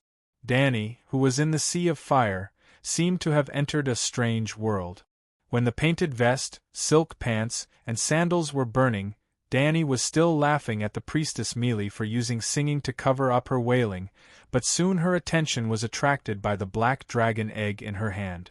The dragon egg emitted an aura that was hotter than the flames, and she almost couldn't help but throw it away. Danny immediately forced herself to enter the dragon dream state. The fundamental principle of Long Meng was that Danny and the dragon's soul were embedded as one. Her own soul was a complete one, and Black Dragon's soul plus Danny's soul was still one, a more complete one. In the dragon dream state, she had the vision and senses of a black dragon. At this moment, she saw herself in a blood-red purgatory of flames. In front of her was her black dragon, which covered the sky just like before. The black dragon opened its mouth wide and raised its head to roar. Countless tiny specks of colorful light that were like fireflies converged into a river and flowed into its throat. Gold, silver, green, purple, bright red. Danny couldn't count the colorful specks of light. This is... Danny suddenly had an epiphany. Dragon hatching! She immediately connected to her treasure and found the character panel. Other than the immortal and Long Meng, the mother of dragon's bloodline talent also had the unique ability of dragon hatching. Dragon hatching. Bestow flames and spirituality to the dragon egg, thereby allowing the dragon egg that retains its soul to fossilize, the dead dragon egg, and the healthy dragon egg to hatch into a young dragon. What spirituality? Just as the thought came to her mind, a piece of information flowed into her sea of consciousness. Danny inexplicably had a more fundamental understanding of the mother of dragons' dragon hatching talent. Spirituality was the essence of a soul with life. It existed in the world where life existed, and it existed in the souls of life. In the world without reincarnation, it was the gathering of spirituality that allowed organic matter to give birth to a miracle of life. For example, a newborn baby was made up of a soul and a body. The body was inherited from the parents, and the soul came from the accumulation of spirituality in the body. The 3 dragon eggs that Governor Illyrio of Pentos gave Danny had turned into fossils due to the passage of thousands of years. In theory, they were the same as diamonds and gems, beautiful dead objects. Unfortunately, the fossilized dragon eggs met Danny Liz Targaryen. Her bloodline was too rare, and it was almost the ultimate achievement of Valeglia's dragon magic civilization. Not to mention the Targaryen family, perhaps in the thousands of years of history in Valeglia, there had never been a mother of dragons like her. Perhaps Danny was a mutant. Her mother of dragons' talent could bestow the spirituality of the world to the dragon egg without her consciousness. It was indeed a miracle that the fossilized dragon egg had obtained new life, but the dragon itself was a magical life that represented miracles. It couldn't be judged by common sense. Originally, Danny had only subconsciously hoped that her dragon egg would give birth to a dragon baby. She had almost never actively developed the talent of dragon dreams and dragon hatching. But this newcomer Danny understood that at this critical moment she had to do something. "Big Black, I'll help you!" she shouted at the black dragon above her head. The next moment, her position changed, from the burning ground to the black jade dragon's head. She rode on the dragon's neck. As if she had come to the position that was destined to belong to her, Danny had a different experience at this moment. She and the dragon had merged into one, and the dragon had obtained new life in the fire with her. In a split second, the spirituality on top of the black dragon's head became more and more concentrated. Gradually, a colorful vortex appeared above its open mouth. Those who didn't know would think that it was activating a Baija Dama. Ong ong! After an unknown period of time, Dany sensed dragons other than the black dragon for the first time. White and green dragons. Previously, even when she was hugging the dragon egg, she couldn't form a dragon dream connection with the white and green dragons like she could with the black dragon. At this moment, she could clearly see the white and green dragons flying towards her. She rode the black dragon, and the white and green dragons circled around her like wingmen. The four of them wandered freely in the colorful sea. They were so happy, so proud, as if the sky was under their feet. She was the mother of dragons, born from the mother of the Megalosaurus. Perhaps fate had arranged her birth, but her talent had nothing to do with any other gods or anything else. Only death can exchange for life, came from the mouth of the witch. She said this as a servant of the devil in the shadows. The Shadow Lord was an evil god, a demon, and at the same time, another identity of Lalo. Together with the Lord of Light, they formed the complete god, Lalo. The Targaryens belonged to the ancient Valeglia. The Valeglia had their own gods, Balerion, Miracis, and Vargal. There was no Lalo, the Lord of Light. In the era of Valeglia, the civilization of dragons and magic was at its peak, and Lalo had nothing to do with it. The Lord of Light might have coveted the dragons, but he had no connection with them. Dany's birth of a dragon had nothing to do with the Lord of Light. Her mother of dragons' constitution came from Valeglia's superb blood magic.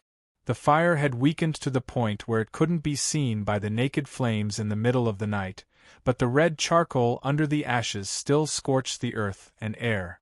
When the cold fog of the night was dispelled by the morning light, Jorah Mormont, who had suffered through the night, could finally endure the scalding ground. He found Dany in the center of the cross-shaped ashes. She was half squatting on the ground, surrounded by charred charcoal and glowing embers, as well as the charred bones of people and horses. She was naked, and her lower body was covered with nearly half a meter thick of soot. He could see her bare arms and back. If it wasn't for the conspicuous silver hair, he almost couldn't tell that this body was the same color as charcoal. "Bless the seven gods!" he exclaimed in ecstasy, bending down to hold her shoulders. Hiska, the black snake's head, snaked out from Dany's hair, hissing and spitting out a few wisps of white smoke from its mouth and nose. The surprise on Jorah's face immediately turned into horror. He retracted his right hand as if he had been electrocuted, and looked at the red eyes on the snake's head for a moment. "Dragon?" he said bitterly. Although he didn't want to believe it, behind the long neck of the snake's head, there was a pair of wings that flapped with soot. It was not a snake, but a dragon that was miraculously born from fire. The knight didn't say a word. He took a few steps back and knelt down on one knee with a respectful expression that he had never shown before. Dany woke up from her strange state and slowly raised her head. She first glanced at Mormont, and then swept her gaze over the Karst behind him. The Dothraki, regardless of gender, age, or even the 10 Ordo warriors who were detained, all put down their weapons, put their faces close to the smoking ground, and knelt on the sandy ground in awe. Dany knew that from this moment on, they were completely submissive to her. Today, tomorrow, and forever. It wasn't submissive out of fear of Drogo's power, but from the bottom of their hearts. She directly bathed in soot and stood up naked. At this time, all of them had their heads bowed. "Iri, go and get my clothes. Doria Jichi, prepare hot water for me to bathe." She ordered her maidservants. The black dragon lay on her shoulder, its snake-like neck almost coiled around Dany's neck. The other two were hanging in front of her chest, and she hugged them with both hands. Ellie jogged to fetch a silk robe and carefully draped it over Dany's shoulders. She looked at the two young dragons sucking and her expression changed drastically. She muttered, "They are riding the steeds of the world, they are riding the steeds of the world. Khaleesi, you really gave birth to the steed of the world. The old woman's prophecy has come true." "You talk too much," Dany said lightly. Hiss hiss, the black dragon immediately turned its head and roared at Iri. Its two brothers also let go of Danny at the same time and joined in its roar. Ugh! The poor centaur girl covered her mouth and was about to cry. Chapter 17. After washing up, Danny gathered her troops at the foot of the hill. She rode her little silver horse with a young dragon in her arms and another on her shoulders. The silver horse trotted past them on the dry red sand. She shouted, "From this moment onwards, my Kars will be reorganized into Khalasar. I will not go to Horse King City to join the Dash Khalasar. Are you willing to follow me into a future that no one knows?" "I am willing. I am willing. We are all willing." Her Kars responded in a chaotic and loud manner. "Good." Danny nodded in satisfaction. She shouted to the crowd again, "Jogo, Ago, Ricarlo." The three of them seemed to have guessed what was going to happen next. There was no hesitation or resistance on their faces. Instead, they were filled with excitement and unconcealable joy. Kue Luo, who was not called, was dejected. His face was ashen. At this moment, he especially hated the tradition of the three-man blood brotherhood that everyone knows. As expected, Danny dismounted from her horse and walked towards the three young centaurs. She handed the silver whip that was hanging on the saddle to Jogo. "This silver-handled whip is my bridal gift. I hereby give it to you and appoint you as a bandit. At the same time, I request that you swear to become my blood, to live and die with me, to fight side by side, to protect me from danger." Jogo solemnly took the whip and hung it at his waist. Then, he pulled out his Arak scimitar and knelt on one knee. He held the scimitar at the same level as his forehead with both hands. "Blood of my blood," he said loudly. It was like a promise. Danny took the scimitar and personally pulled Jogo up. She put the scimitar back into its scabbard. "Blood of my blood," she promised in the manner of Dothraki. Ago and Ricarlo were next. She gave them a double-curved dragon-bone longbow and a gold-plated Arak scimitar. These three weapons were Danny's bridal gift. Drogo's blood brotherhood gave it to her during the wedding. Hago gave her a horsewhip. The scimitar came from Kaholo. The longbow that was taller than Danny was given by Kiso. It was only a year ago. Now, they were gone, the three new blood brotherhood guards left the crowd and stood behind Danny. She looked at Kue Luo. She met his hopeful gaze and said, "Kue Luo, I have an important mission for you. Have you seen my dragon?" She deliberately held the white dragon high in her hand, and the white dragon clumsily flapped its translucent membrane wings in her palm. In the future, they will be able to control the entire world, but now they are so weak that they can't even fly. I need a loyal and brave Megalosaurus guard to protect them. Are you willing? This is my honor, Calixi. Kue Luo excitedly drew his scimitar and swore loudly. "Knight, you have pledged your allegiance to me." Danny finally looked at the knight who had changed back into his Dothraki costume. "One day, you will get a sword from me that is unparalleled in the world. It will be forged by a true dragon and made of Valeglius steel." Korra didn't repeat the process of taking an oath. He just nodded seriously. "It is noon now and the weather is too hot. Everyone go rest in your tents first. We will leave in the evening." Danny made a decision. "Where are we going?" Ago asked. Danny thought for a moment. In the original plot, they seemed to be marked by the comet in the sky. But the problem was, who had ever seen a comet that did not move in a fixed direction? Comets were called comets because they did not have fixed observable coordinate. They appeared suddenly and left at an uncertain time. For example, the Weeping Blood Star, the name given to it by the Dothraki. Last night, it suddenly appeared in the east near the horizon. It was blood-red, a dot the size of a coin, with an almost indistinguishable trail. It was almost impossible to find it if one did not look carefully. After a night, it had risen a lot, and its direction and brightness had changed. In broad daylight, it was still possible to see a smear of blood red in the south of the east, at a 30-degree angle to the horizon.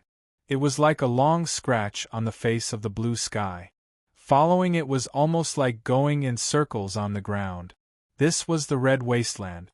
Going in circles here was courting death. In fact, in the original plot, Dany's cars had suffered heavy losses. The elderly and young were almost all dead. Along the way, they left a trail of corpses.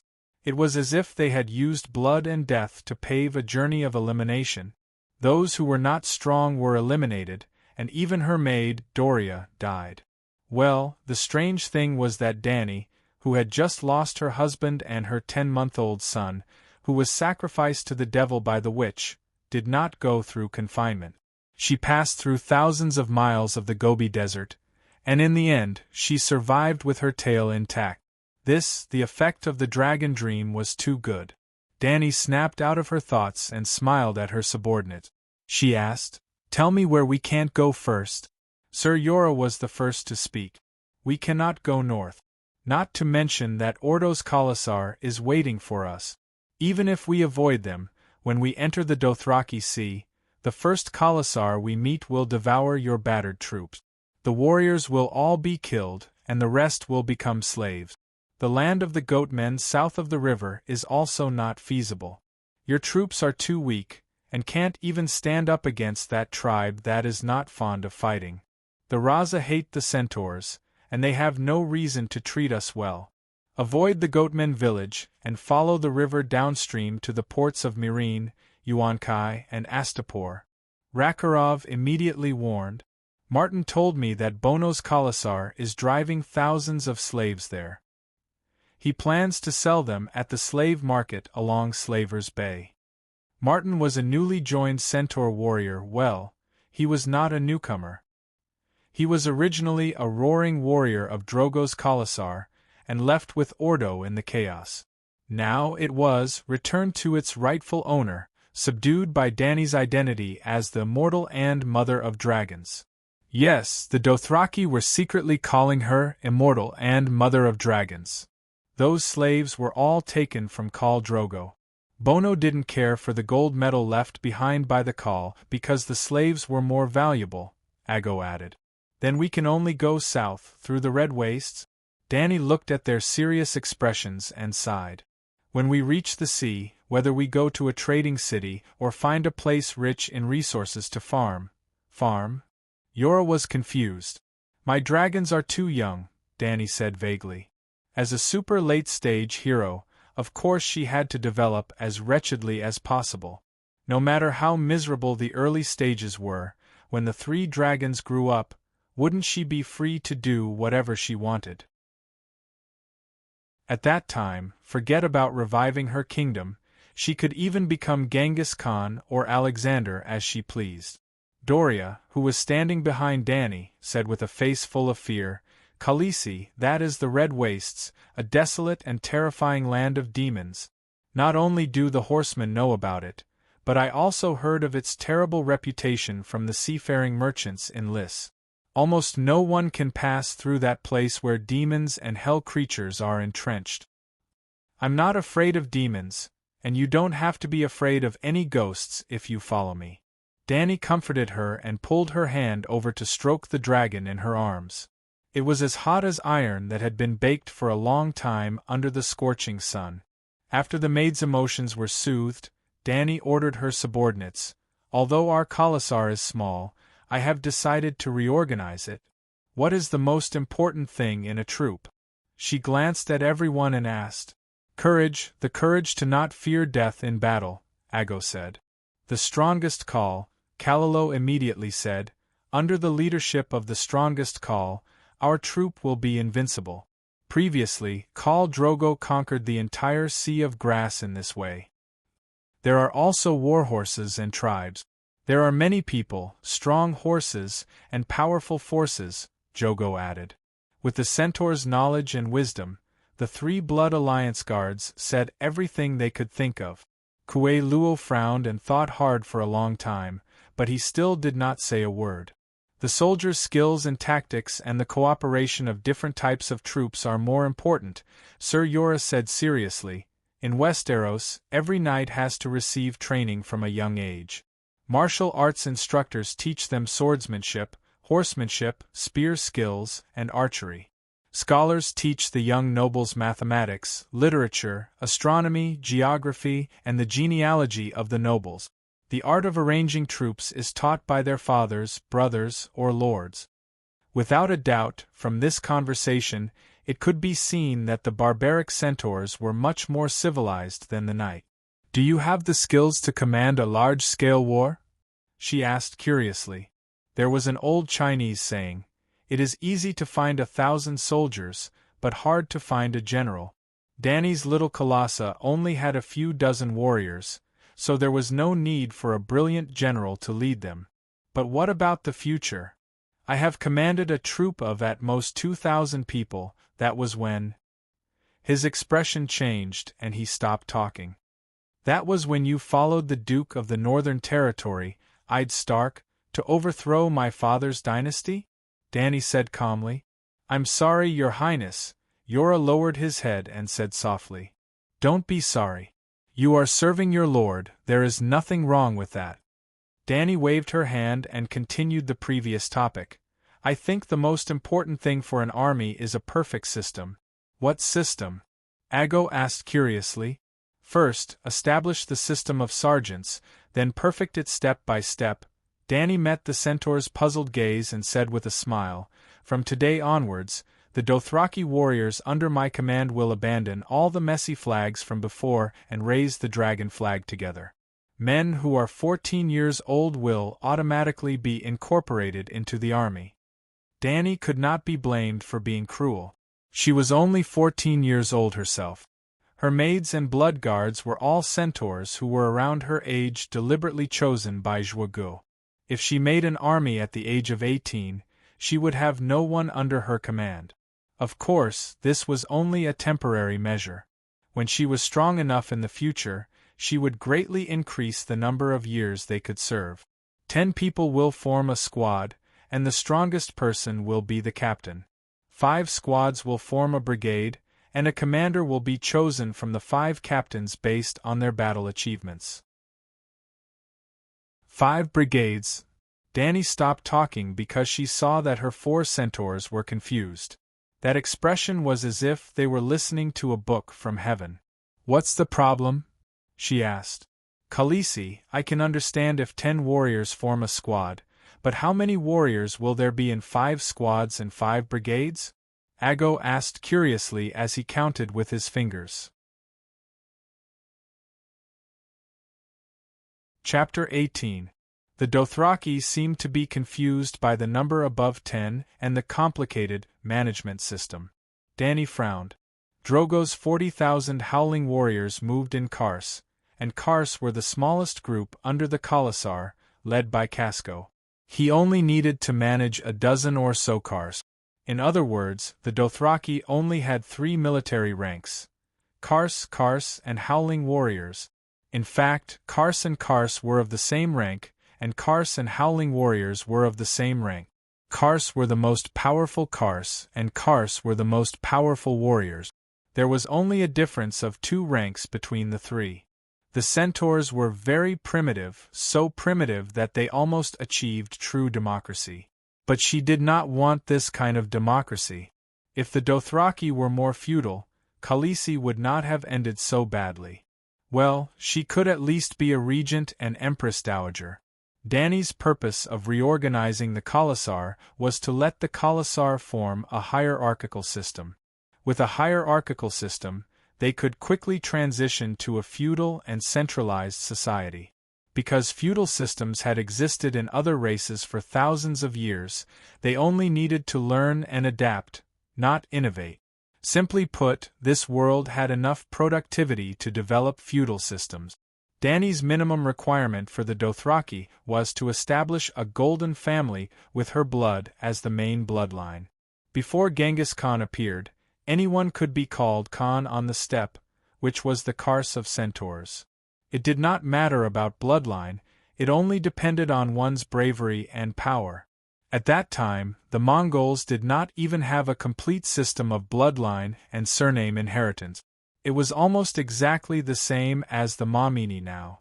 But after Genghis Khan unified the north and established the Mongol Empire, only the Bori could be called Khan. If you were not a Bori, you had to marry a woman from the Bori family as your wife, and your son would still have the blood of the Bori family. These Bori had a loud and great name, the Golden Family. Dany did not think so far about whether she could dominate the world. But with 3 dragons, if she could not create her own Golden Family, it would be a waste of such good resources and opportunities. The Dothraki, who were still a mass of scattered sand, was a gift from the heavens. The Gold family only had one chance. Originally, Dany was a little naive, or perhaps it was an obsession like Morong Fu. She had always wanted to return to the Westeros and become a queen. She was tens of thousands of kilometers away from the Westeros. Moreover, the nobles there were all full points for palace intrigue, full points for martial arts, full points for authority and ambition, full points for brutality, full points for loyalty. Negative, all of them were ingrate. That's right, the hostile environment value was also maxed out. Every once in a while, deviant ghosts would come out to destroy the world. Dany wouldn't want that shabby place even if it was given to her for free. Therefore, no matter how difficult it was, the Dothraki reforms could not be stopped. Agu, how many is 5 tens? She asked her Blood Alliance guard. Gu thought for a while and replied, Is it 50? Dany nodded and asked, What's the sum of 5 50s? This time, he spent even more time. With a bitter face, he counted with his fingers for a while before he said uncertainly, 250? That's right. Dany spread her hands to encourage him. But didn't you say there are still captains and commanders? How many knights are there if we take them out? He asked. Why should we take them out? If you are the commander, the other 249 knights are all warriors under your command, Dany told him. But, Gu looked conflicted. The captain is also a commander's warrior? Isn't the captain Ko? Ko works for Khal, but it doesn't count. Ji's words were clumsy, and he couldn't express what he was thinking perfectly in words. He was so excited that he couldn't even form a complete sentence. But Dany understood his problem. It was still the old saying that the Ma-Min were not used to a multi-level hierarchy. This is a new rule. Everyone will get used to it slowly. She could only use her authority to force them to adapt. Cora understood Dany's thoughts and helped to plan. Khaleesi, don't use words like squad and brigade. The Ma-Min have their own division of teams. Brigade and squad were the words Dany translated from the common language into Dothraki. Cora could understand it, but it was the first time Cora and the others had heard it. Is there? Dany looked puzzled. Why don't I know? What is it? Do you know Sakato and Goldu? Cora said 2 Dothraki words.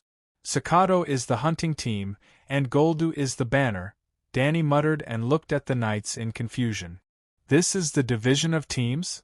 Cora smiled and said, The tradition of the Ma-Min is that the hunting team is usually made up of 10 people.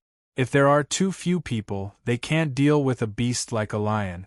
If there are too many people, there won't be enough prey to share. 10 is just right. In fact, in Westeros, when we nobles go out to hunt, we gather in a large group before entering the forest. When we enter the hunting ground, everyone moves separately. There are also about 10 people in a squad.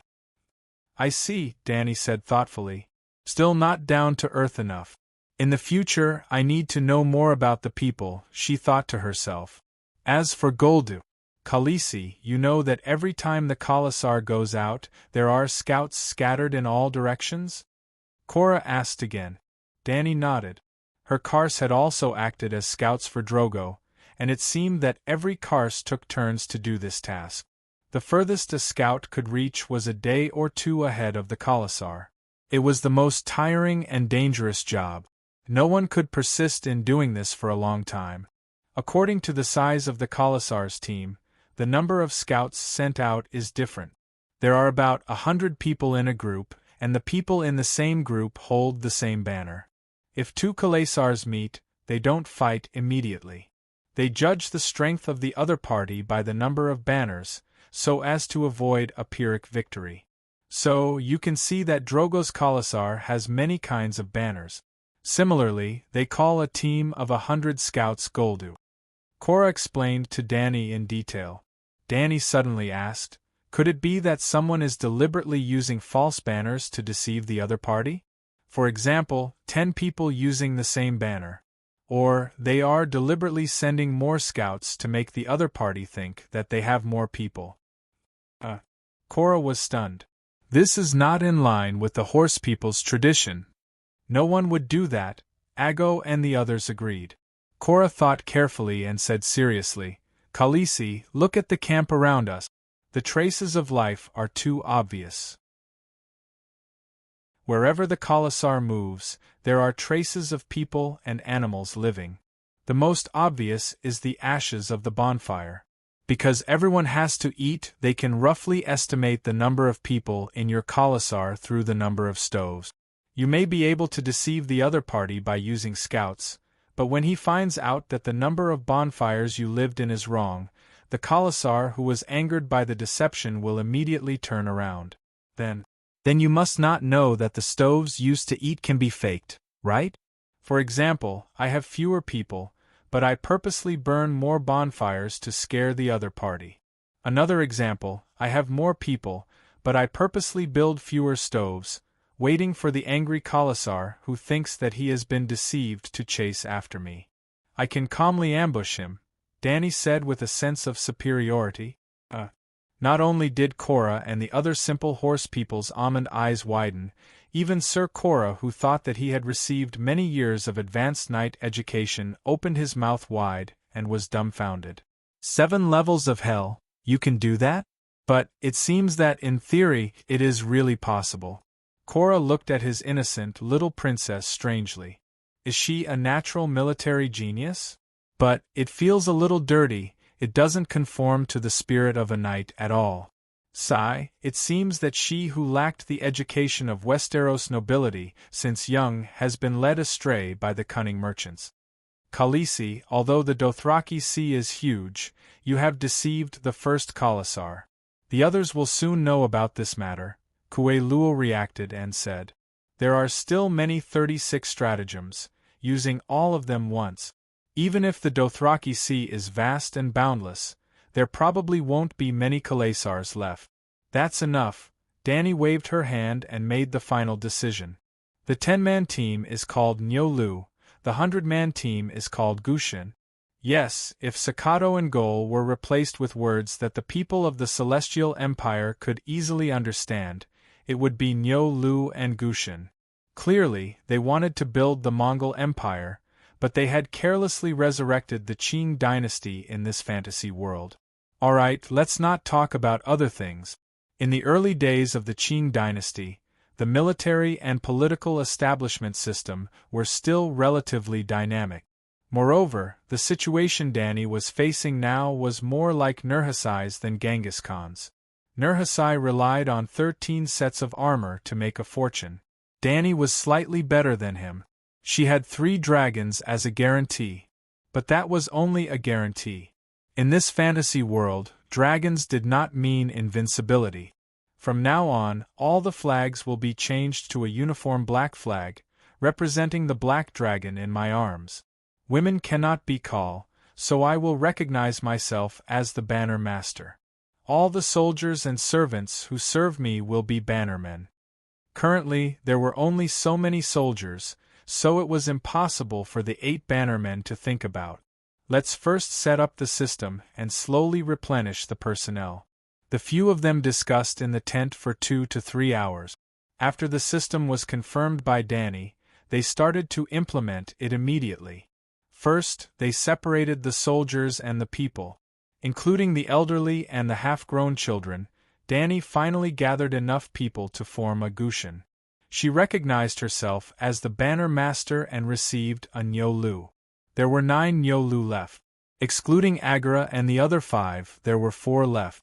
Just as Dany was reorganizing the old, weak, women and children's household registration, the centaurs on the other side of the open space became noisy. A few of them even pulled out their scimitars. Dany hurried over and let her Nyo-Lu separate the troublemakers. She rode on the little silver horse and looked down at the red-faced Dothraki warriors below. "What's going on?" she asked. "Khaleesi, I'm stronger." "Let me kill that bastard," a centaur said loudly. The centaur he pointed at with his scimitar also shouted, "Kill me?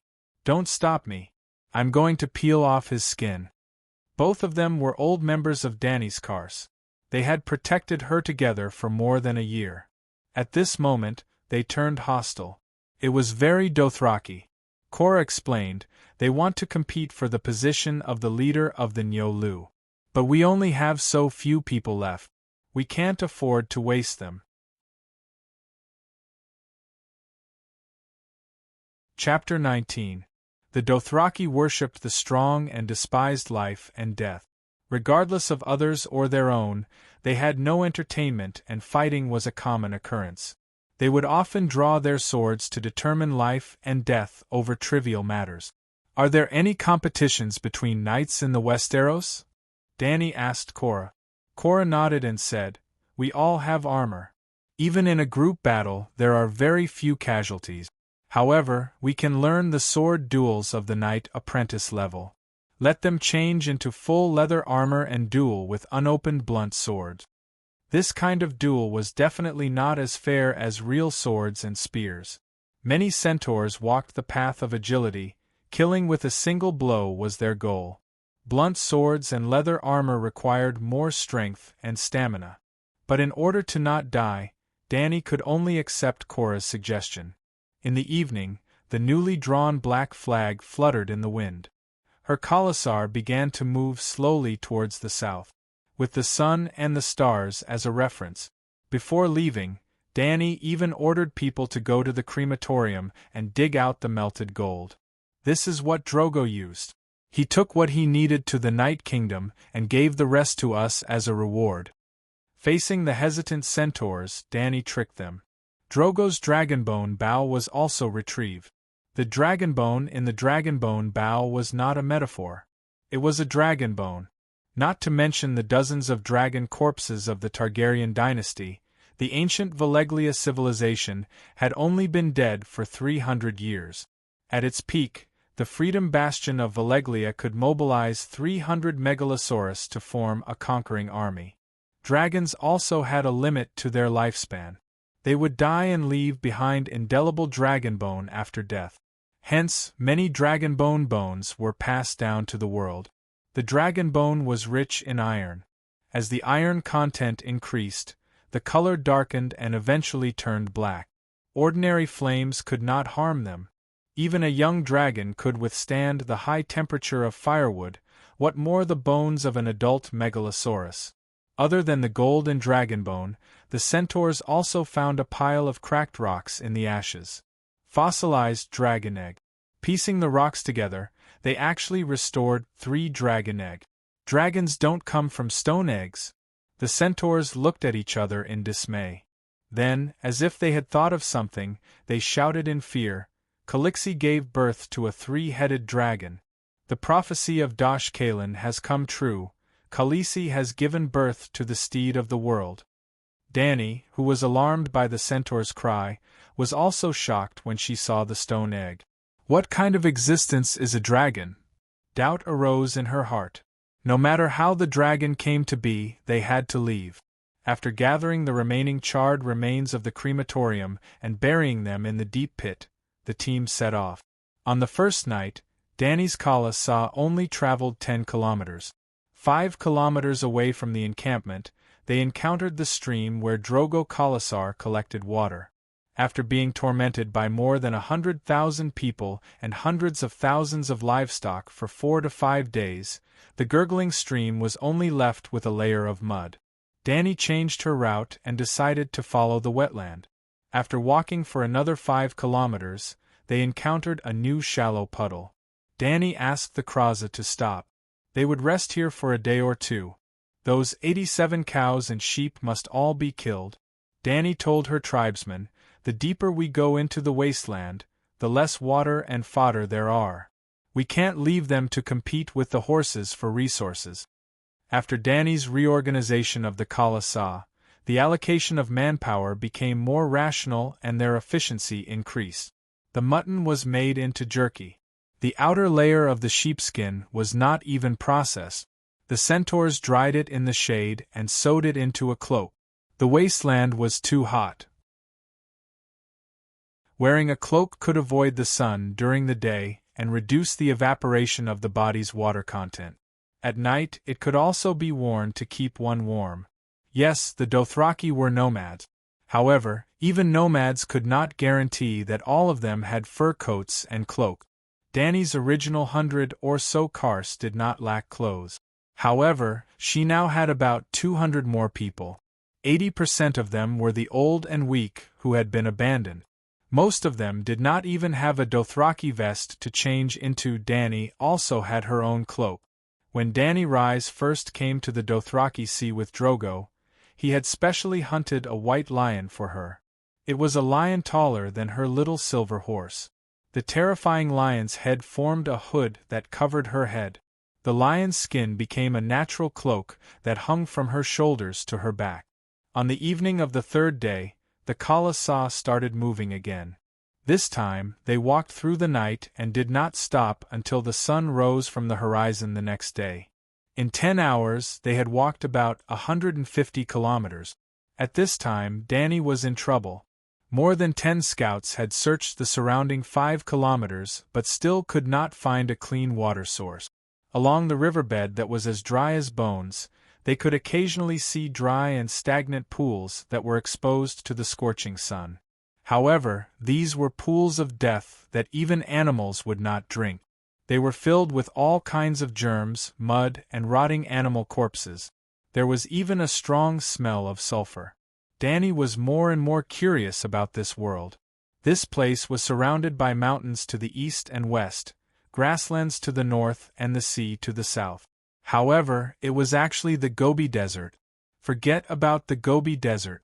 Where did the sulfur come from? This was also not a hot spring. Thinking of the hot spring, a thought suddenly flashed through Danny's mind. She asked Sir Yora, "I heard that ancient Valeglia was built on 14 volcanoes.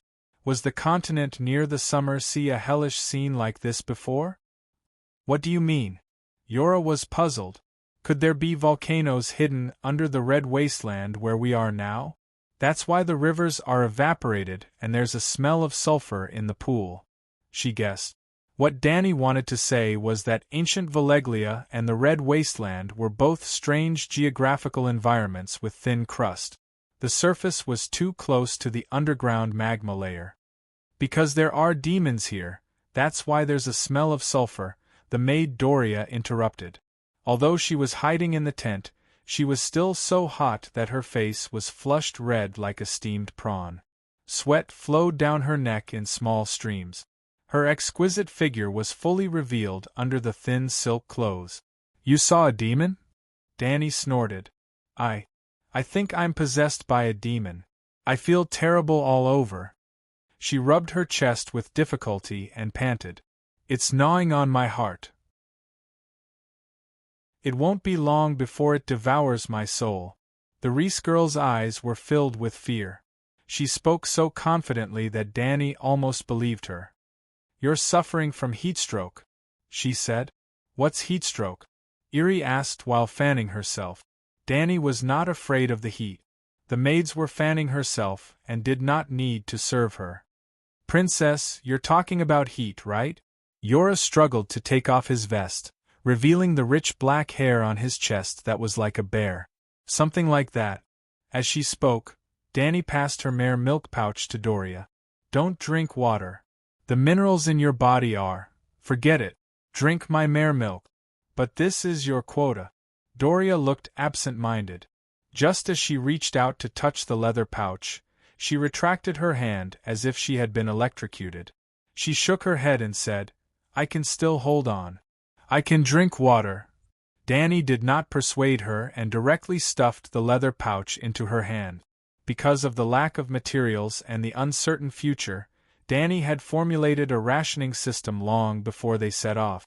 Water could be drunk as much as they wanted because they had been following the river and could always find water. Horse meat could also be eaten as much as they wanted. The dried meat that could be used as a knife to cut wood, even if it was supplied freely, everyone could not eat much.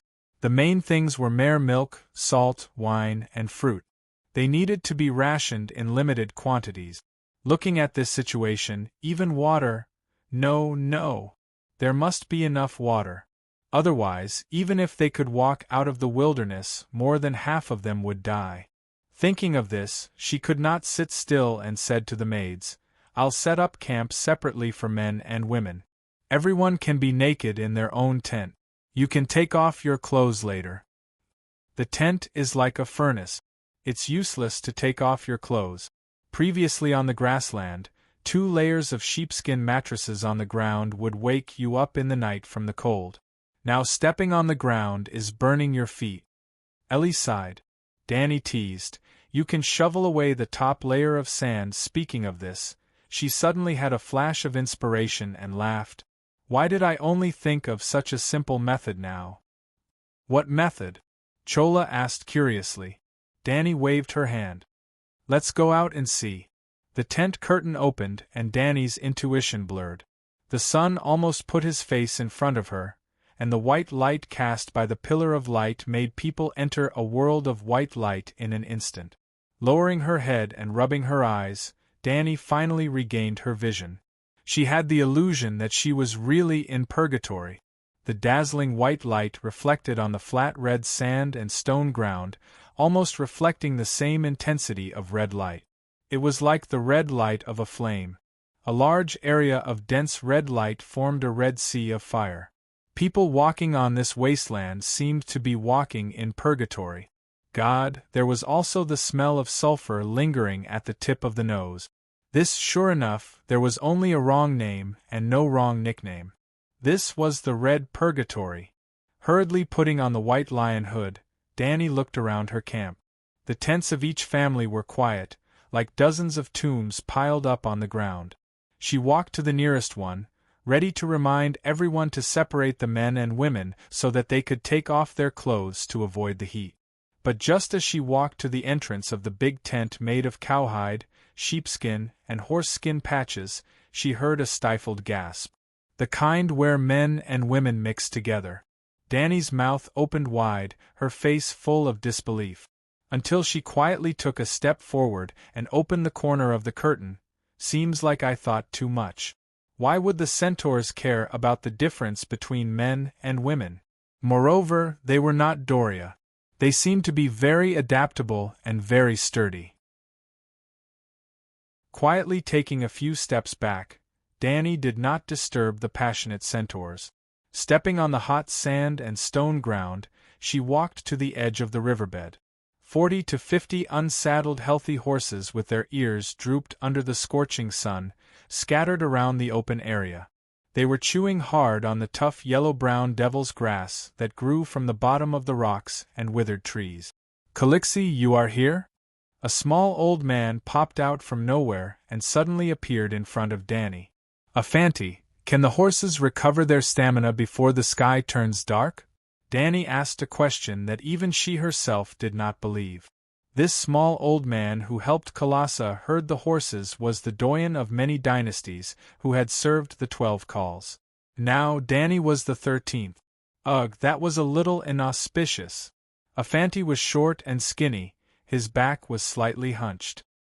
His bald head of white hair was barely tied into a braid that was not even as long as his dick.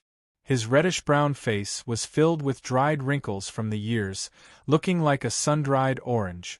Only a pair of deformed eyes that no longer looked like almonds were still filled with the divine light that symbolized life. He opened his toothless mouth and smiled fawningly at Danny. It was a very ugly smile. "Calixi, if there is enough clean water and the devil's grass that is unique to this wasteland, they can at least last for half a month." Danny heaved a sigh of relief. If her team did not take any detours, they should be able to pass through this desert in half a month.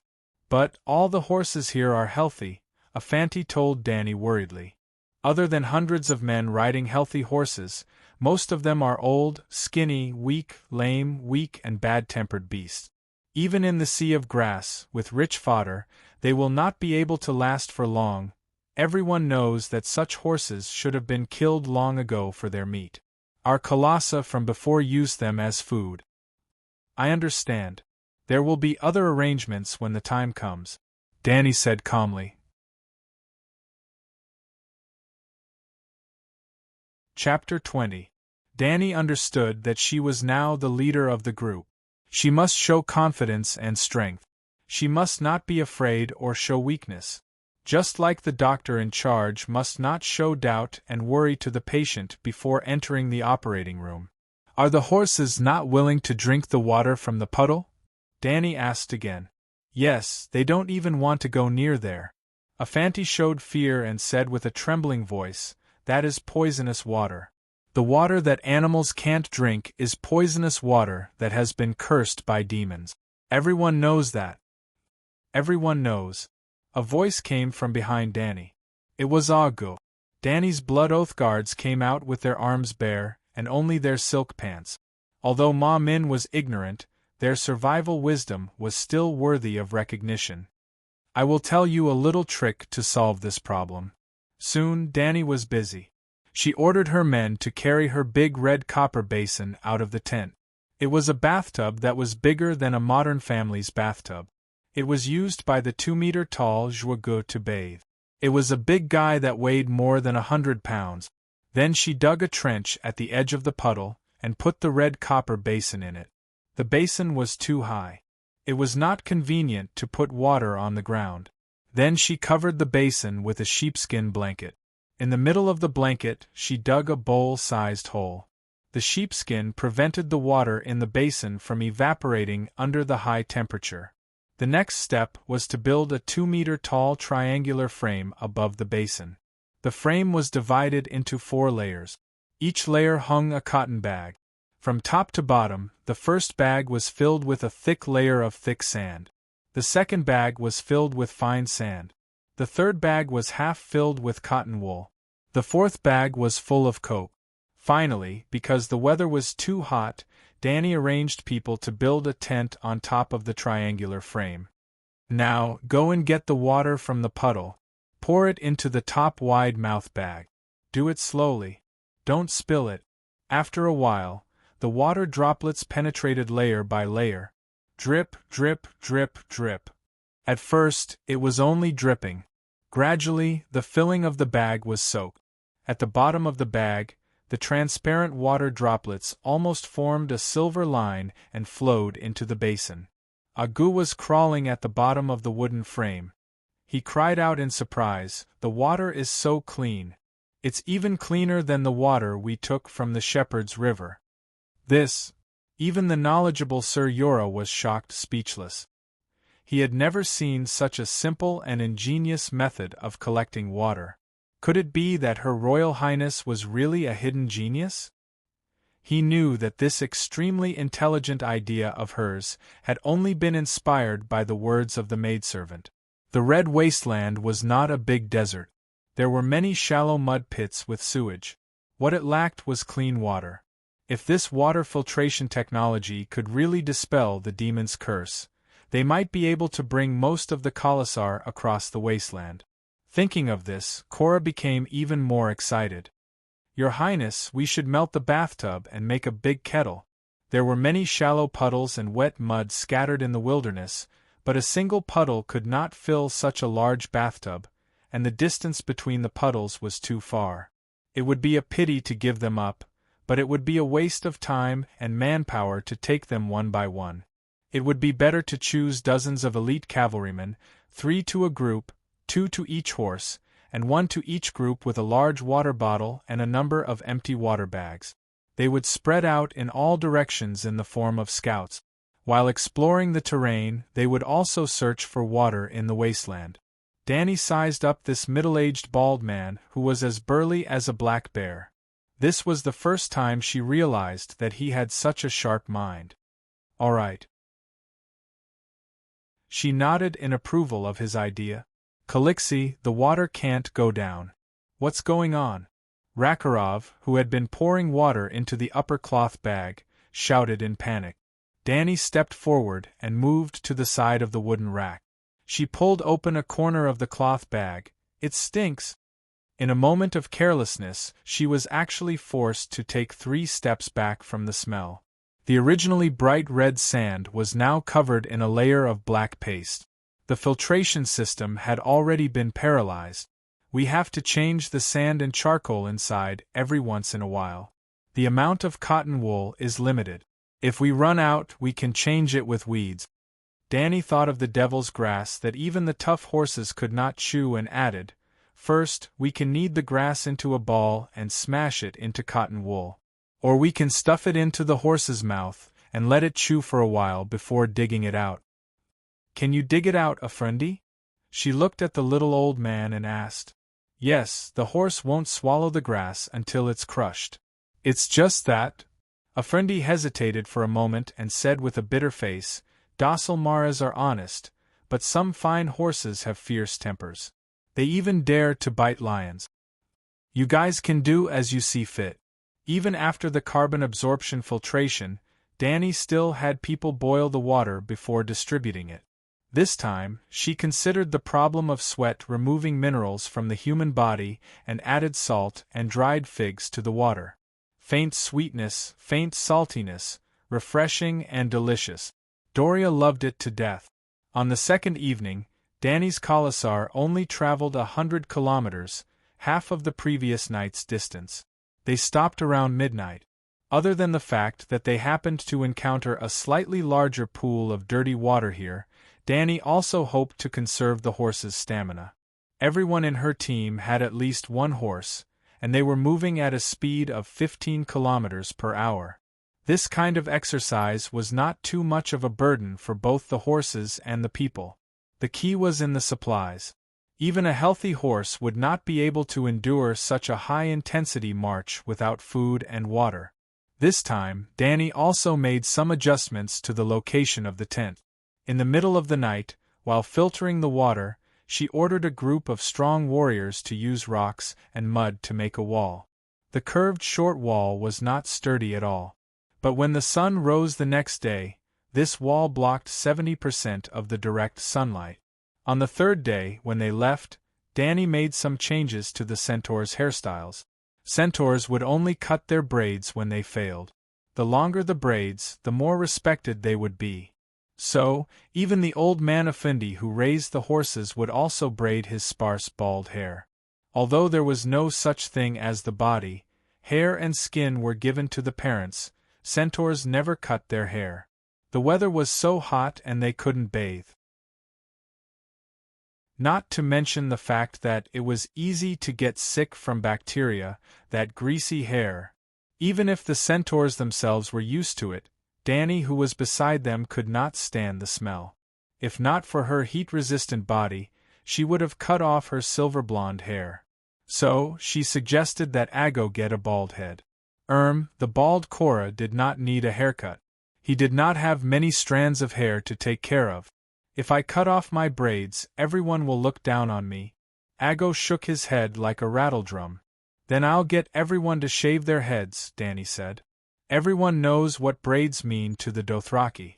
After we leave the wastelands, what will the others think of us? Defeated cowards? Slaves from Slaver's Bay?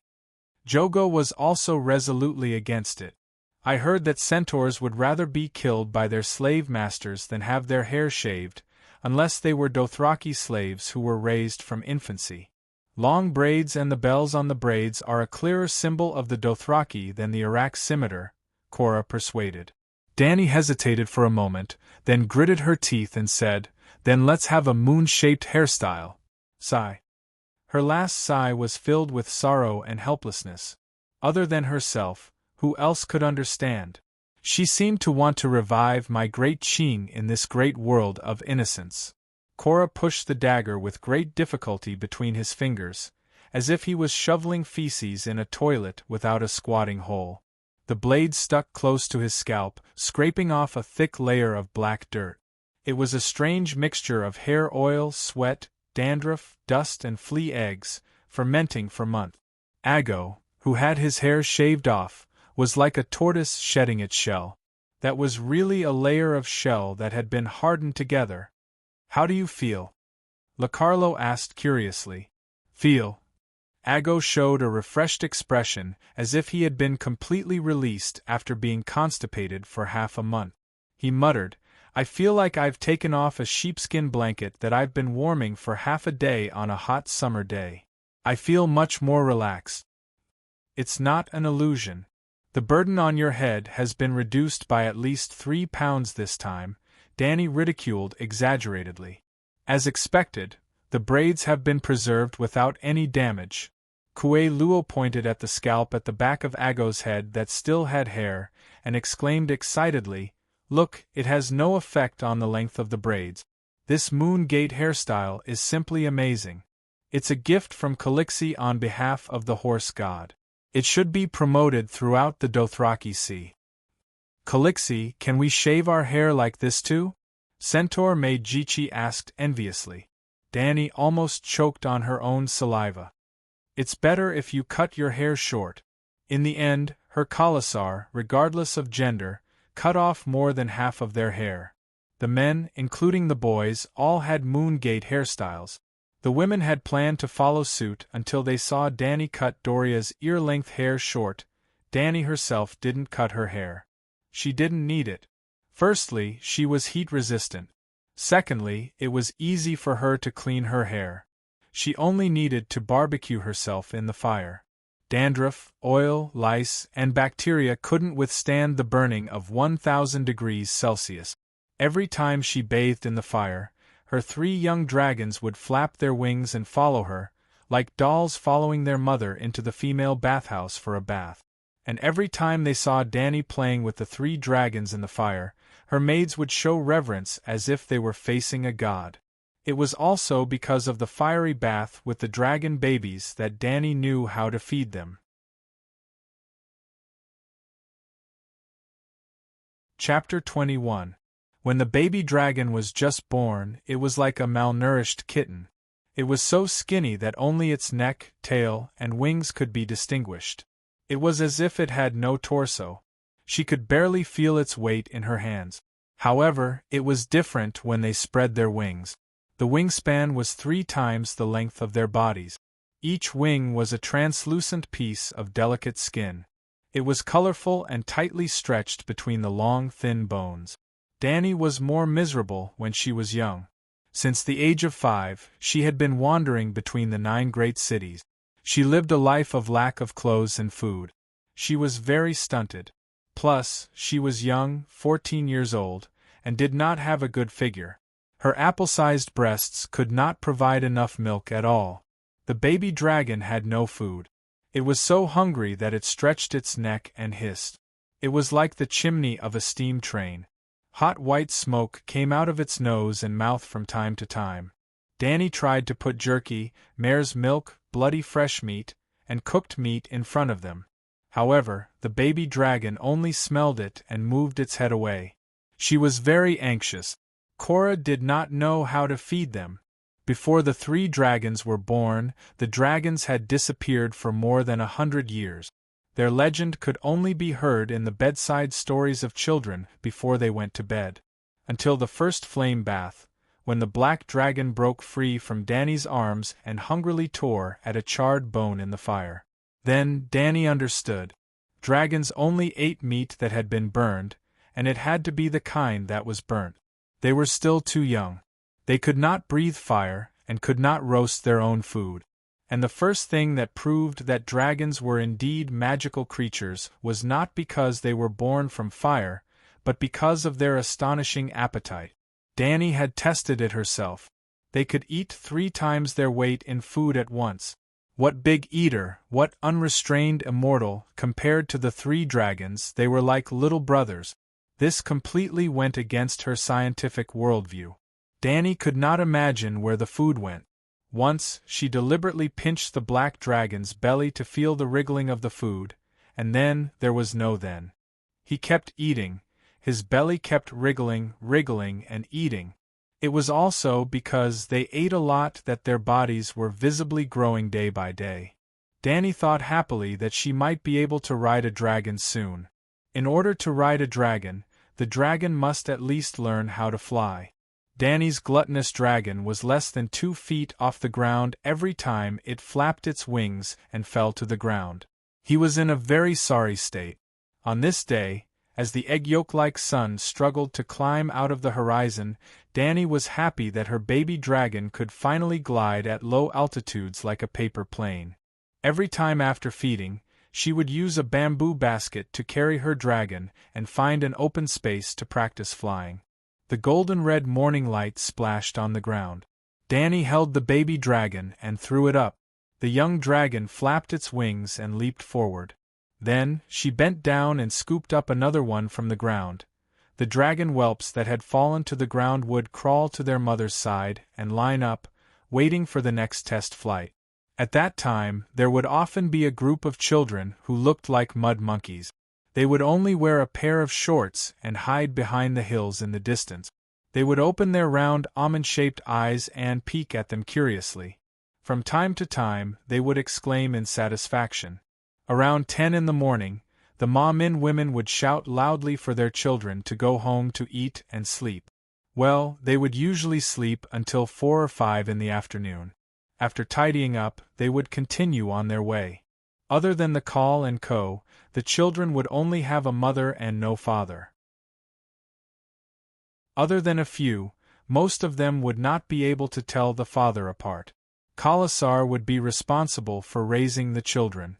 When the children grew up, they would repeat the fate of their parents.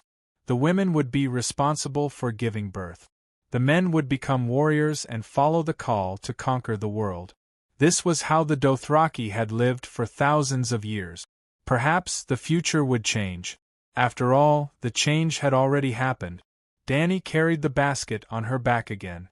Carrying the 3 little dragons, she slowly returned to the tent. First, she rubbed off the dirt on her body with the red sand. Then, she shared some jerky with the dragons. She then hugged the dragons and lay down on the straw curtain and fell asleep. This time, with the tent set up close to the low wall that Danny had built, Doria could finally sleep peacefully at noon. Previously, even most of the Ma-Min could not stand the stuffy heat and could barely sleep, let alone this little girl. Even though Danny had fulfilled her responsibilities as the leader of the Kalasar, this was the Red Wasteland, the Purgatory Plains. At dusk on the 3rd day, the Kalasar had only traveled for half an hour when an old man's head tilted and he fell off his horse. As Danny had set up a stricter bull record system, she, who was at the front of the group, immediately knew about the old man falling off his horse. Leaving Ago and Ricarlo to accompany her, Jogo continued forward with most of the Kalasar. The main group could not stop. Further ahead, there were still scouts looking for water waiting for them. The old man who fell off his horse had a pair of blue eyes that glowed with the white of a dead fish. His skin was also much fairer than the other tribesmen, and the roots of his white hair had a golden luster. He was not a Dothraki, but a slave of Drogo Kalasar. Danny still had a transmigration mission: liberate the slaves. So after she took control of the Kalasar, the first thing she did was to remove the slave collar from the slaves' necks and grant them the identity of bannermen. The old man in front of her with a broken left arm was the first batch of beneficiaries of the new system. Danny brought the bag of mare's milk to him and asked, "How old are you?" After examining him, she did not find any signs of heatstroke or dehydration. Instead, she saw his mouth. He was so old that one of his teeth was gone. I don't remember, Khaleesi." The old man drank the fermented mare's milk and woke up from his stupor. "Where do you feel uncomfortable?" Danny asked again. "I cough. My hand." The old man groaned in pain. Danny frowned. Of course, she knew that his hand was broken, but she wanted to know how the old man fell off his horse. She spent about 20 minutes cleaning up the broken arm and used 2 pieces of wood to fix the old man's reattached arm. Even if it was a comminuted fracture, that was all Danny could do. A doctor without medicine was no different from an ordinary person. She ordered the wrangler, Afundi, carry him to the carriage. Afundi was the commander of the old man's Nyolu. He was in charge of a team of old men. Usually, he was responsible for herding and looking after supplies. The two old men took down a few tents from the cart to make room for the old man. They then hung the tents on the old man's saddle.